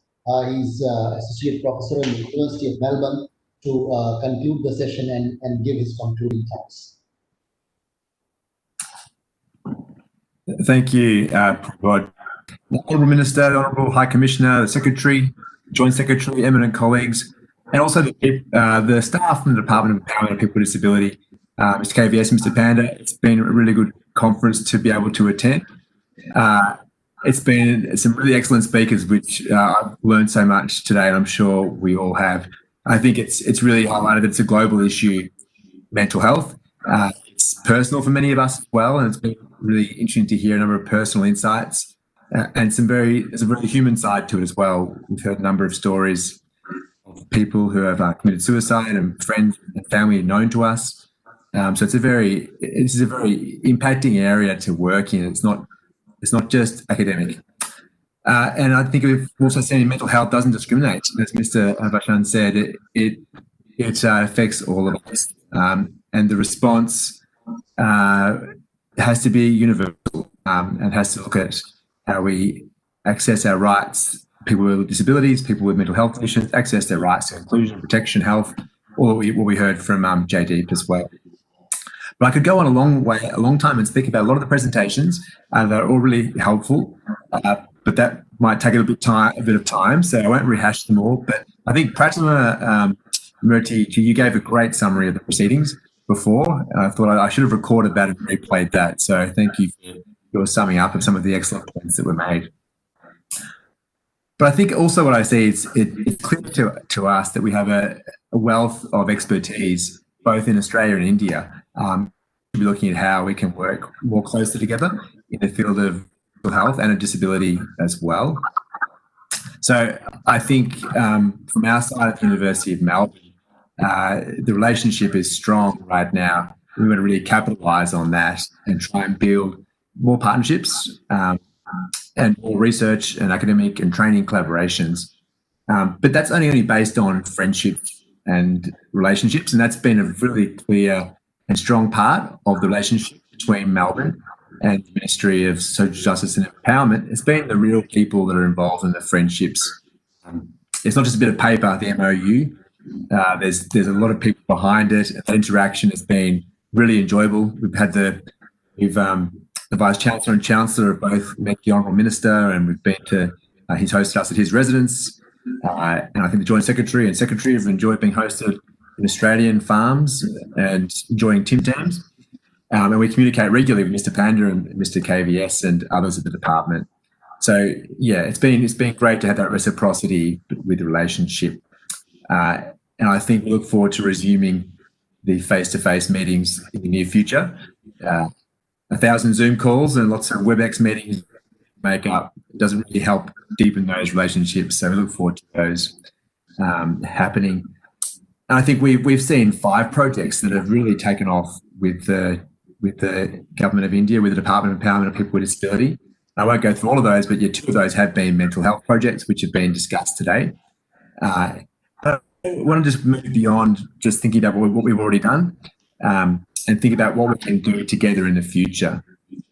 I think if any people on the conference today want to get more information about how to collaborate with Melbourne University, I'm sure all the department as well, please be in touch with us. And a number of you have already been in touch with Greg Armstrong. He informed me. So it's great to see the collaboration discussion already happening, but please be in touch with us. My email is ngrills@unimelb.edu.au. Happy for you to email us. But specifically, I think we're really excited about the National Institute of Mental Health Rehabilitation. It's obviously an important area and it's a big need, as you've heard today. I've really enjoyed the more nuanced discussion about what rehabilitation is in that mental health space. We do hope to sign an agreement with the new institute in the near future. And I think particularly around academic input and research, but also looking at the training element and the courses that you have sound really good. And thinking about how we can cooperate in blended approaches to helping with some of those courses as well. So we're looking forward to being involved, whatever level that is, and we'll have ongoing discussions with the DPWD and the new National Institute. I think one area that came up again and again across today's presentation was how mental health issues are often magnified in certain groups. And one of those groups was in disability. And I think that's why the Department of Empowerment of People with Disability, it's so natural that mental health has to be a part of that response. In Australia, you're 3 times more likely to have a mental health condition if you have a disability. And our research in India with PHFI and Uttarakhand cluster has shown similarly that if you have a mental illness, if you have a sensory disability, you're 75% chance of having a mental health disability as well. So functional impairments are very closely associated with having a coexisting mental illness. So nearly you could say most people with disability are going to have a mental illness, it seems. So I think that's really important to consider both of these together, and that's what the Rehabilitation and National Institute approach does, I think. It also reflects what Himanshu and Dr. Himanshu and Dr. Karan were talking about in the training program that Nadisha has put together for people with disabilities. I think it's really important to look at area of people with disabilities and their mental health, and that training manual, I do hope that it can be rolled out across the National Institutes and maybe even further afield and made available to different institutes and NGOs that are working across India. I think it's really important. So thank you, Himanshu and Karan, for working on that and putting together such a great program. Let's hope that it has an impact. So I want to end where we started, which is about relationships. We're committed to working together in mental health and disability with our friends in India and the Department of Empowerment of People with Disability, the Rehabilitation Council of India, plus other partners like Project Burans, where Karen Mathias works, and EHA. There's a number of other projects, and PHFI. Partners we work with in India are a really important part of this fabric. It isn't just one organisation. There's multiple partners we need to work with if we're to really address the mental health needs of India and of Australia. So, yeah, it wouldn't be possible, though, without this whole partnership and this program, without the inspirational leadership from your department, obviously from the Honourable Minister Gehlot, and we thank him for his attendance and facilitation of this whole program, and also the Secretary of the Department of Empowerment of People with Disability, Drew Gamlin. We've really enjoyed your leadership over the last 3 years, and we look forward to working with you closely in the coming year and the coming years after that. Thank you very much. Thank you, Nathan, for your concluding remarks. And I'm sure the cooperation between the 2 countries will be taken forward this successful organization of this international conference with the experts from both Australia and India. before we leave and this conference comes to an end, it's my privilege to propose a vote of thanks. So at the outset, on behalf of the Department of Empowerment of Persons with Disabilities, I would like to express my deep gratitude to our Honorable Union Minister of Social Justice and Empowerment, Dr. Thawarchand Gehlotji, for his august presence and blessings at this international conference being held today. My sincere thanks are to our Australian partners, Professor Craig Jeffrey, for co-chairing the conference, His Excellency Barry O'Farrell, Dr. Greg Armstrong, Mr. Vasant Srinivasan, Professor Michael Wesley, Dr. Nathan Drills, in particular, Dr. K. Matthijs, for providing valuable inputs in the field of mental health rehabilitation. We assure you that the cooperation between the two countries will strengthen further. I am grateful to the eminent mental health experts, Dr. Rajesh Sagar from the All India Institute of Medical Sciences, Delhi, Dr. Nimesh Desai from IBHAS, and Professor Pratima Murthy from NIMHANS for sharing their knowledge and experiences in the field and suggesting various methods to improve the mental health situation in the country. We have been fortunate to have the viewpoints of senior administrators, Shri Vinod Duggal, ex-Governor Manipur and Mizoram, and ex-Union Home Secretary, Srimati Shakuntala Dole Gamlenji, Secretary, DPWD, Srimati Anita Karwalji, Secretary School Education, Mr. Jaideep Govind, ex-Secretary General, National Human Rights Commission, and Mr. V. Srinivas, Additional Secretary in the Department of Administrative Reforms and Public Grievances. We have received a number of pragmatic suggestions from them. I express my thanks to Shri S.K. Rumta, who gave the viewpoint from the perspective of a person with disabilities, Dr. K. Matthijs for sharing her ideas on Naidisha, and Dr. Himanshu Das for emphasizing the need for mental health rehabilitation. I'd also like to thank my LMCO team for fixing up all the technical matters regarding the holding of this conference. Then I would like to thank my policy team, particularly Mr. Rao and Sri Panda, Director and Undersecretary respectively, who have been working very hard to make this conference a success. And finally, I thank all the participants and viewers at this virtual international conference for making it a grand success. I'm sure today's conference will help all of us to carry forward and consolidate our present work in the field of mental health rehabilitation and make the lives of general public, especially persons with mental illness, easier, more happier, and more enjoyable. Thank you. Thank you very much. Thank you, everyone. Done?